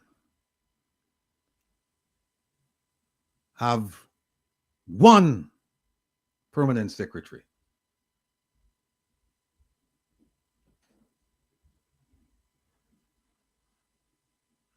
It's a trick question.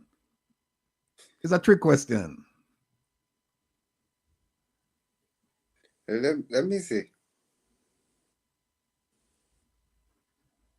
How much of them have one ministry? Of the one 15 permanent ministries with them have, 15 or 60, whatever the number is. I think it's 15. How many of them have only one permanent secretary?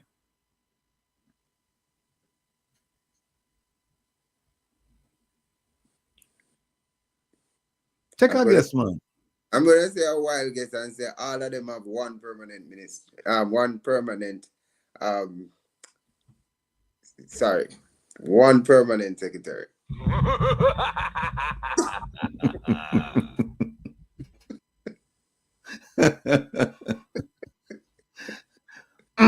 Wrong. Let me ask you another question. Family member, how many of them have two permanent secretaries?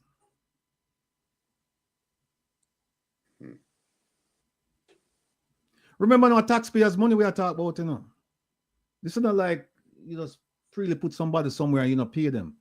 Taxpayers' money.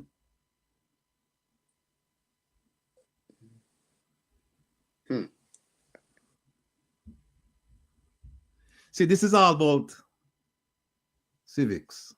Yeah. I want to be educated about this. This is all about civics. Now let me give the answer. Of the 15 ministries, 15 or 16, whatever the numbers, of all the Jamaican ministries, there is one ministry that does not have a permanent secretary. Listen to me carefully. One ministry. I'm not going to ask you to guess the ministry. I'm going to tell you the ministry. The Ministry of Finance does not have a permanent secretary. They have a financial secretary. Right? So that's it. How many of them have one? How many ministries have only one permanent secretary? All of them except two. Ministry of Finance is one, doesn't have a permanent secretary. You know the second one? Second one is Babsy Grange's ministry. They have two. Everybody else have one. No. Wow. Everybody else have one. And so you ask yourself, well, how is it that Minister Grange get two? She had one by the name of, she has one, Denzel Thorpe. He was appointed in 2018. Then she get this man here. I will go and connect the dots with this man here. Where is he?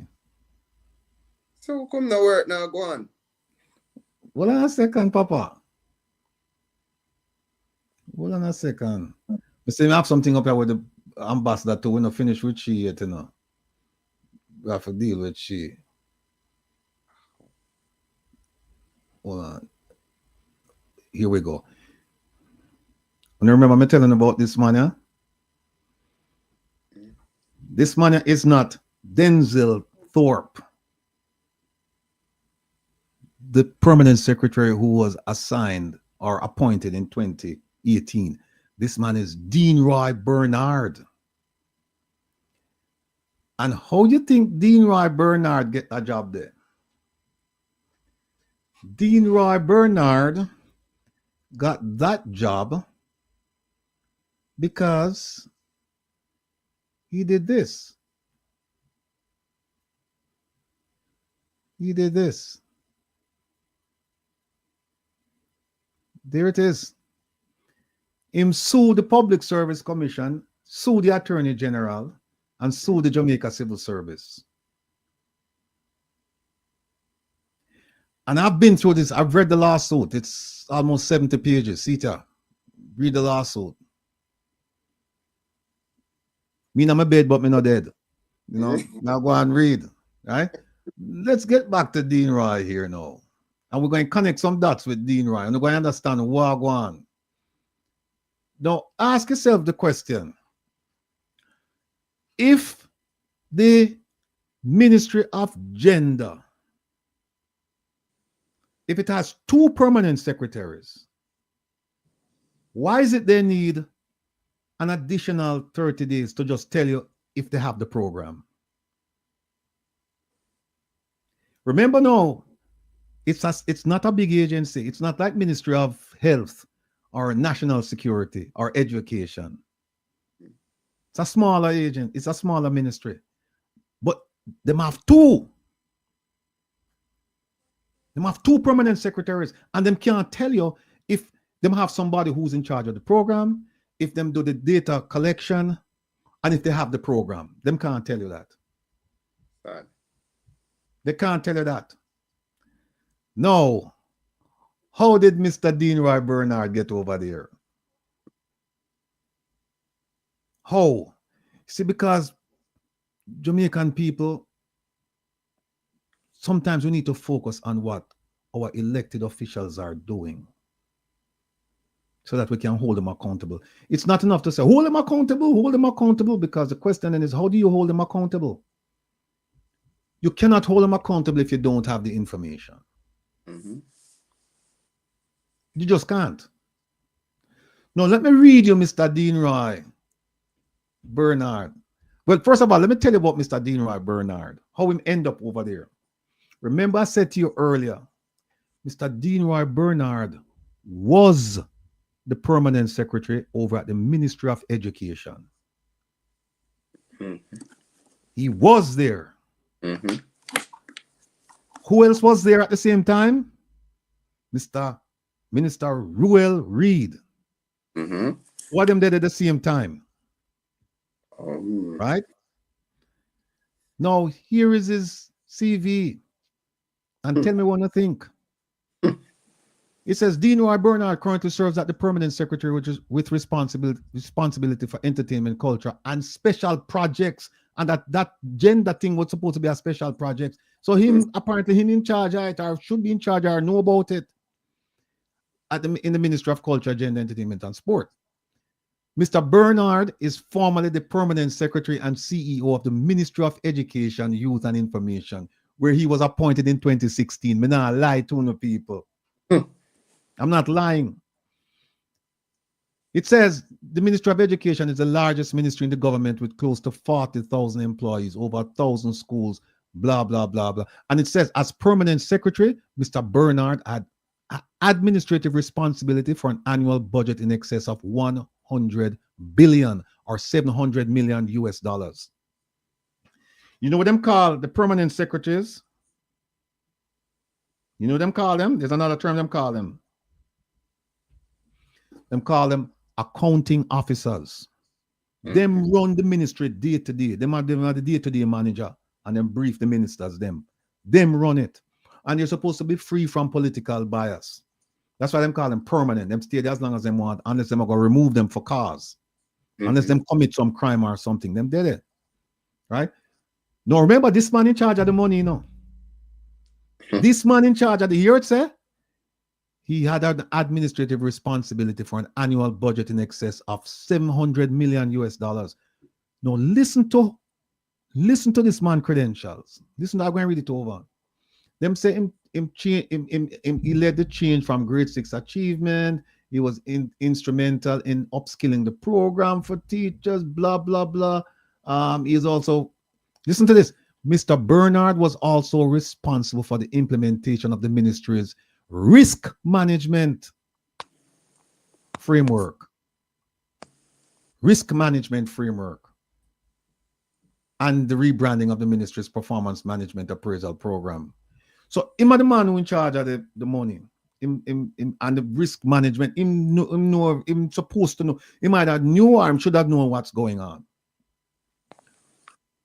Prior to becoming the permanent secretary, Mr. Bernard served as Director of Compliance and Post-Audit in the ministry with responsibility for the financial management, compliance, and enforcement of the laws surrounding the administration of the public service of Jamaica. So how him did it and him have all of them, how don't know where going with the money with Ruel Reid?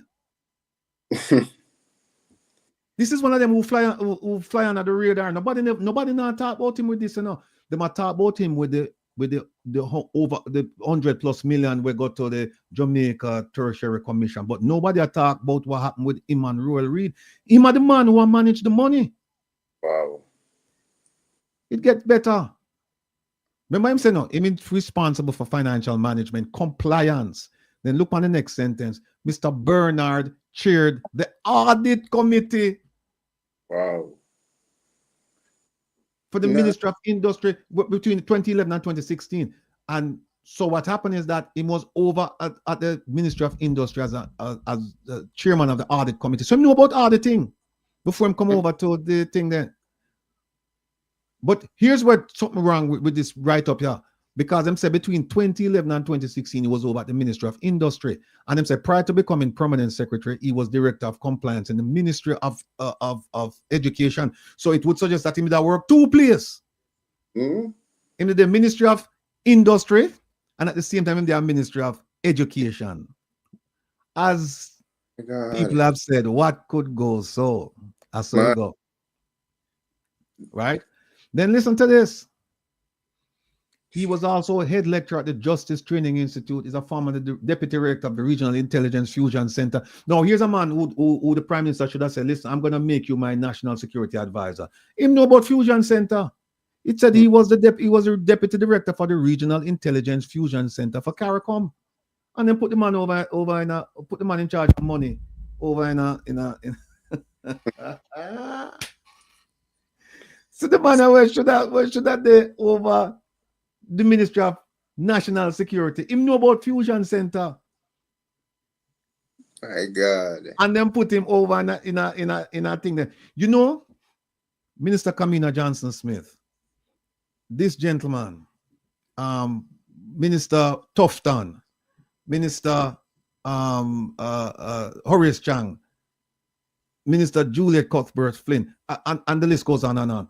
You know, them are misfits. Misfits.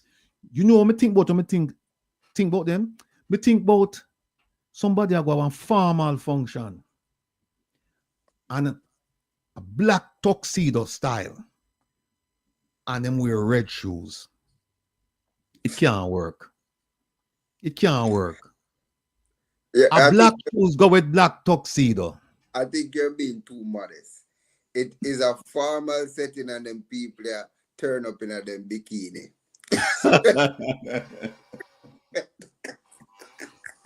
It can't work. It can't work. Can't work. No, it get better now. Hold on a second, man. It says prior to that, listen to this.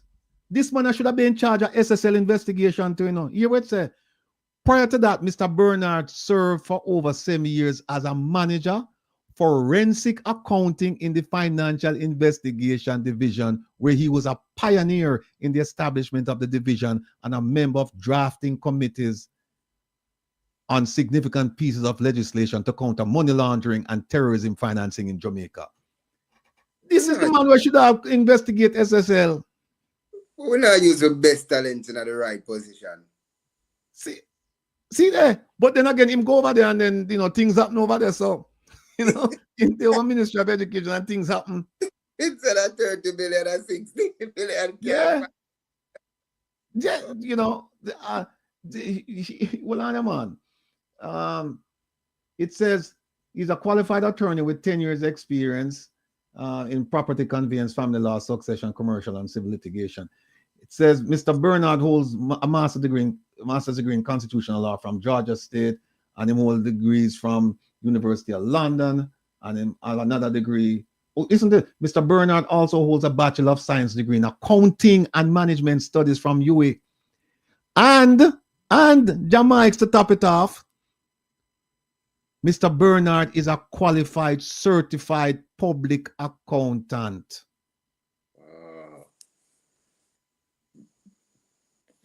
Big up for achievements them.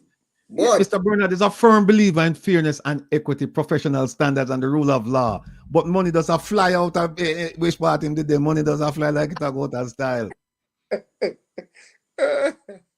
Look, me not say the man a thief, you know. But when I say thievery occurred when where he was. Right? And it shouldn't happen because with all of them things that we have. Yeah. No, here is what happened now. Now cut the story short. Here's what happened. Money went missing. Auditor General got involved. And then all of a sudden, this man get a letter or a note saying that we're moving you. No, when you read the lawsuit, it not tell you why they move him, you know. Or you won't find anywhere any information as to why they move him. But this man, they saying he was performing. And you see, Prime Minister talk about job letter and job description and performance evaluation and all of that. We don't see it why so. But this man, same are doing work. And all of a sudden him here, we're gonna transfer you. So him get a call saying that the prime minister has decided to transfer him. I think it was to the Ministry of Justice. Right? I have to go back and look at the lawsuit, whether it was legal and constitutional affairs or justice, one of the two. But anyway, it looked like he did make up his mind for go. Then him get another call saying, no, we're sending you over to the Ministry of Finance as what? Director General, because them just don't have a permanent secretary over there. They have a financial secretary who acts like a permanent secretary. So them say, we're going to send you, we don't have that position over at Ministry of Finance, so we're going to send you over there as DG. My brethren, yeah, get Rattigan on them. And him said, no, man. who not violate my constitutional rights and this and that and that, and him take them to court. And essentially what the court said was this. You cannot demote him, right? You haven't given any reason as to why him should be demoted. So you have to transfer him. Now, if you transfer him, you have to transfer him to the same position. So you have to move him as a permanent secretary from education to a permanent secretary somewhere. The government made the argument that no, we're promoting like DG and whatever. And what the court found out was that they never have a job description for DG. Ooh. So I push him over there, and they says, just stay over there, so keep quiet, go and get a little money and things like that and forget about it. The question is, why did they move him? That's the real question. Why did they move this gentleman here, Dean Roy Bernard? Why? So the court said, no, you have to make him, you have to make him a permanent secretary. So them send him over there and then give him one title named I think a super something. I can't find it here. Then give him one title over there. We don't really mean much. And then with that title that title is only entitles you to deal with certain projects for a limited time. It was not a permanent super. Remember the name. Hold on. Let me pull up the name here. Give me a second, people. I tell you, it's intriguing, man, with this man. Oh my God, it's intriguing with him.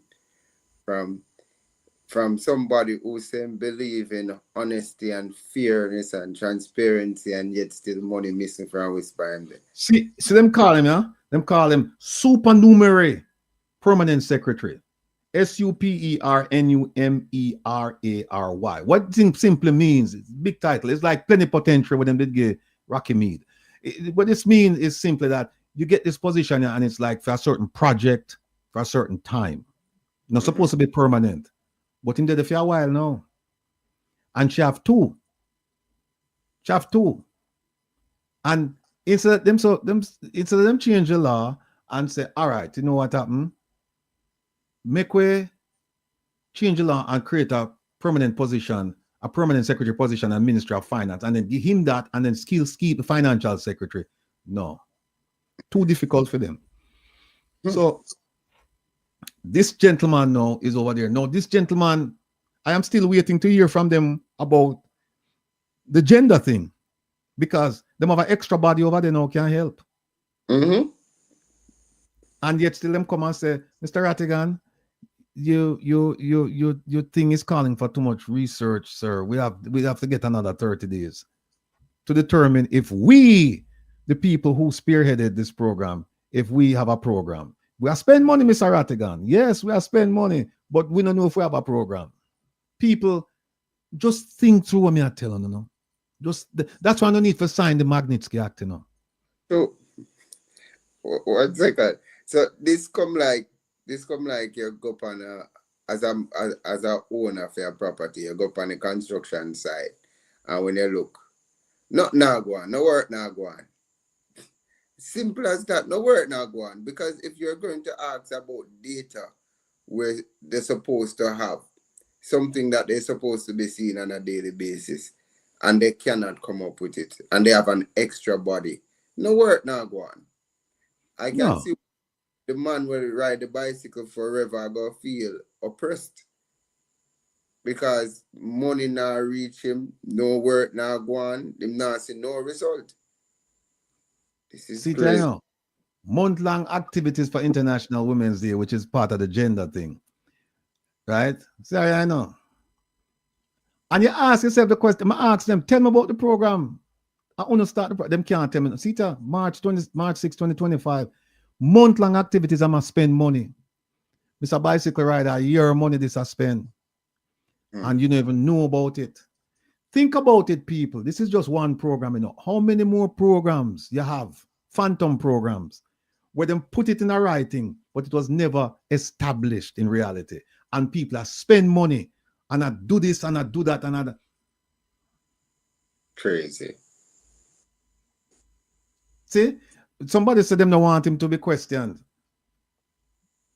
That might very well be the case, but then again, we have a weak-willed integrity commission, in my estimation, because it's a something with them have the money, I know. Them have him at the crosshairs, you know, for the money we him get to the tertiary commission, you know. Them have him, you know. Them have him, and they make the man who registered the company tell them, say, get out of here. I'm not giving you anything. It's a private corporation. Even though the law says differently. The law says government money come to you, you have to turn over the books. Right? So we're going to come back to this story, I know. We'll come back to it because it's not finished yet. It's not finished. But I want to show all of your document now. I suspect that most of you have never seen this document, even though it was reported. And this document is going to link us now into the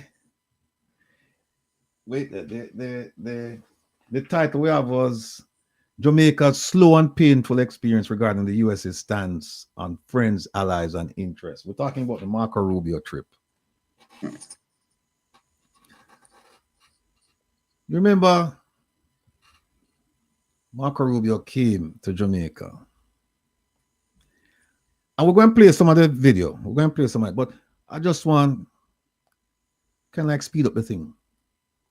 And remember, I said, oh, we're going to get training for Jamaicans, law enforcement training. We're going to bring business to Jamaica. And we're going to review the travel advisory to Jamaica. Remember I said that? And it was celebrated all over Jamaica. Them say, yes, the Prime Minister did a wonderful thing. See Marco Rubio and friend are going to review the thing and we are going nice tourists are going to flock Jamaica now, we'll make money. First thing you must remember, people, is this.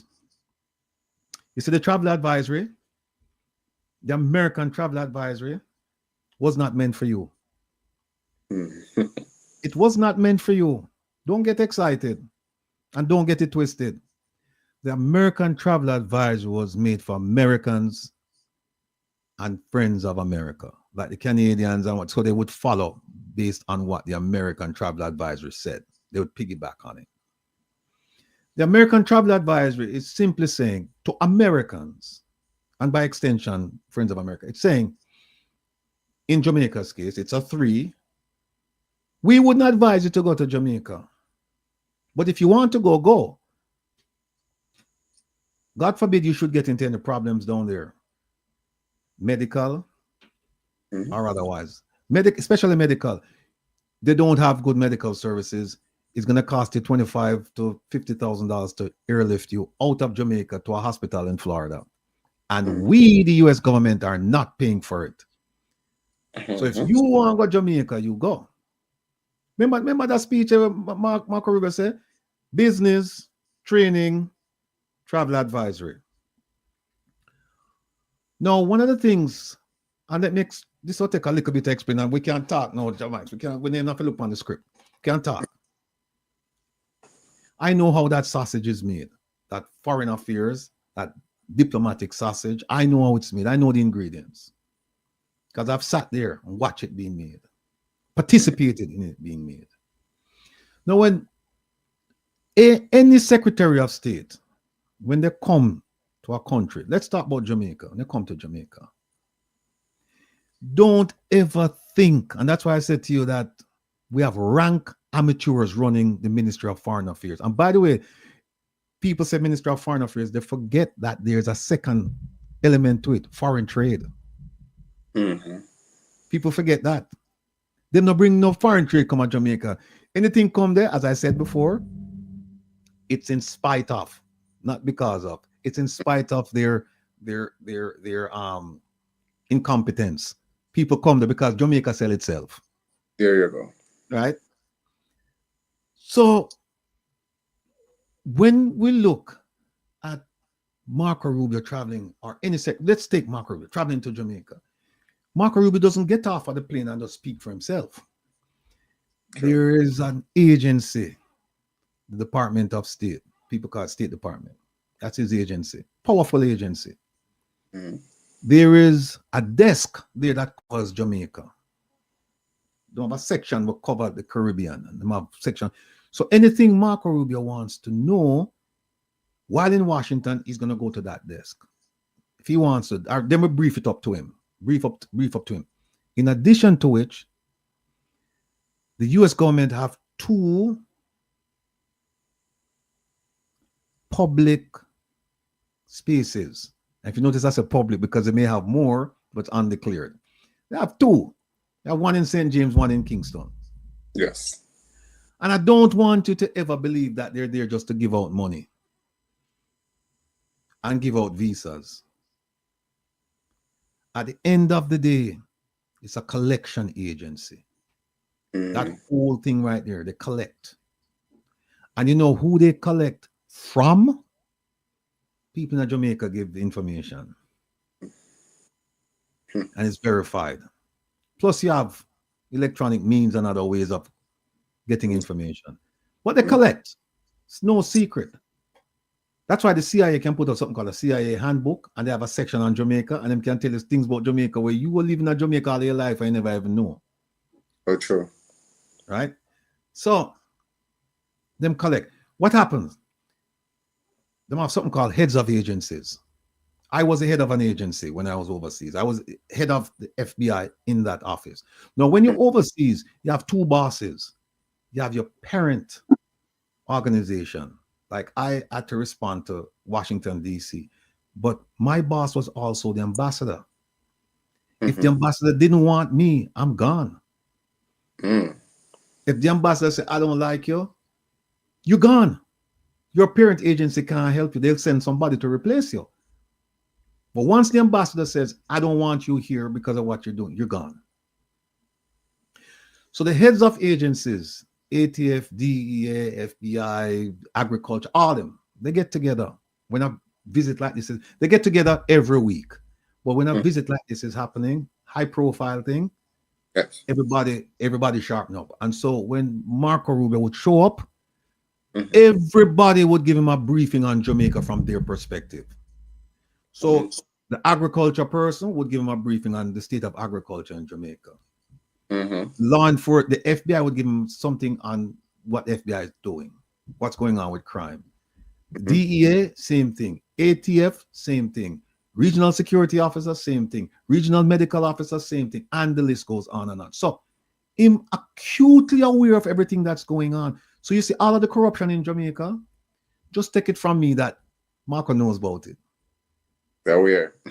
And so when I watched him on the thing, I said to myself, these people, when I went back and looked at the prime minister saying on the phone with no telephone card, him say, yes, my friend, you know, and I said, this one I don't understand, but this one I don't understand this simple principle here. Hold on, the principle then. Here it is.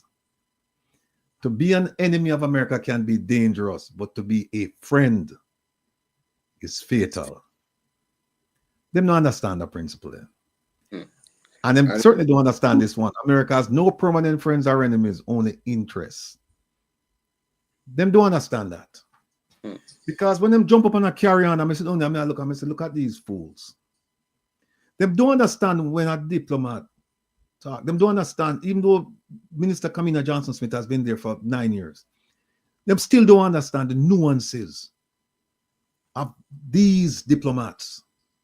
Them are not diplomats like we come from CARICOM, you know, where you go to school in a UE and you can't talk. No. Them people are like me said, them have one thing and one thing only in mind, interest. Interest. Right? So when him said, yeah, I'm going to reconsider it, immediately I said to myself, it's done. Now I'm going to wait. But here is what the Jamaican government put out.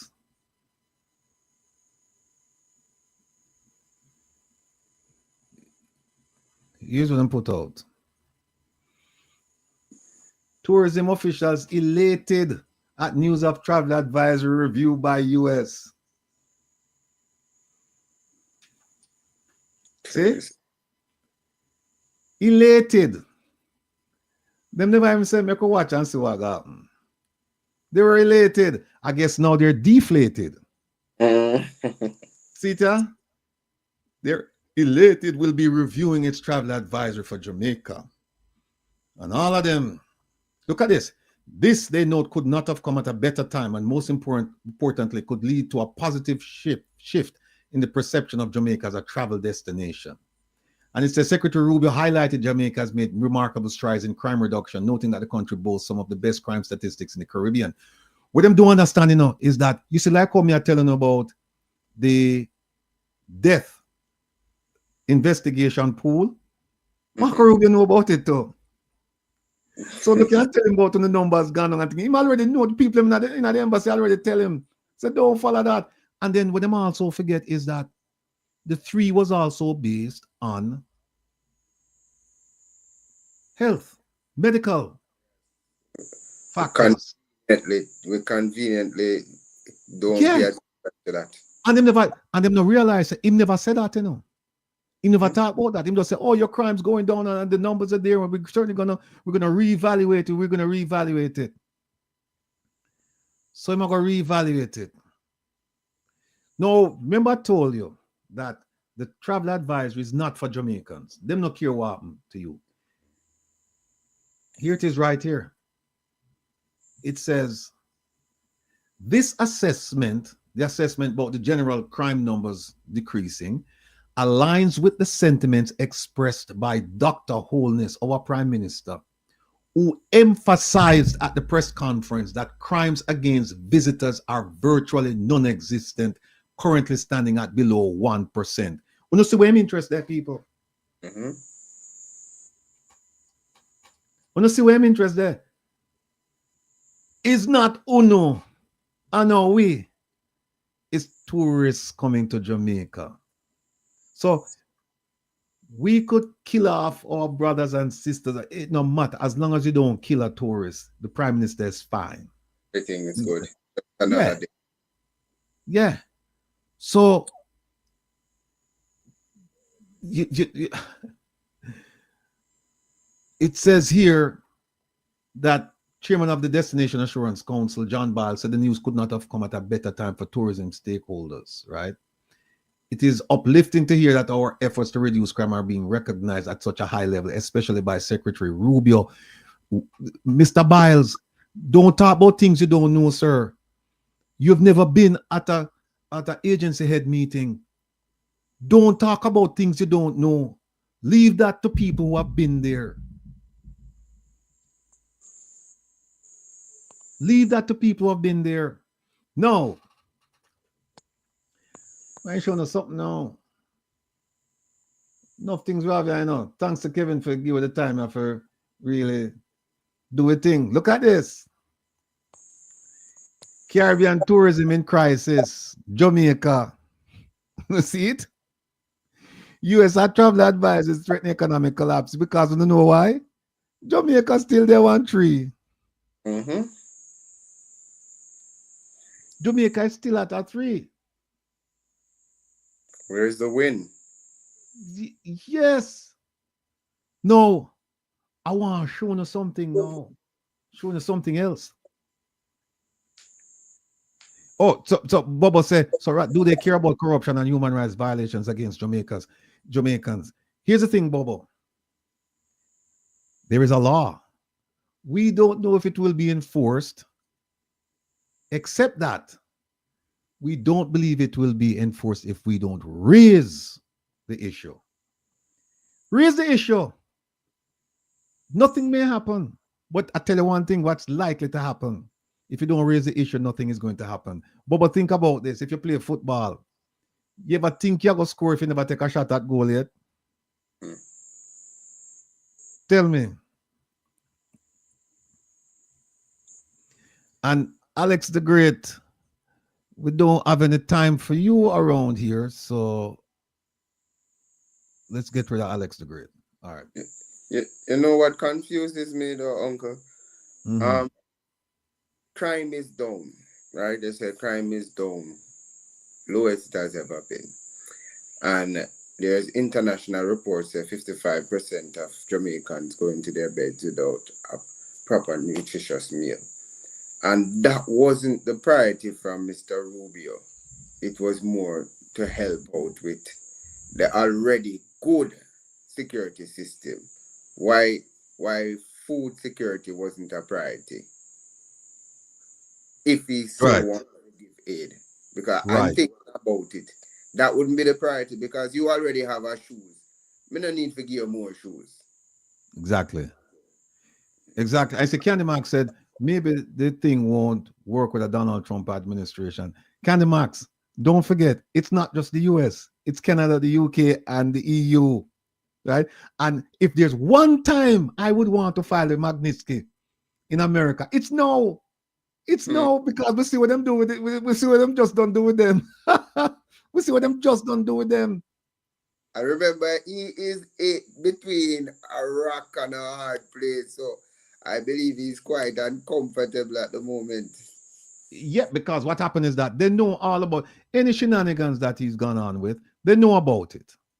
They know about it. And I'm telling you, at his agency head meeting, when them sit down, them talk about him. Here's an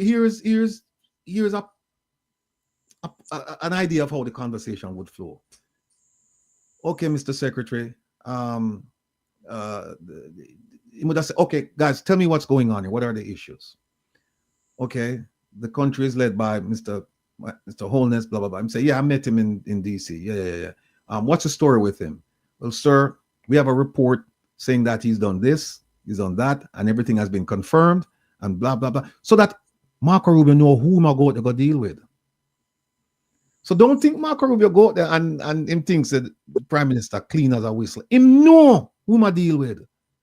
So him can shake him hand and smile and say, yes, my friend, yeah, I love you, blah, blah, blah. And then when him gone, it's not, remember what them say, it's not where people say at the dinner table, is when them drive out and then lift the driveway. Mm-hmm. And when them come at your house and say at the dinner table, and when them take off, gone, and instructions come in, we're not going to change it because this and that. And you have to explain to them why. Mm-hmm. Why it's not going to be changed.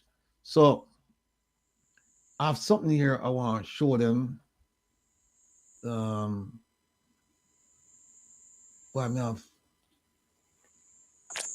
This one was the one where them say that it was under review. The thing was under review. Hold on. This was the last travel advisory. Well, actually, it's updated. It's a level 3, right? And you see level 3, they talk about violent crimes occurs throughout Jamaica, armed robbery and sexual assaults. And look at that. The U.S. Embassy routinely receives reports of sexual assaults, including from U.S. citizens, tourists at resorts. So no matter what them say, no matter what them tell Marco Rubio get him information from the regional security officer, the FBI, ATF, DEA, regional medical officer. He might get from all of them, right? Here's another one. U.S. citizens should not expect the same level of healthcare available in Jamaica as is available in the United States. And them go down and say ambulance services are not always staffed, and they must bring extra prescription medication because it's difficult to obtain. And hear them say, if you decide to travel to Jamaica, and them give a list of things that you shouldn't do, right? And they tell you where you shouldn't go. Now, here's what's interesting.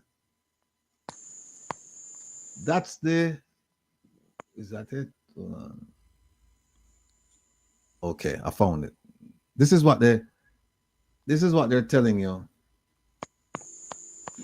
These are things they're telling you that you shouldn't. Well, Pauline, I said I don't think Trump will do anything. But Pauline, here's the thing. Remember, it's four avenues you can travel, It doesn't have to be the US. I mean, yes, we submit it everywhere because you never know what might happen. Right? And like I said, you if you don't take a shot at goal, there's almost nil chance for you to score. You have to take a shot. No, let me tell you something now. When you remember, like a country, big country actually compared to Jamaica, name El Salvador. Hmm. And you remember how that country was like a pariah? And you remember? I think at one point there was a 4 against it. Travel advisor 4 or 3, like with them of Jamaica at 3. And then Bukele, him start lock up people. Him just suspend the constitution, start lock up people. And them say the crime rate drop. Even though they still have a crime problem, they still have a drug problem in El Salvador. It's reduced, but they still have a problem.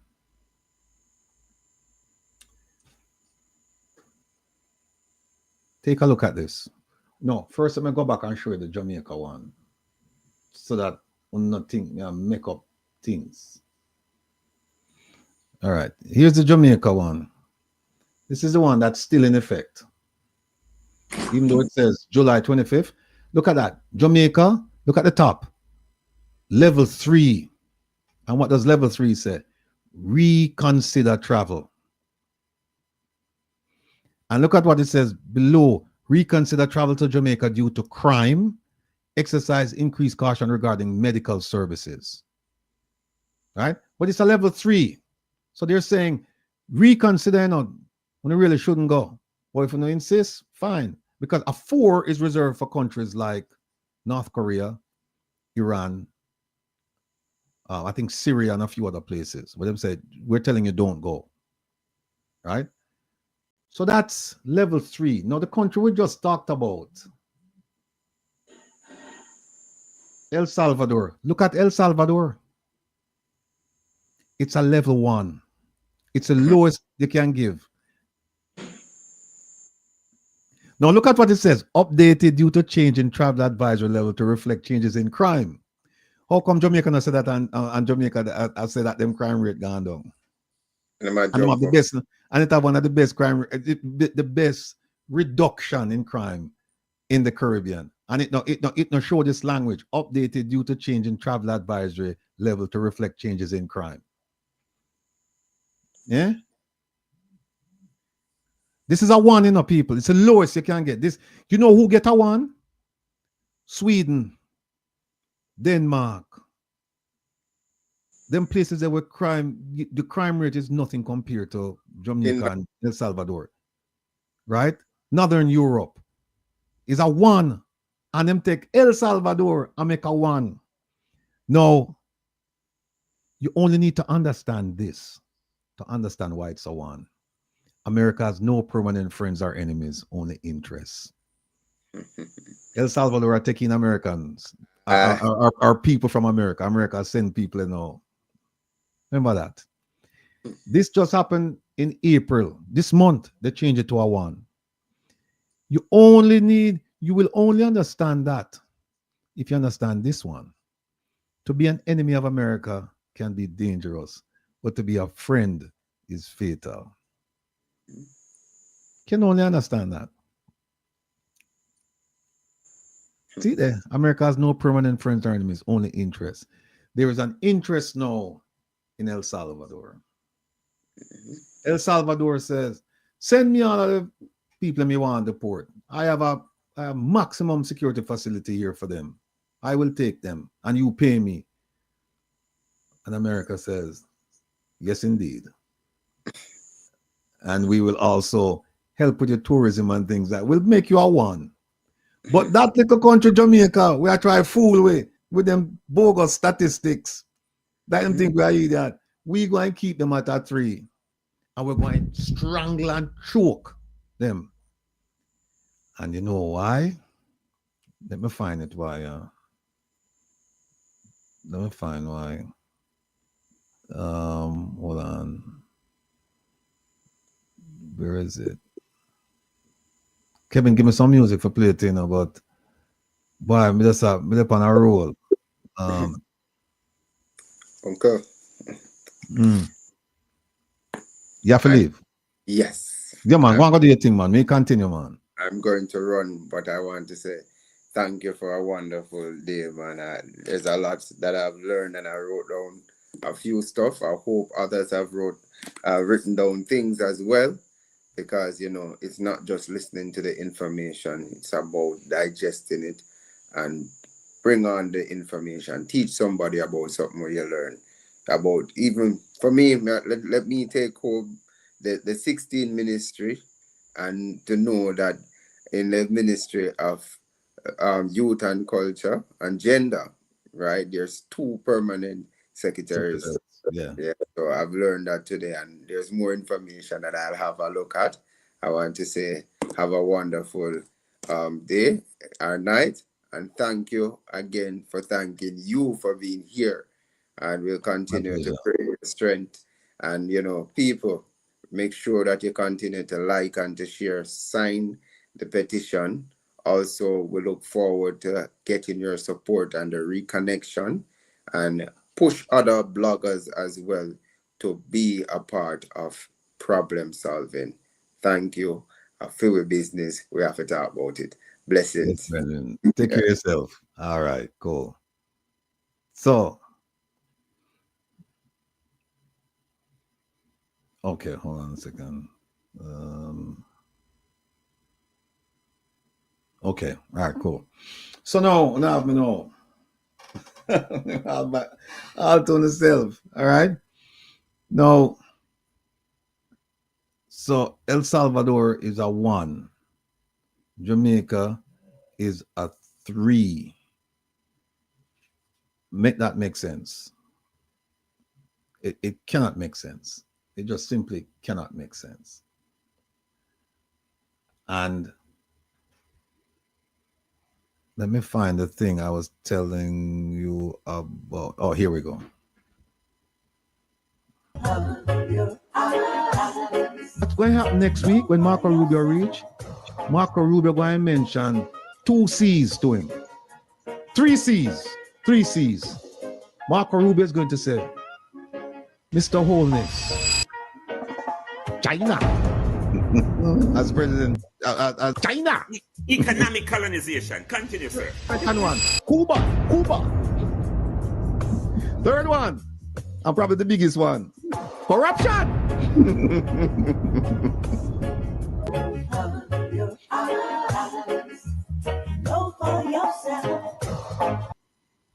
Yes, people, open your eyes and know for yourself. Open your ears.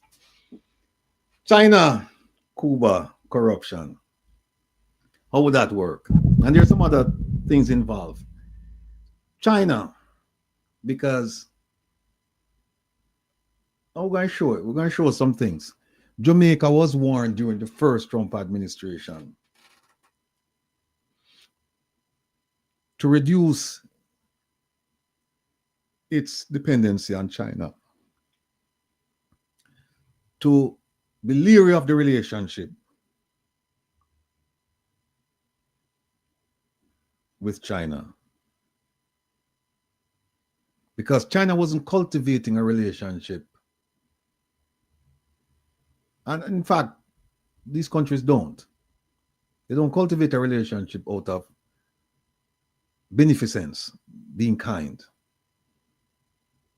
They cultivate a relationship because something unites for them. And bless up yourself, reggae girl.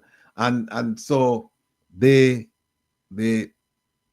talk to him, and him get 2 big fin britches, and him start say America is not paying attention to its backyard, and so China come in and we have to deal with the Chinese.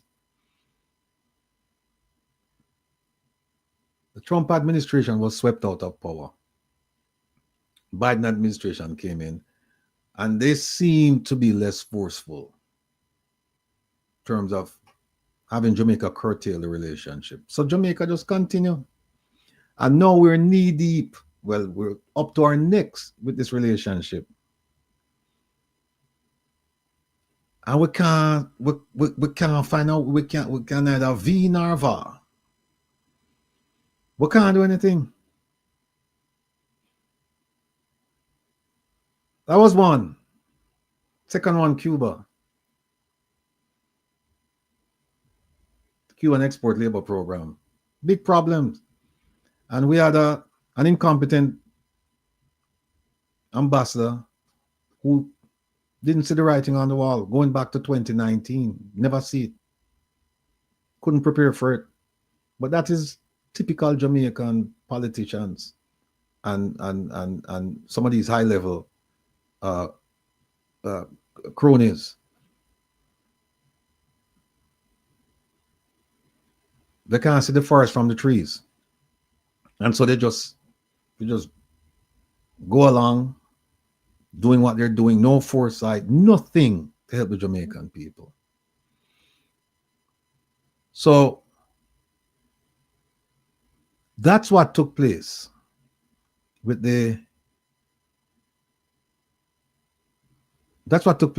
China and Cuba. And then the third one, corruption. The corruption would come up. It would come up in a private conversation with the Prime Minister, where the Secretary of State, I could see him saying it to him, that listen,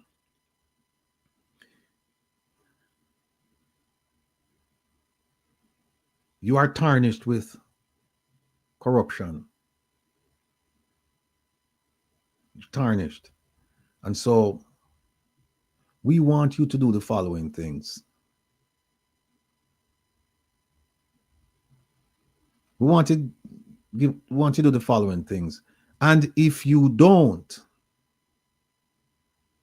end the conversation. Let me show you this document here. I mentioned it earlier, and I said, it's a public document. We're going to read it. Here it is. From the Integrity Commission, dated February 2025. Not too long ago. And it's talking about Jamaica's ranking in the Corruption Perceptions Index. This is a mechanism and an agency with the responsibility to view countries in terms of corruption. How corrupt are they?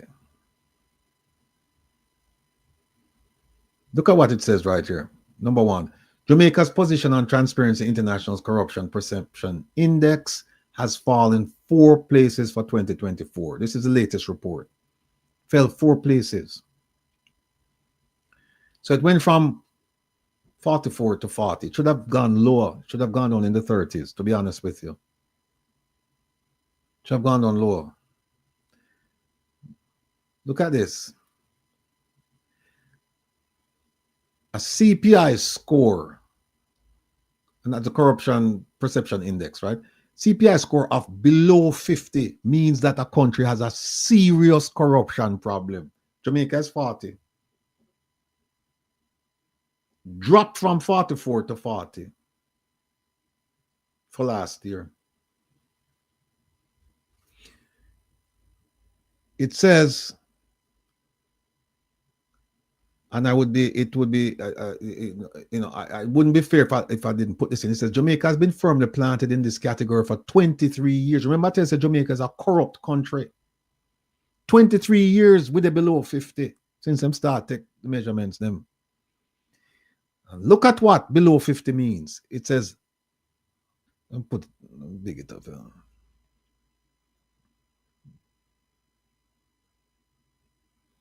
It says a poor CPI signals prevalent bribery. Want to know what prevalent bribery is? Prevalent bribery means it's everywhere all the time. Prevalent. Not intermittent, it's prevalent. I know sometimes. See that? Prevalent bribery. Lack of punishment for corruption and public institutions that do not respond to citizens' needs. So we are talking about Leslie Campbell. We are talking about Marissa Dalrymple Philibert. Them no punish them.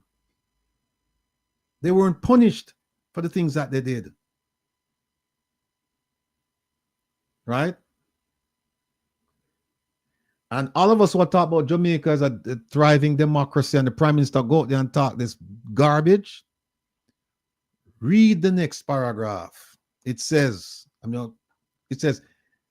Transparency International says that its CPI, the statistics, highlights the stark contrast between nations with strong independent institutions and free, fair, no buyout elections, and those with repressive authoritarian regimes. So this is the winnowing tool. It winnow the wheat from the chaff. Wheat from the chaff, right? Winnow them out.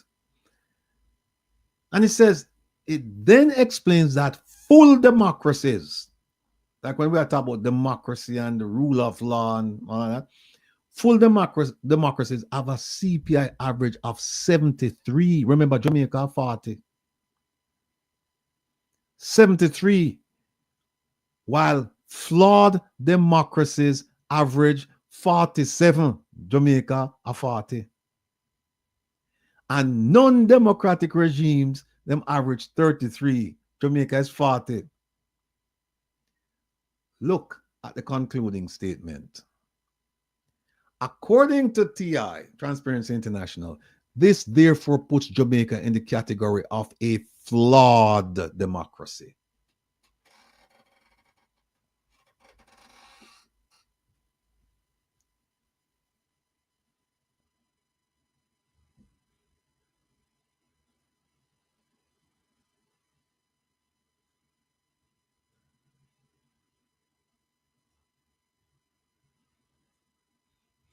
Here it is. According to Transparency International, and them are the gold standard for measuring corruption globally, Jamaica is in the category of a flawed democracy. So when you hear people are run up and down and talk about Jamaica and its democratic institutions and the ideals and the rule of law and transparency and this and that,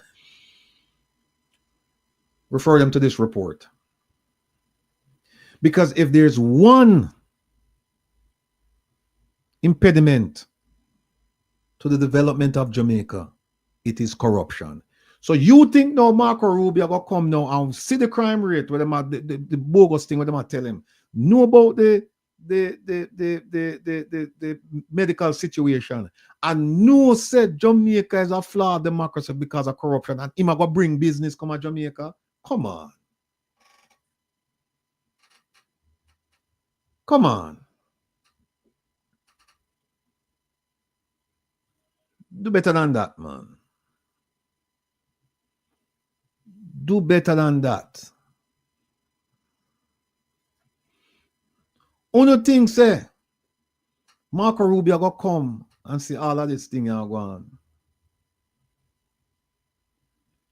Furthermore, Marco Rubio say this.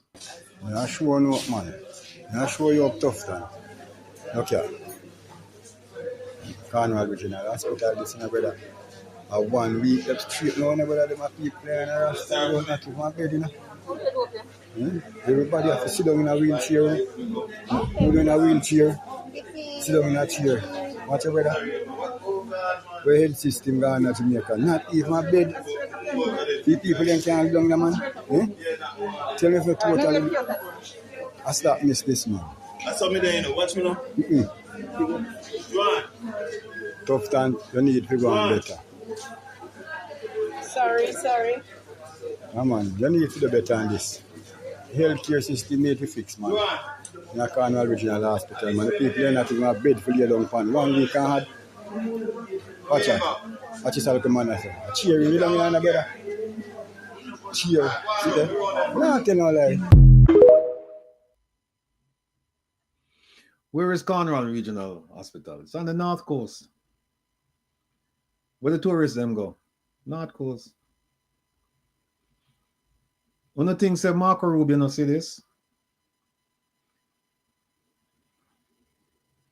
One of the things him not see that. One of the things him not see this.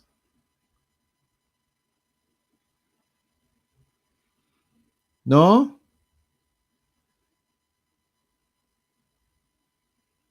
Talk to me, people. I don't think Marco Rubio not say that.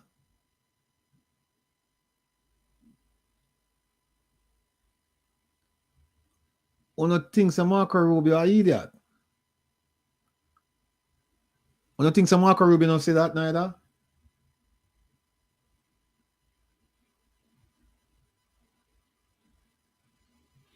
You see what it say?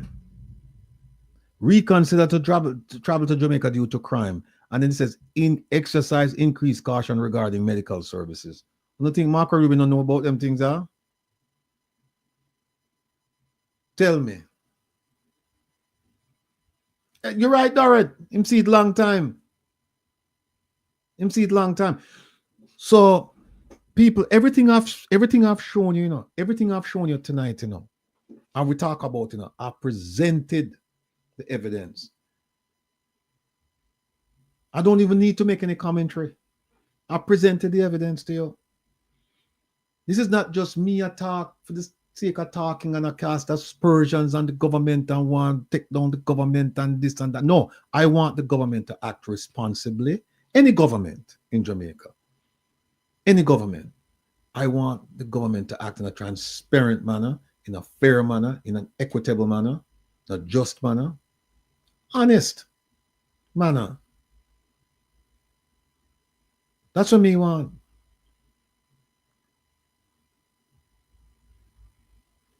So we're going to come back to this now because the China piece is such a large piece. I'm going to show you some documents we're going to hurt upon the head, I'm going to show you some things we're going to hurt upon the head. I'm going to realize that Jamaica is in a very, very dire situation because of its relationship with China and the stance taken by the current American administration. And remember this, folks. When two elephants fight, it is the grass that suffers. You see, when China and America go at it, Jamaica going to suffer.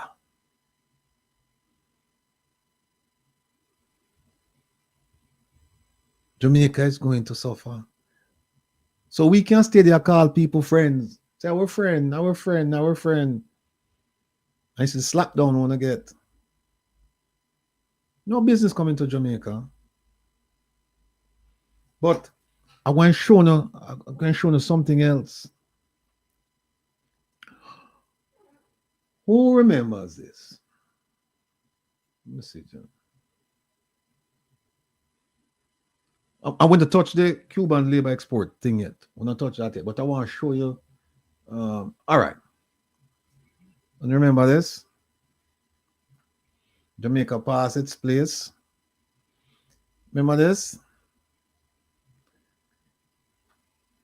Sent this off to the government, and I said in July 2023, Jamaica refused to grant accreditation to the same-sex spouse of a U.S. diplomat. And remember that.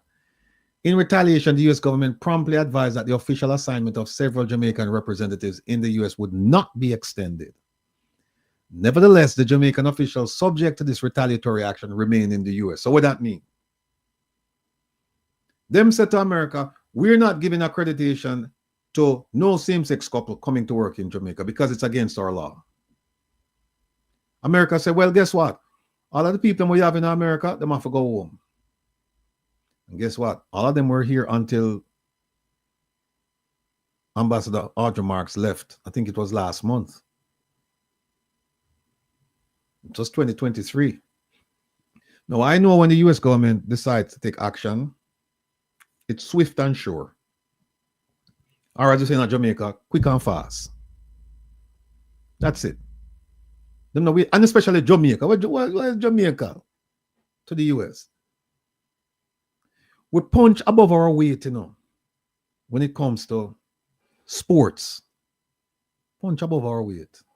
When it comes to culture, we punch above our weight. Including food, we punch above our weight. At one point, we used to punch above our weight in international politics. Today, we don't.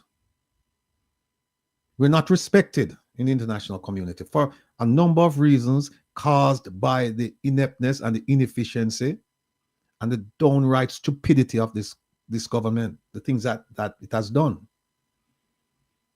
Voting at the UN, Haiti, Morocco, Venezuela, Guyana, Commonwealth, and the list goes on and on and on and on and on. Yeah, Iris Smith, mini superpower. mini. Very mini. What is a can mean? So, we no punch above our weight. We can't argue with America. No matter how much we feel like, yes, we lick about with Talawa. We can only say that in the Caribbean. We can't say that to America. If America say, hey, we're going to do this, especially with this administration, we're going to see what happens. If them say we're going to do it. And that's why we're going to come back to the Cuban export labor program and the visas. Because Minister Tufton had traveled all over Asia.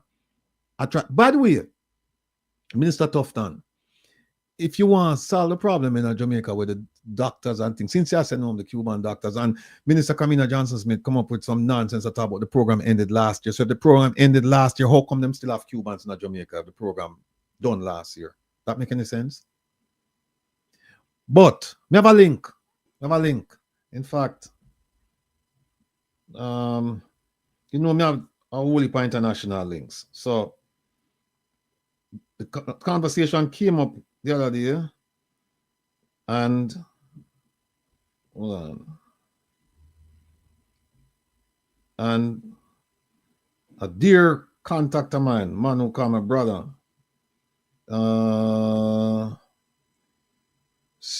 we were talking about it, and him sent me a link, and him saying, hold on,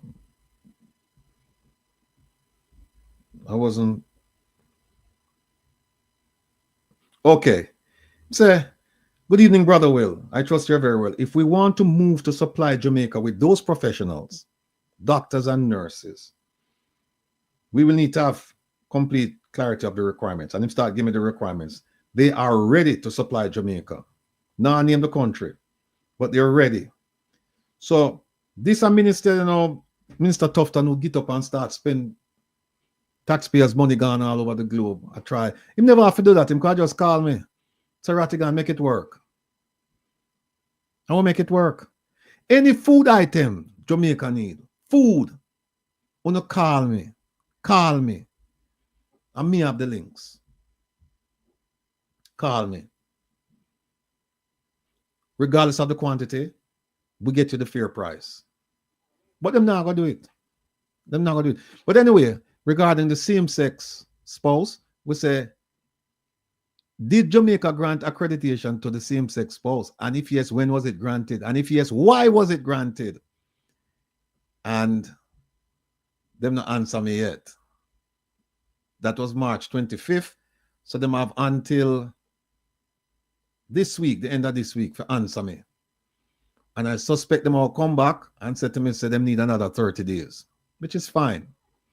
Because we have nothing but time. We can wait. Right? No.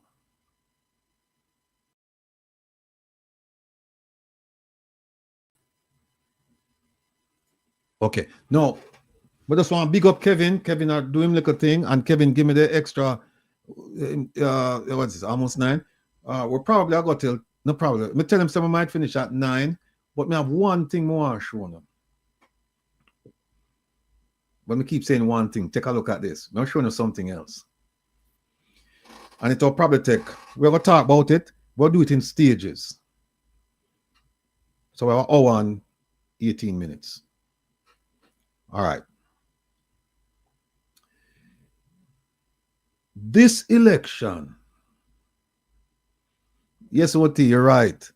This election coming up, I don't notice the Prime Minister can't call it, afraid for call it. And people are telling me all kind of things that tell me, say, boy, I'm going to win. My response is, look, I could care less. That's not my It's not my agenda. That's not my focus. My focus is to educate the people, because uneducated people will do the right thing. Uneducated people do the right thing. And so my job is just to educate people about what is going on, and then the decision to vote for or against, that's entirely within their province. I am not going to tell you who to vote for. I am going to provide you with the facts, and then you decide who you're not going to vote for and who you're going to vote for. And like I said to you all the time, when you vote, make sure you're looking at your picnic them, yeah, you're looking at your wife, yeah, your girlfriend, yeah, you look on the food or not up on your table. You look on them things there.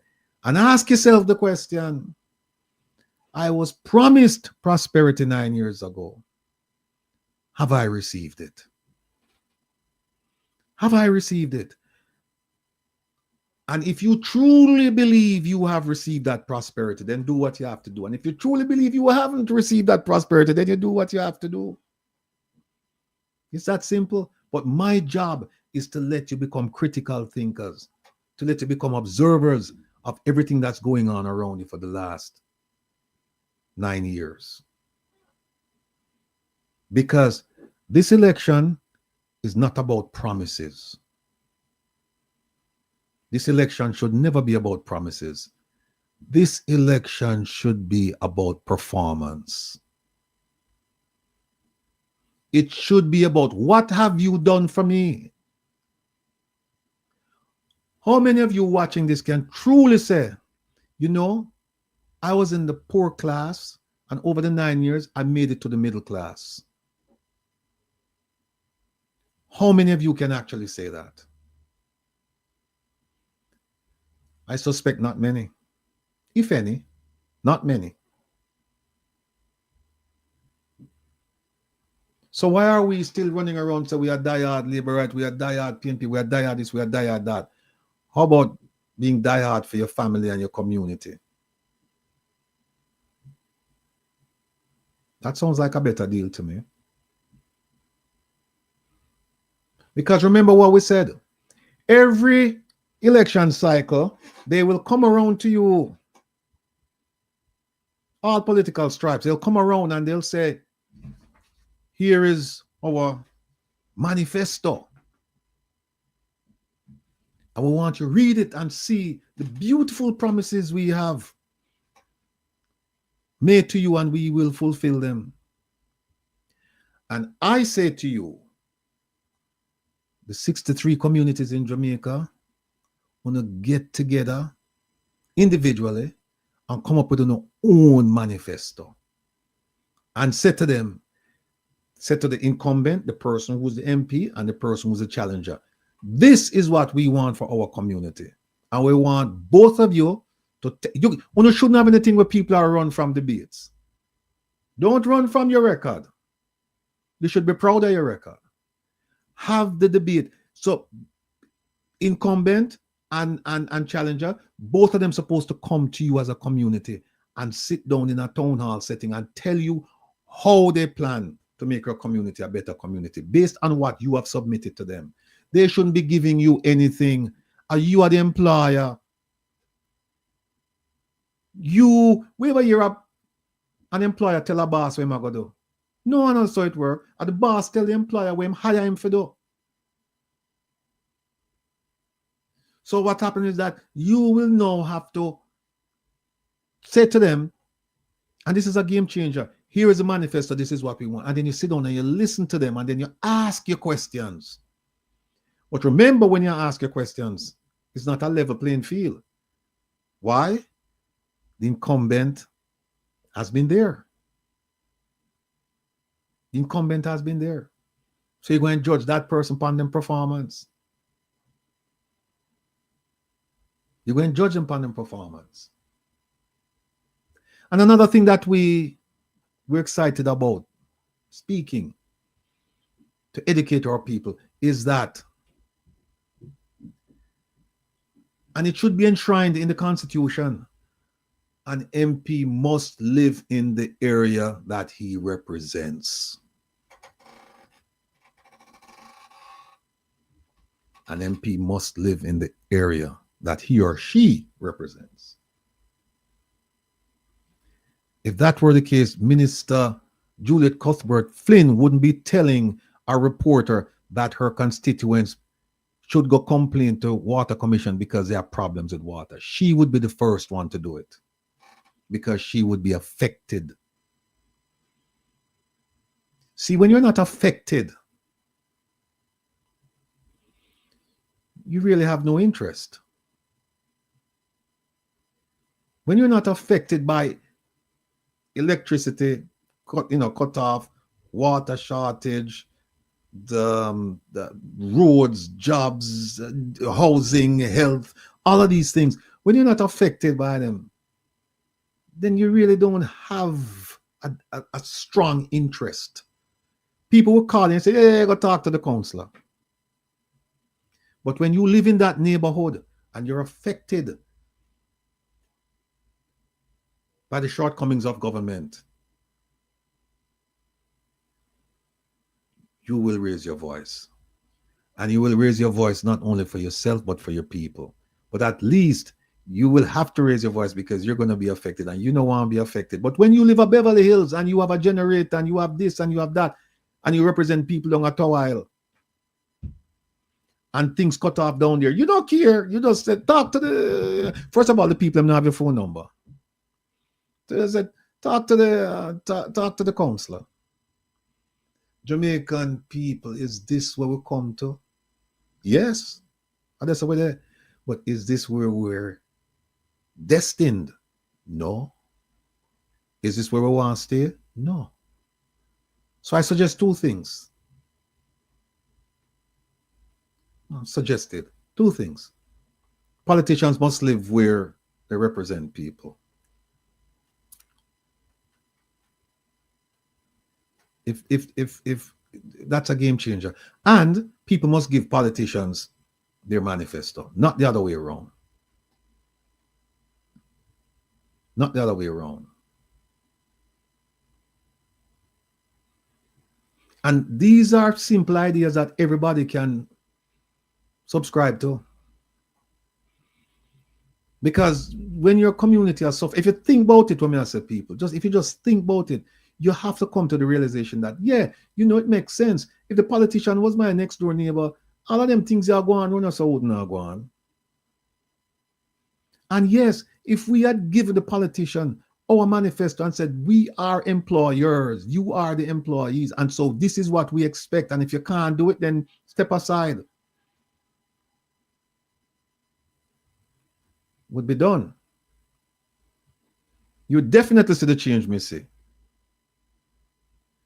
Now I'm going to show you something. I'm going to show you something. And you're going to see what I'm talking about. All of that build-up was not for nothing, right? I mean, a function. Kevin, give me the thing there now. All right, here it is. We're going to start a series, people, because we're in the election season, the silly season. And what we're going to do every week around here, we're going to show you what the government promised, and we're going to ask if they delivered. Now, we've seen the 100-day promises. In the first 100 days of my administration, we're going to do this, we're going to do that, we're going to do, everybody are going to be rich, dumb, and happy, fat and happy. We hear that. Right? Carlton say, I don't fully support MPs living in here because they can use generators, Starlink, and black tanks. Carlton, I tell you something, if him and still don't care because they're not affected. I tell you what, Carlton, make a politician try that. Make a politician go live in my place, Waterhouse. Make him go live there and have generator and light cut off and people not have light. And him have Starlink and have black tanks and him live privilege in a pauperized neighborhood. Make him go try that. Make him go try that. At the very least, the people have got teeth in generator. At the very least, if him can't help the people, him can't help the people, him. Generator gone, man. Starlink mash up, man. Black tank puncher. You have to suffer with the people. And remember, no, you promise that you're going to serve the people, not serve yourself. And here's why it wouldn't happen, Carlton. You see any community, you see any, them can put that in the constitution. All of the communities, them would have hold them, because this is something new. All of the communities would have hold them responsible, they'll hold them accountable. Would I say, you can't come around here and then you come live like you live somewhere else and everybody else has suffered. It won't work. And at the very least, Carlton, think about what's going on now. And we haven't done anything. I'm only proposing an idea. If you have an idea to get politicians to become more concerned about the relationship with their constituency members, then share it. Share it. I've given you an idea. I said they must come and live there. You say, no, it won't work. Well, Carlton, tell me what is going to work. I'm all ears. Tell me what's going to work.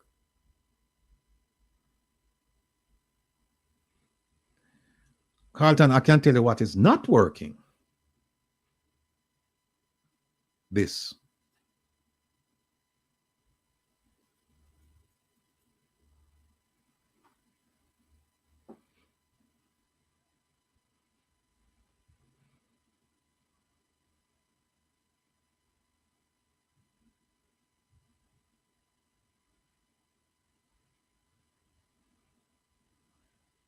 This is not working, Carlton. Take a look at that. That's a manifesto.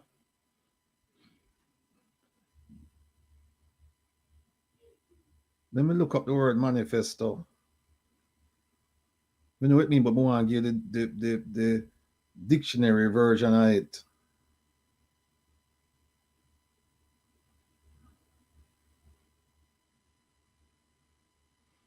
Here it says, a public declaration of policy and aims, promises, especially one issued before an election by a political party or candidate.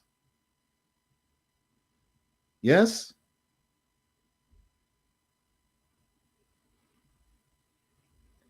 It is essentially a statement of what someone believes in or intends to do.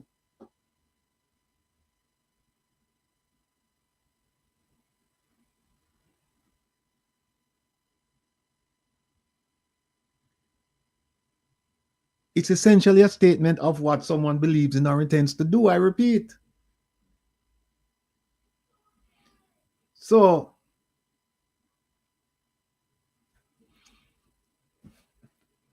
Carlton make a point, and so we have a reason with Carlton. We have a reason with everybody, but we have a reason with Carlton. Because Carlton said it won't work. Don't do this, don't do that. But I'm showing Carlton why I have arrived at that suggestion. Simply because what I've seen is not working. And you're looking at it on the screen. The Jamaica Labour Party Manifesto 2016. People, you don't have to go to the 100-day promises. It's nice. It's dramatic. It's informative. But it is not as informative. It is not as dramatic as this you see on the screen.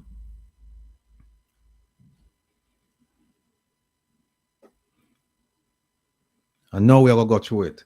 And the reason why we're going to stop, I've already marked the page I'm going to stop today, because it's so much to take in. It is so rich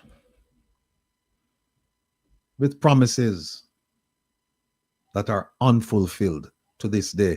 And remember, this is 2016. 2016. And I've always said to people, keep this in mind. When a politician comes around and says, vote for me, vote for me, vote for me, that politician is only thinking about the immediate election cycle. They're not asking you to vote for them in the next election cycle, because that is supposed to be based on his or her performance in this cycle.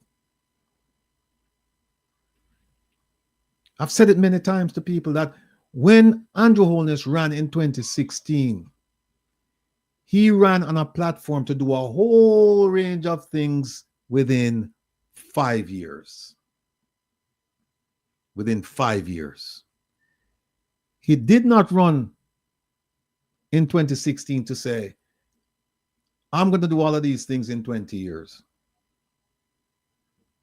Because a lot of people voted for him wouldn't. They'd say, why we are wait 20 years for him to do something? We need change now. And he fed you that morsel that you were dying to get. Fed it to you.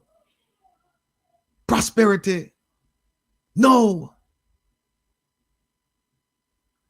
And people said, yes.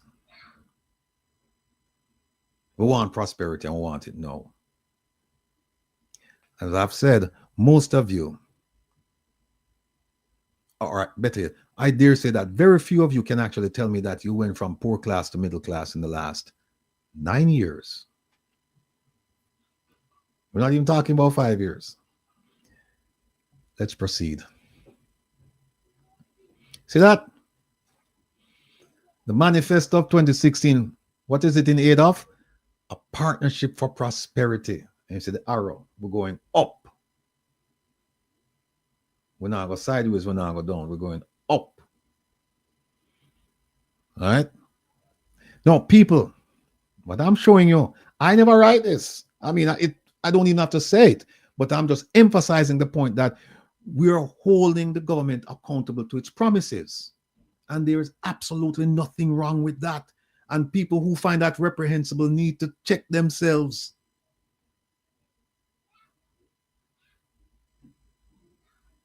They need to take a hard look at themselves, because some of those same people, they're suffering. Now look, let's go down.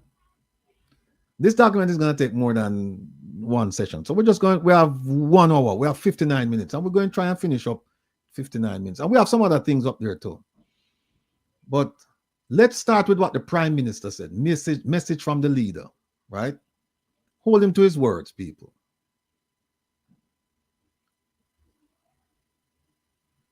Message from the leader. And this is where we start. Dear friends and colleagues, I don't know if you can see this. Got big it up.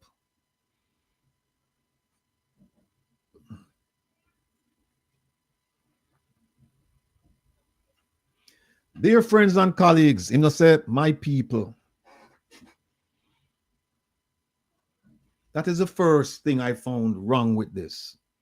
When you're going to make an appeal as a leader, you make it to your people. You don't make it to your friends, and you don't make it to your colleagues, because most of the people in Jamaica are not your friends and they're not your colleagues. But guess what? As a leader, they're all your people. And he said, I'm overjoyed that you are taking the time to read. And we know that most Jamaicans haven't read this. And he says, I'm overjoyed that you are present. You are taking the time to read this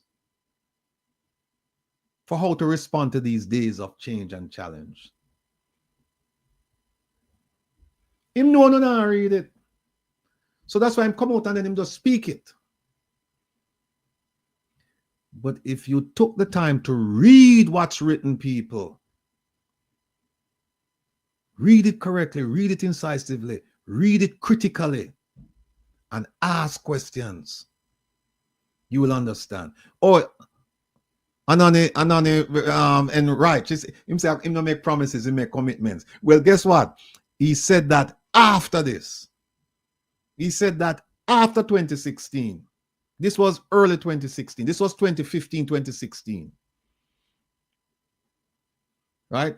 So he didn't start out by saying, my Jamaican people. He said, dear friends and colleagues, I am overjoyed that you're taking the time to read my party's proposals for how to respond to these days of change and challenge. And he said, my party seeks to create an investor-friendly environment. Keep that in mind. Keep that in mind. Keep that in mind while I look for something here.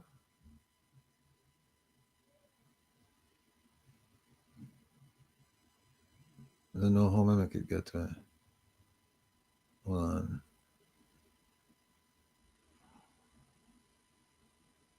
Hold on, give me a second there. Because this document here, it has to be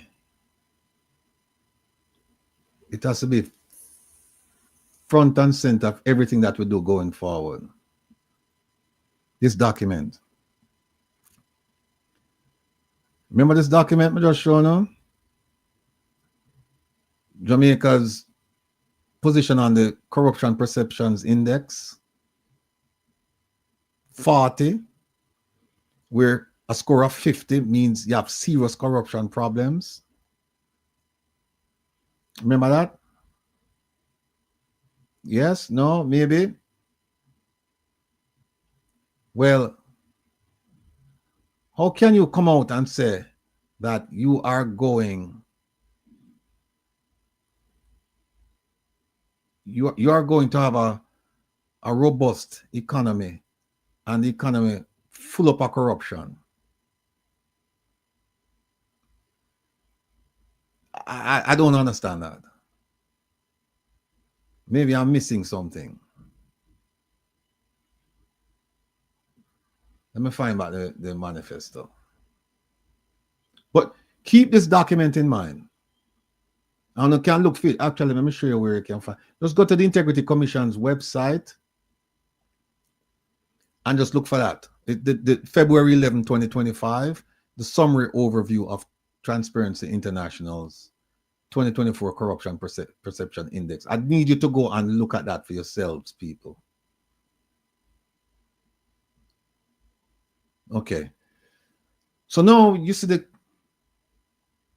corruption going on in Jamaica. And this is what he says right here. He says, our Prime Minister, the JLP seeks to create an investor-friendly. How can you create an investor-friendly environment with business when you have so much corruption? It can't work. It simply cannot work. And then him talk about him create a ministry of economic development and job creation. I don't know what that they do. That in a theme portfolio. It's in the office of the Prime Minister.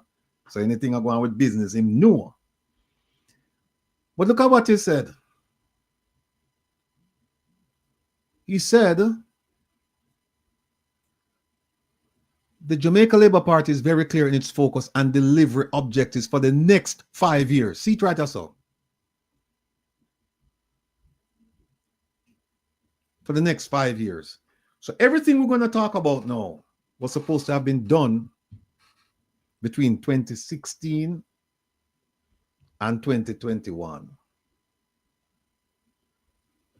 Everything we're going to talk about now was supposed to have been done between 2016 and 2021. He said it right here. We are going to realize our objectives within the next 5 years. Was it meant? Or was it just political fodder, political fluff to grab the masses? Let's continue. He said he's going to keep Jamaica, put us back on the path to robust economic growth and sustained job creation. That's one. And secondly, he's going to keep Jamaica on the path of continuous improvement We must foster healthy, educated, and socially well-adapted citizens. Are we healthy in Jamaica? Are we educated? Are we socially well adapted? Because me hear my talk about say right now, boy, with a violent society. It says when our society can provide many of our nurses, police, teachers, and young people who have acquired reasonable skills training, we grant them relief from taxes and the opportunity to save and own their own homes through reasonable and affordable mortgage payments. The benefits to all will be both economic and social. So why is it that everybody's running? Why is that the nurses run, police run, teachers run, young people dig up? Why? Why? The truth must be told. And there's another one here. I attached it to the thing yesterday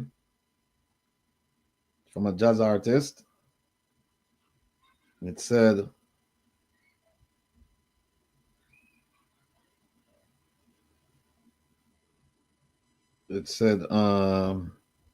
the people united can never be defeated. The people united can never be defeated. And that's what we're talking about here.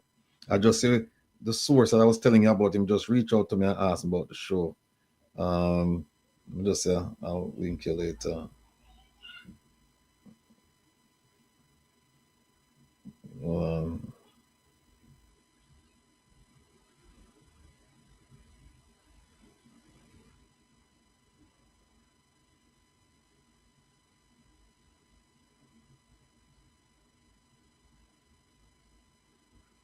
Okay. Moving right along. Him say he was talking about the things that they did in the previous JLP government, and he said we did this, we did that. We had the dollar stable. We held it stable for 2 years at around 86 to 1. I just checked, and it's like 158 going on 159 for 1. So much for stability. He said in 2016 we are coming back to finish the job we started in 2007. We are coming back to restore law and order.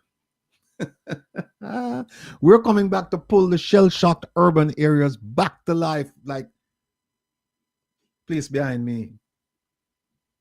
We are coming back to bring government processes into the 21st century. There's a document I want to show you about bringing government processes into the 21st century. It's nonsense. I can show you. They're still doing stuff manually.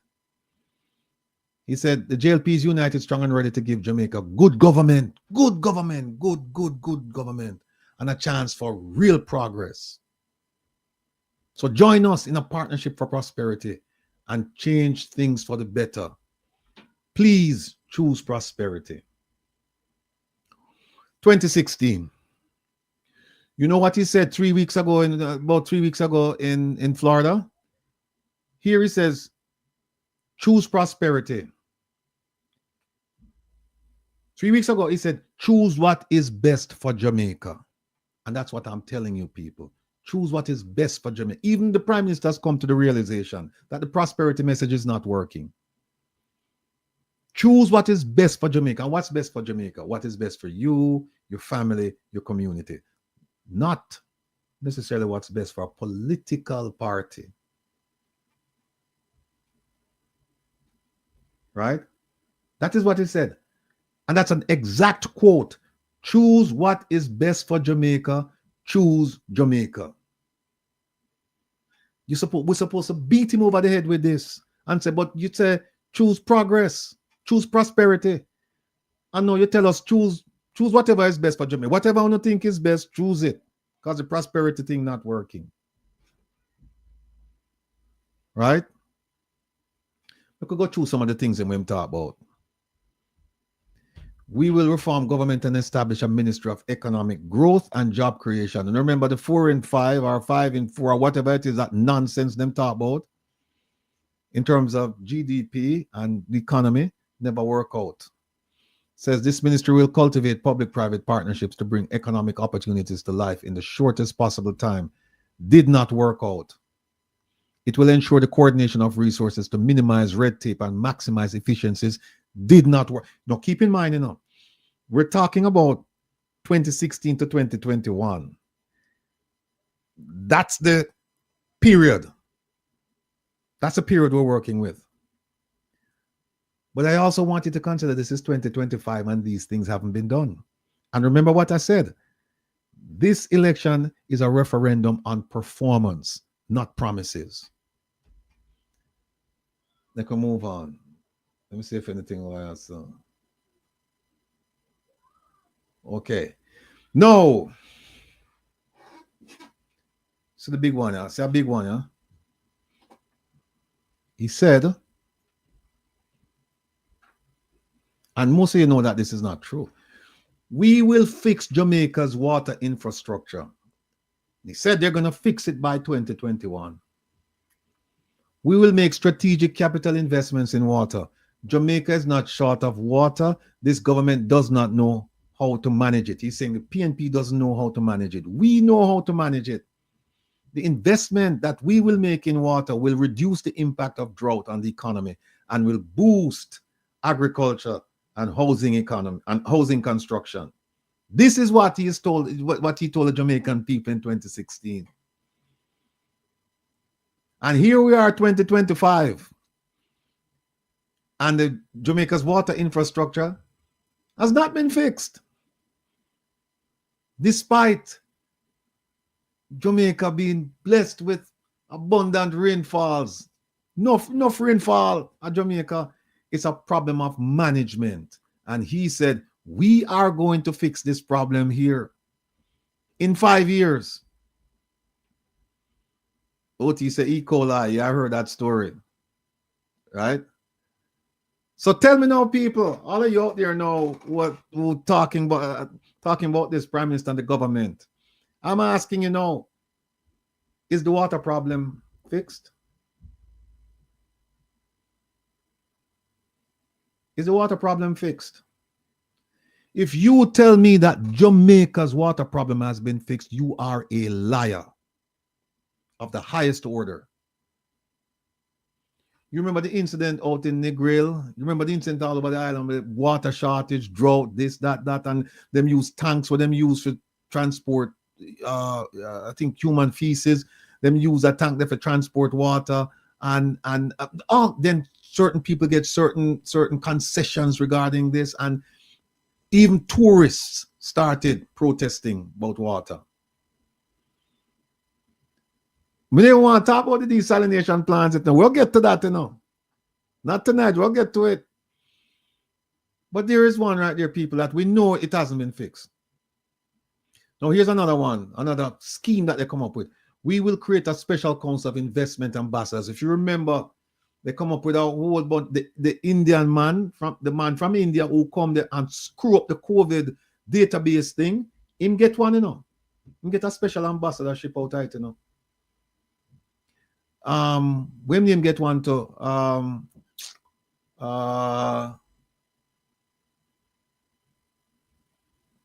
Butch Stewart's son, him get one too,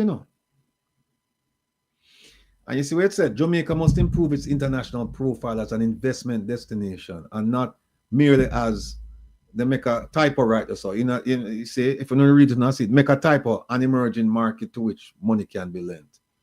This writer says a typo. There's no such word as them join up and emerging. Somebody should have spot that.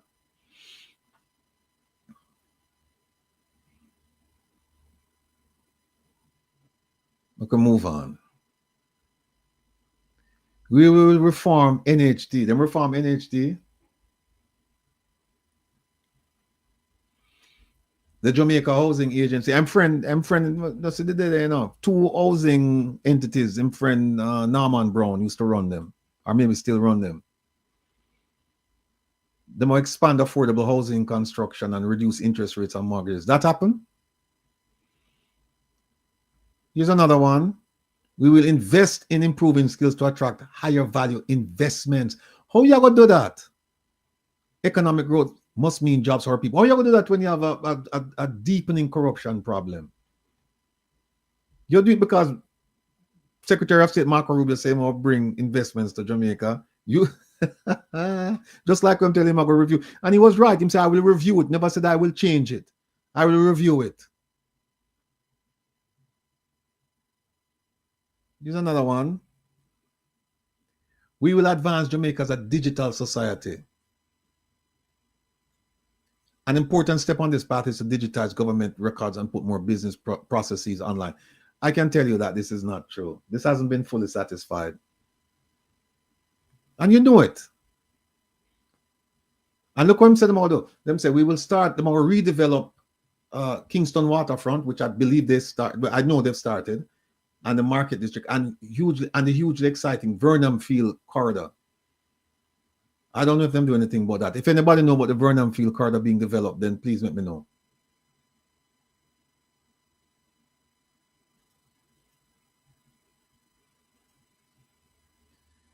And then him come down here, and here's one. Free doctor visit and hospital care for the elderly and disabled. Free doctors visit and hospital care for the elderly and the disabled. If this is what it is, me no want it. I'm sure you up, man. I'm sure you up tough time. Okay. Carnival Regional Hospital, this is my brother. 1 week up straight now, brother, them are people playing a rasta, don't have to one bed, you know. Everybody have to sit down in a wheelchair. Hold in a wheelchair. Sit down in a chair. Watch your brother. Where health system gone to Jamaica. Not even a bed. The people then can't down there, man. Tell me if you're totally I start miss this, man. I saw me there, you know. Watch me now. Tough time, you need to go on better. That is a free health care for the elderly and disabled. And Anani said that he never said choose the Jamaican people, and you're right. He said choose what is best for Jamaica, choose Jamaica. But he never said what is best for Jamaica. Choose what is best for Jamaica. What's best for Jamaica? Choose Jamaica. It's nonsense. And people stand up and clap to this garbage.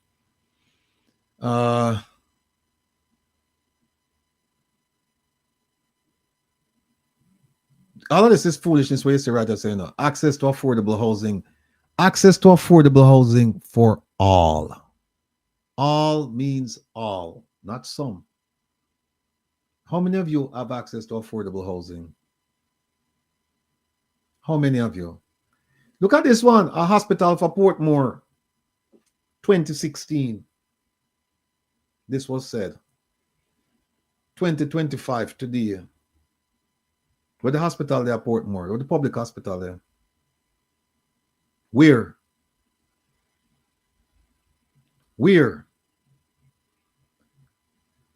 And here it is now, the map to prosperity. Here's one. Citizens can buy shares in some state enterprises placed on the stock exchange for long-term wealth creation. Remember, no, most of the people who vote in Jamaica are poor people. Where them going to get money if you go up on stock exchange? Where? All of you support him, all of you support the government and support this prime minister. Just go back and look at your manifesto. Not the 2021, you know, the 2016 one. We will get to the 2021, but not so fast. Tell me the poor people, would I like the poor people who buy shares on the stock exchange for come talk to me for long-term wealth creation? Yeah, Jeffrey Gray, I think there's I don't know about private hospital, but I know there's no public hospital over in Portmore. And that's one of the reasons why they must say it shouldn't be a parish. Parish can't support itself. Right? Poor people who are buy stocks, want to come talk to me. We can move on to finance and the economy. So I'm talking about the one Ministry for Economic Growth and Job Creation. We're having a theme portfolio. All right. Here's where I'm saying about create jobs now. And then we tell you said the unemployment rate is the lowest, but those of you who have heard me, it's a farce. It's nonsense. It's garbage. Them can't even compare. Them try to make comparison between the unemployment rate now and the unemployment rate before. And Statin, the clearinghouse for statistics for the government of Jamaica, every government of Jamaica, them say you cannot make a comparison. You know why? Because the methodology changed.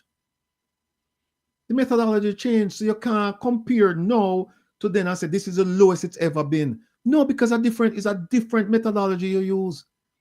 The methodology you use now is if somebody is not working and not looking for a job, they're not considered unemployed. Even though they may not be looking for a job because they've given up. You said, no, we're not counting. They're not they're not unemployed. Unemployed is only if you're unemployed, you're not working and you're looking for a job actively. And it must be within the first week of every quarter. So when they do the research, first week of January, if you're looking for a job, you're considered, and you're not, if you're looking for a job, you're not working, looking for a job, you're considered employed for the entire quarter.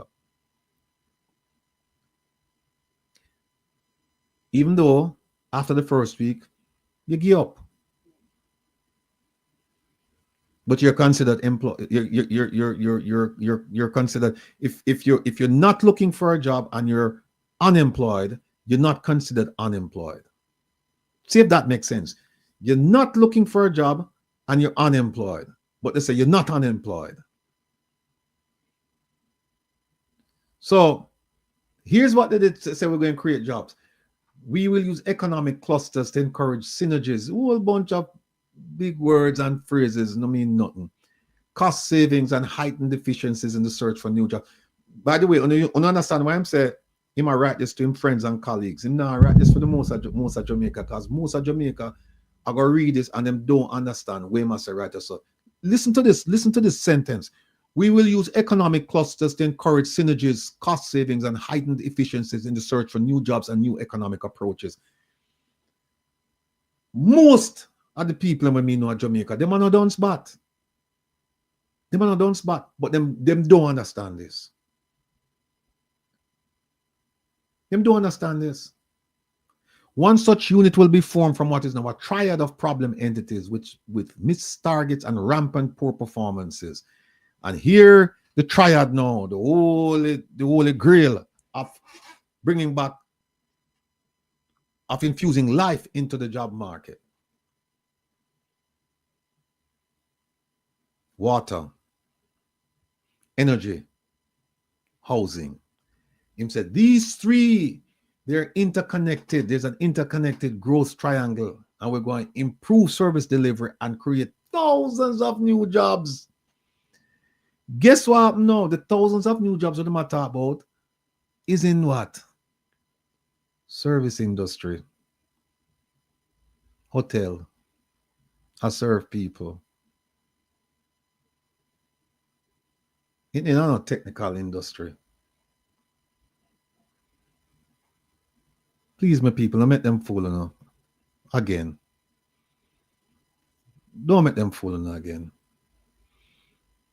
Look at this. Him say, in the case of water catchment and storage, for example, our plans from promoting water harvesting mean that people will be employed to install the gutters on roofs and prepare catchment tanks. How many people get them the job there? And him already said entry and secondary level jobs will be created. And him go down and him start. I'm going to show in a section where him start talk how much jobs. And them the jobs that we might talk about, them no they are Jamaica. Appear $15,000 a week job they are Jamaica. Right? Same boost the economy to 8,000. This is back in 2016. More do that. Look at this. We will make Jamaica. I'm gonna big this up here. We will make Jamaica the Caribbean region's leading producer of technology through the creation of a technology innovation fund for support of technology-based projects and startup companies. Where is that? Where is the Technology Innovation Fund that's supporting technology-based projects and startup companies? And by the way, technology-based should have a dash between it. That actually describe projects.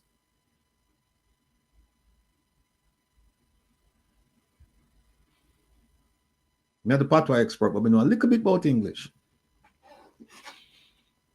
Where is this? Where is this? This is 2016. Him said, we're going to do this within 5 years. Where is it? And look, I'm just asking questions, you know. I'm not casting aspersions except where they should be cast.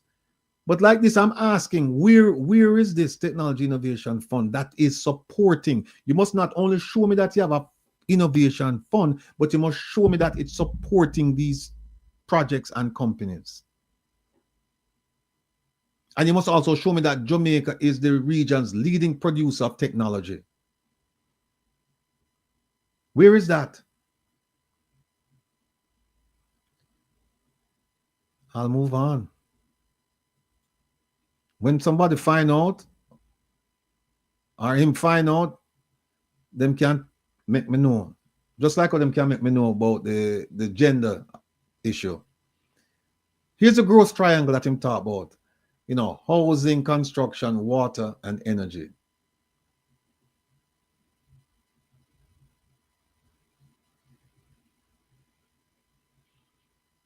And you hear him say? It is, however, heavily dependent on two main inputs which are currently expensive and short in supply. Remember what him said before, you know? Him say, the problem in Jamaica is not water, you know, it's the mismanagement of it. Now him say it's short, it's in a short supply. People just read for me, no man. Just read for me. Him say Jamaica have a water mismanagement problem. The government of the day, the PNP, them don't know how to manage the water. Now him come and say the water is in expensive and in short supply.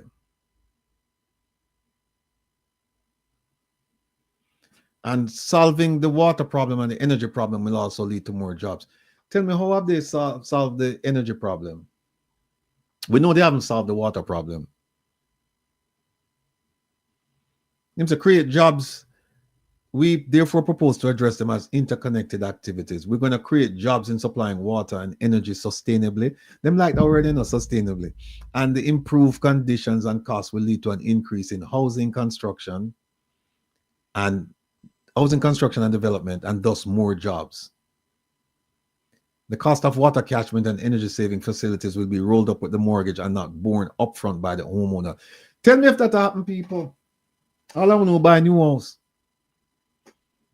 Tell me if the cost of water catchment and energy saving facilities, if they are rolled up in your mortgage and not borne by upfront by you. Tell me if them do that. Please tell me. No, them go on and hear them talking right now. Water. Him say, to reduce the strain on water supply, each house must harvest its rainwater. This requires gutters, barrels, or tanks, and proper filtration to be installed.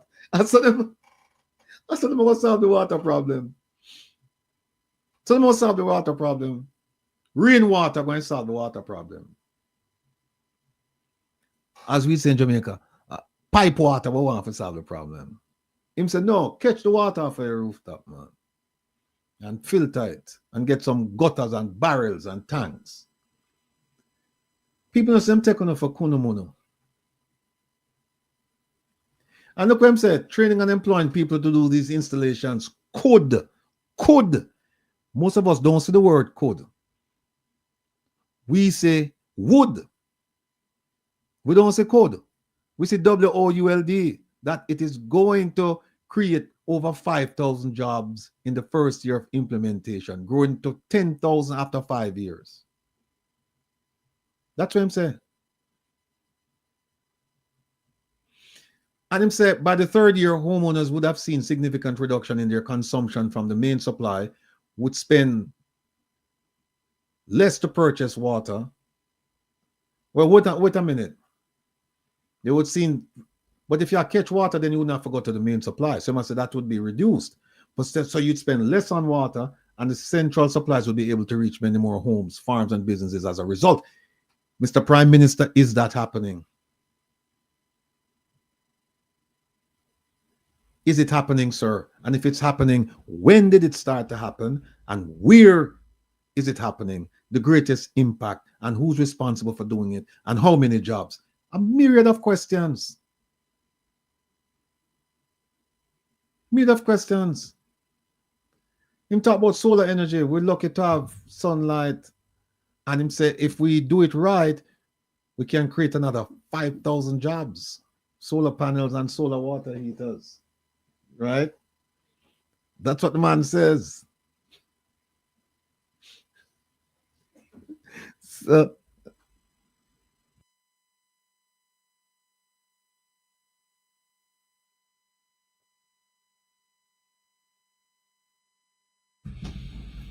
So see there.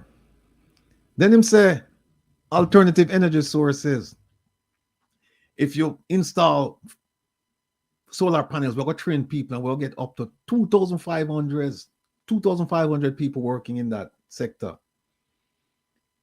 And so we are going to produce bagasse, sugarcane byproduct, the trash, for alternative energy production. And it will result in income for farmers up to 4,000 more seasonal jobs. And we have technicians to manage the new activities for the conversion of waste to energy. 500 more jobs. Then construction, we're going to rebuild Kingston and we'll get 5,000 to 7,000 jobs in the construction phase and up to 10,000 permanent jobs when the financial center is up and running. I wonder if the financial center is up and running. And BPOs, modern slavery, 30 to 40,000 jobs in the next 5 to 7 years. So within the time that he's controlled the reins of power, we have 30 to 40,000 jobs in BPOs. I must send out an ATI regarding this because I hear him say it. So I must send out to his office. Then him say transport 15 to 25,000 we're going to get logistics, tourism, and distribution centers. In manufacturing, 20,000 jobs in manufacturing, agribusiness, including value-added processed food. If not realize that fewer people are getting at the agriculture business right now because it's not, it just can't provide an income for you to feed your family.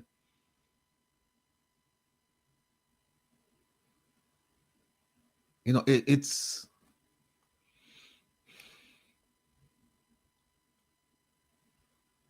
not worth your time. And now them say them are propose to bring in produce and no tariffs. So now if you ever thought about getting into the agriculture business, think twice, because you're going to be up against stiff competition from people now who getting cheap produce from overseas, paying no tariffs, no taxes. How are you going to compete with them? So I'm talking about agribusiness in St. Elizabeth with irrigation and processing plants in Black River, Flagaman, Myersville, New Forest, and the expansion of the Bull Savannah plant with the dual use of the almost dormant Port Kaiser for agricultural exports, which will create up to 3,000 new jobs. Has any of this taken place? This take place?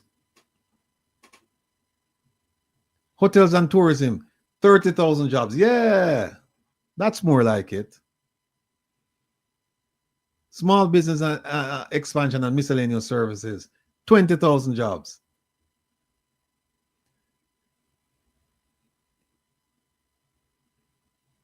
Then we go to post-implementation, talk about tourism, and they will develop Port Royal through Harborview. Don't forget that they have a lawsuit right now, Have a lawsuit regarding the Port Royal development, Some of them know how that are going. And him said 30,000 jobs over there. And here it is, the growth triangle. Here's a growth triangle, Here's how Jamaica I go push its way out of poverty and into prosperity. We're going to deal with it with energy sources, right? And because of that, what we're going to need people to put up put up what do you call it? Them plates upon house stop, right? Well, put that on the house stop. More people are gonna be involved. Well, get water, the water thing, right? Solar panels, and we'll get buckets for water and all of them things there. And as a result of that, more jobs, and then we'll have more water, so we can build more houses. And the water alone build house.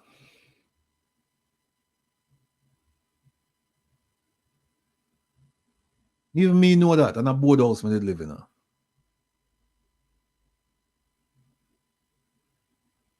And the water alone build house. Then we got to governance. Remember me talking about the corruption piece, you know. And here it's right here. And we are running out of time, but it's okay. It's right here.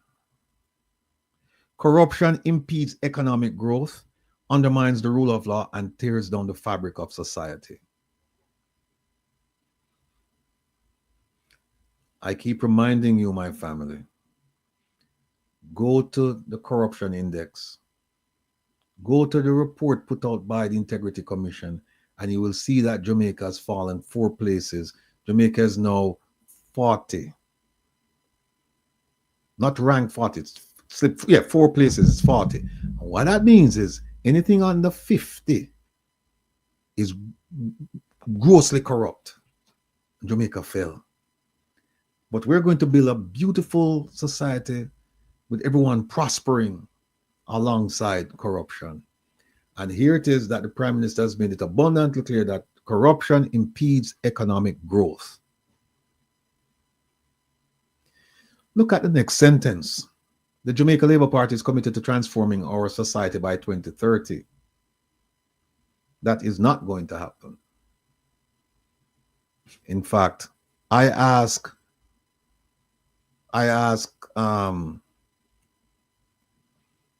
my minister the other day if that is going to happen, if we can transform our society by 2030. And this is what she tell me.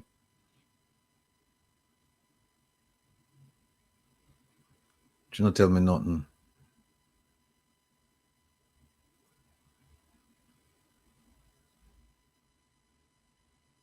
She might as well never tell me nothing.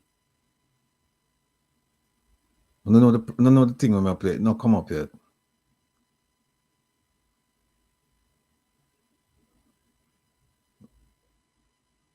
Hold on. Yeah, no, come up. But what she says, that will never happen. That is where Minister Kabina Johnson told me in that video. She said, that will never happen.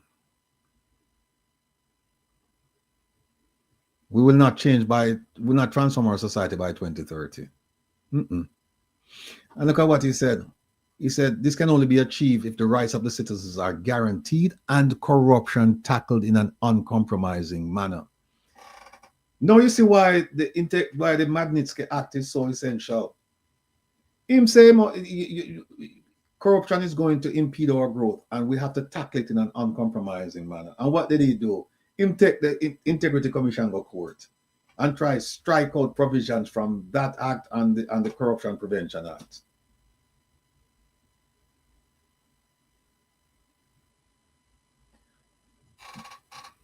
Look at the next sentence. We are committed to the establishment of internationally acceptable standards of good governance. We simply must bring an end to the incidents of institutionalized injustice, abuse of power, and rampant corruption. This is Magnitsky. This is Magnitsky. Him say we must bring an end to incidents of institutionalized injustice. That's violation. That's human rights violation, abuse of power, and rampant corruption. That's Magnitsky, people. He was preaching Magnitsky in 2016. But he practiced something else. The government practiced something else.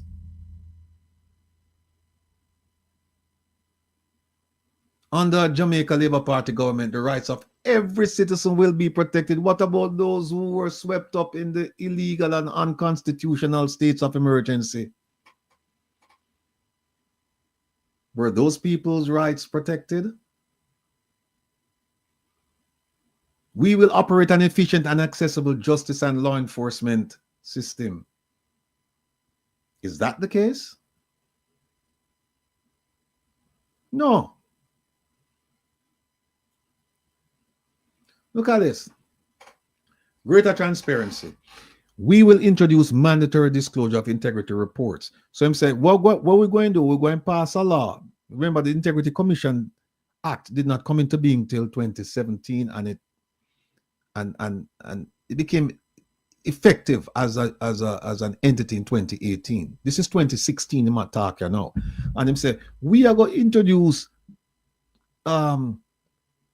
mandatory disclosure, meaning that these people must disclose their integrity, their annual reports. They must. And who are the three people? The Prime Minister, the Leader of the Opposition, and the Minister of Finance. Now, not tell me if them did pass the law there. So Nigel Clark, get to a clean. Look at the next sentence. In addition, we will make it mandatory that the appointment to sensitive posts be approved by a 2/3 majority in each House of Parliament, thereby requiring consensus between the government and the opposition. This is 2016. And here's what the Prime Minister said. For sensitive positions, we are going to require that the Senate, you get a 2/3 vote, Parliament, you get a 2/3 vote before you can be appointed. For sensitive positions. And here is one of the sensitive positions that you are going to find interesting. DPP.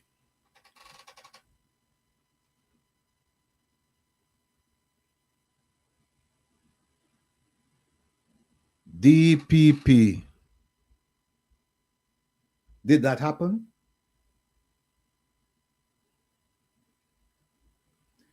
We are going to make it mandatory. We will make it mandatory that the appointment to sensitive posts be approved by a 2/3 majority in each House of Parliament, thereby requiring consensus between the government and the opposition.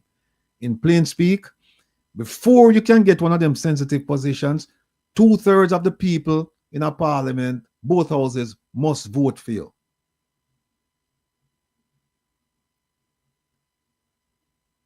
Did he do that with Miss Paula Llewellyn?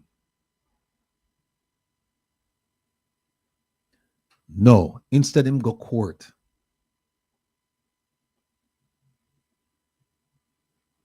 Instead, him go court. People, you see what I'm saying? I didn't put this out. I didn't promise anybody anything. I'm not running for anything. I wasn't running then, and I'm not running now. The Prime Minister was running then. And these are the things he said. And we have to hold him accountable. And listen now, you see the things that he said here and he did, he gets no medal. He gets no celebration. He gets no function for doing what he promised to do. Because guess what? You hired him to do that job. You hired him to do that job. So what you must do is look at the job or the jobs that he didn't do that you hire him to do. And say, but boss, I hire you to do all them things and you never do them. So don't tell me, I hire you to do 100 things within a certain time period. You finish 20 and you tell me, but look how the 20 look nice. Forget about the 80 what we never do. The 100, the 20 also look nice, man.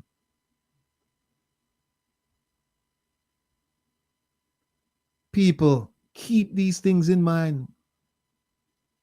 Keep these things in mind. Discuss them with your relatives, friends, neighbors. Discuss them. Come to terms with what is going on in Jamaica. No. Look on this, I want to know. Greater representation for civil society in the diaspora. Remember, I told you that the Prime Minister had made overtures to the diaspora that they would be represented in the Senate. Now, whether or not the diaspora should or should not be represented in the Senate, that's a completely different issue. That's not what we're talking about. What we're saying is that the Prime Minister promised, the Prime Minister and his party that are now running, they're now running the country. They said in 2016, we are committed to the reform of the process by which persons are appointed to the Senate. We will explore the possibility of including in the Senate 3 independent representatives.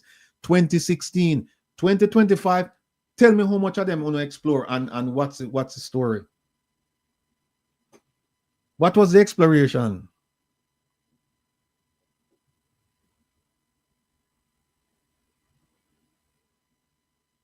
What was the exploration and what has been done? This is another ATI. Hold him accountable. Say in 2016, Mr. Prime Minister, you promised this. Please advise as to the status of the exploration to put 3 people in the Senate from the civil society and the diaspora. And we have other public statements of him saying that this is what he wants to do. What he wanted to do, because apparently he's not going to do it now. But, and then him come here with him hand out and beg. Him come here and want support, financial and otherwise. Make the promises in 2016. And remember, we haven't gotten to the 2020 promises yet. And also remember, this, what we're discussing for the last almost 1 hour, is the tip of the iceberg. Tip of the iceberg. So all of you in the diaspora who are jump up and down, Ray, go back and read the 2016 manifesto. Go back and read what he said when he was a candidate for office. Not the incumbent. He was a challenger. Go back and read that. And then also read what he said since becoming Prime Minister. And tell me that I'm wrong. People, you're at 60, please go sign the Magnitsky petition if you haven't. Let me look and see how many people sign it so far. No, don't let me down, you know. Don't let me down. Because we have a good fight for you know. And we are fighting for ourselves because we want to change in our Jamaica, not just for people who live in Jamaica, but we want to change for people, for everybody. We want to change for everybody.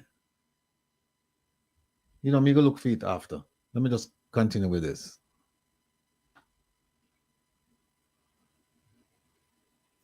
Strengthening corruption prevention authorities. This is when I'm talk about the Integrity Commission. Because remember, the Integrity Commission work was actually started under PNP government. And then when they lost the election, the JLP government took it across the finish line. And I'm saying, we will strengthen the framework for corruption prevention and prosecution of corruption through the creation of a single anti-corruption agency, revising the work already underway at the Parliament. You never want to say revising the work already being addressed by the government at the Parliament. It is what it is. But making revisions to ensure its effectiveness. Hear that? Making revisions, and they make the revisions. I know him complain about the revisions. The body will absorb the Corruption Prevention Commission and the Parliamentary Integrity Commission, as well as the Office of the Contractor General. So that's why I was telling people that the Integrity Commission, it's 3 agencies merged into one.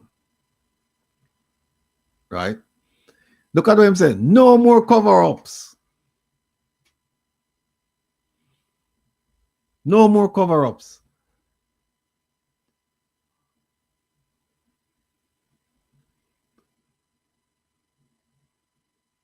All right, well, let's stop right this up. We'll stop right this up and put up, where is it? Now put up the Magnitsky petition so that all of you can see it and go sign it before we jump off of the area. Time flies, man. Hold on. And by the way, fundraiser for Dennis Sutherland out of Chicago. same thing. A GoFundMe, empower Jamaica's youth with your support. It's a worthwhile venture. Him do the book bag thing, back to school thing. If you get a chance, please go and support him. Go for me. What's it called? Empower Jamaica's youth with your support. So, Jamaica Youth Assistance Program. That's what it's called. We're going to talk more about this next week, but I'll leave it up there so I can just jump on it if you know.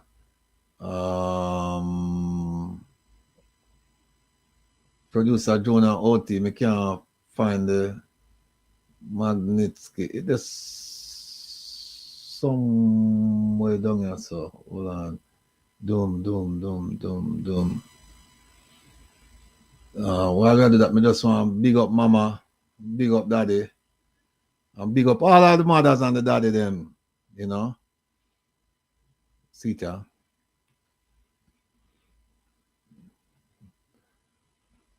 Let me do a thing.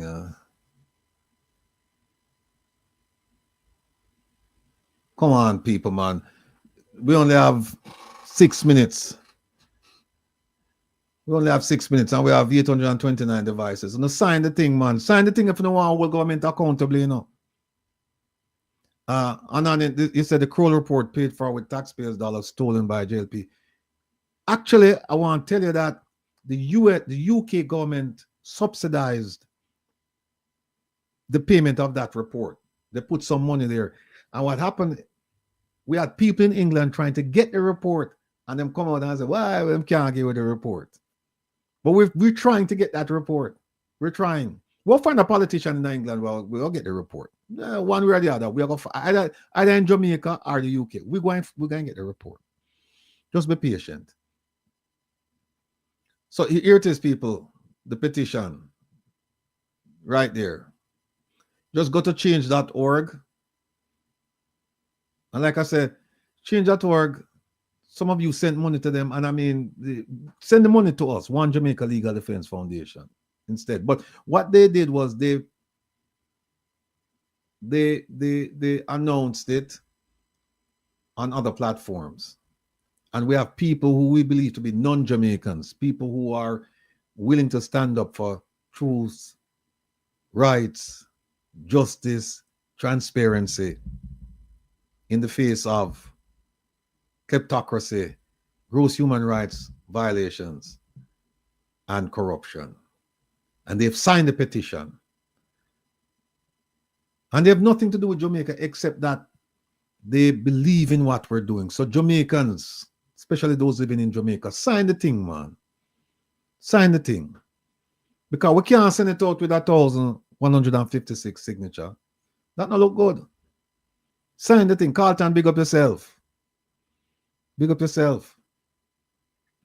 You know, people, I was planning to open the phone line today, and I'm looking at the tabs that Kevin left up for me, and there's a whole lot of stuff we haven't talked about. Whole lot of stuff. You know, there's something about the description, the job description that Jamp is asking the Prime Minister to come out before the general election and talk about that. We have a whole bunch of ATIs here to discuss. A whole bunch of ATIs regarding a range of issues. We talked about this gentleman, the Cuban labor export program. We haven't gone through that, and then the China piece, right? That will layer on top of it, because everything is layered. It's not in isolation. Not in isolation. Thank you, Ekron. Thank you. So, people, look, it's been, listen, I shouldn't sit down there and say, I forget a special seat. Next time I see me, I go have a different chair, because the chair that is this chair that cause a problem for me. I sit down too long. And I've been sitting now since 3. And it's 10 now, for 7 hours. Turn up the music a little bit. Wednesday night is calling night. Yes, D. What? Feel Philly edits. Statistically, this government is the best in Jamaica history. Prove me wrong. Philly edits, give me the stats. You said statistically, so give me the stats. And while you're at it, Philly edits, what I want you to do, because I don't know if you're Jamaican or not, but I truly care about you, the fact that you're on this platform and you would raise that issue. So what I would suggest to you is this. Go ahead and read the 2016 manifesto. Go ahead and read the 2020 manifesto. Go and read the sectoral debates. Go and look at the press conferences. Go look at the post-cap briefings. And then go read all the writings. Read them and just open your mind. Don't come and say statistically it is the best in history. Prove me wrong. No, you must prove what I'm saying wrong right now with the 2016 manifesto. You must do that. Philly edits. And then we can have a nice discussion. All right? People, listen. It's been my pleasure, my privilege to sit here and go over all of these issues with you. I look forward to this coming Wednesday when we can open the phone lines and you can open the floodgates and you just call and talk about anything you want to talk about. Dr. Ben will be back. All right? I want to thank you again for the many prayers. Prayers do work. And for those of you who are Christians, enjoy this holiday weekend. Actually, it's not an enjoyment, it's more like a reflection. Take care of yourself. Be well. Bye-bye. See for yourself. Open your eyes. Know for yourself.